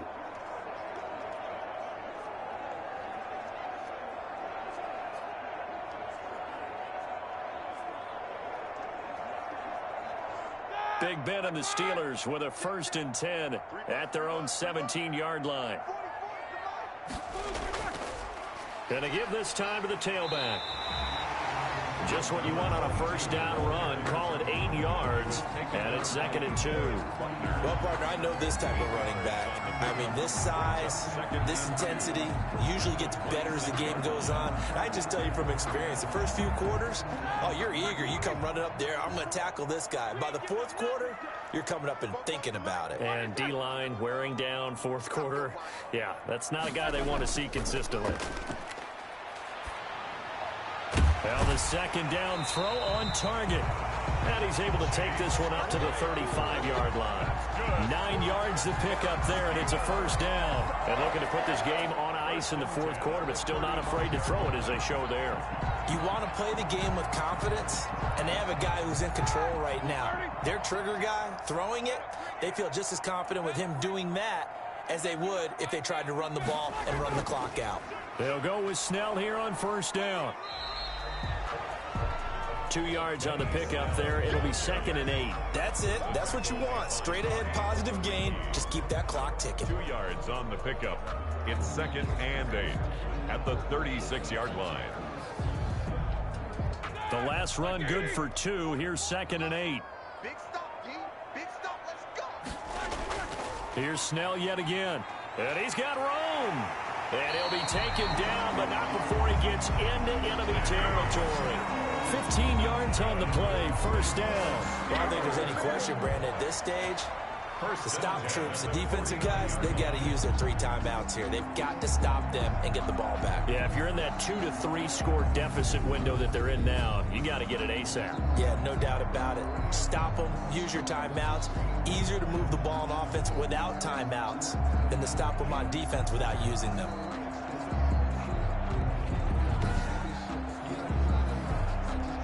So signs of life in what's been a dormant offense in this second half. Here's 1st and 10. They'll try and run some clock here as they keep it on the ground. And a good physical run that time. He's going to wind up gaining 5 on that one. He was brought down. I have to chuckle to myself a little bit, Brandon, because right now I could be in that huddle with that offensive line. I know exactly what they're saying. If you call a pass play here, we're going to call a timeout. Run the football. We've got control of this thing. Get him behind us and let's go. Their time to shine. 44's the mic. 44's the mic. Check. Let's get this. And he'll give it here to his running back. It'll be a pickup of a couple, and it leaves him with a 3rd and 3. Darius Leonard on the tackle. It's a gain of 2. Brings up 3rd and 3.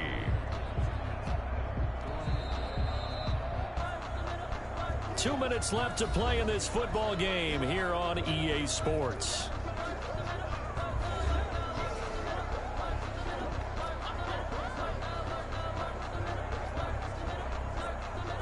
So the Steelers with the football as we get you reset.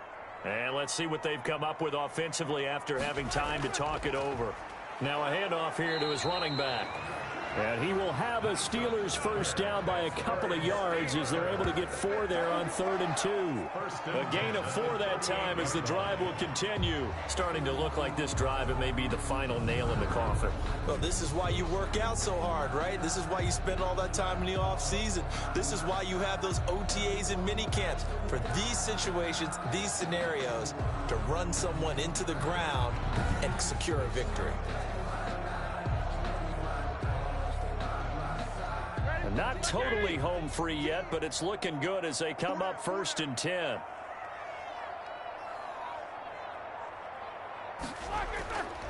Gonna give this time to the tailback.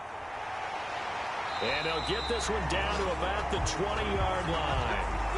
The Steelers able to pick up 18 yards there. Starting to become a tough spot for this defense. You're down 4th quarter, looking a little fatigued maybe on that side of the ball. Partner, we've seen this before, haven't we? Because every coach we've ever talked to says body language is important. And now you're seeing guys with their hands on their hips, they're bent over, hands on their knees. And the offensive guys are just saying, let's just keep running it out. And we've got them now. And he'll give it here to his running back. Now this will leave him a yard short. Nice pickup of 9 yards on first down. Didn't get to the sticks, but that's an ideal carry there on first down, isn't it? I mean, now you're 2nd and 1.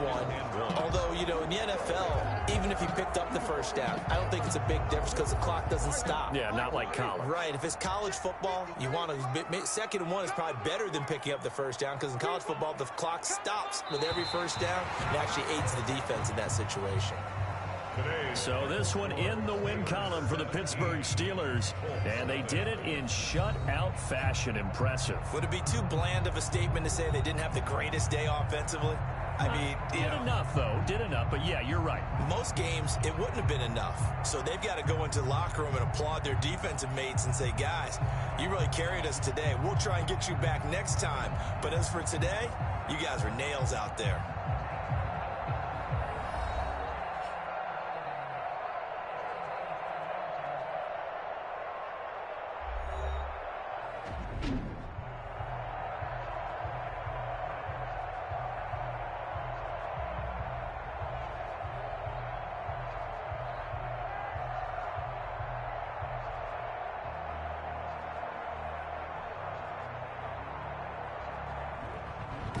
So that'll do it for my partner, Charles Davis, and the best darn crew in the industry. I'm Brandon Gaudin. This has been a presentation of the NFL on EA Sports.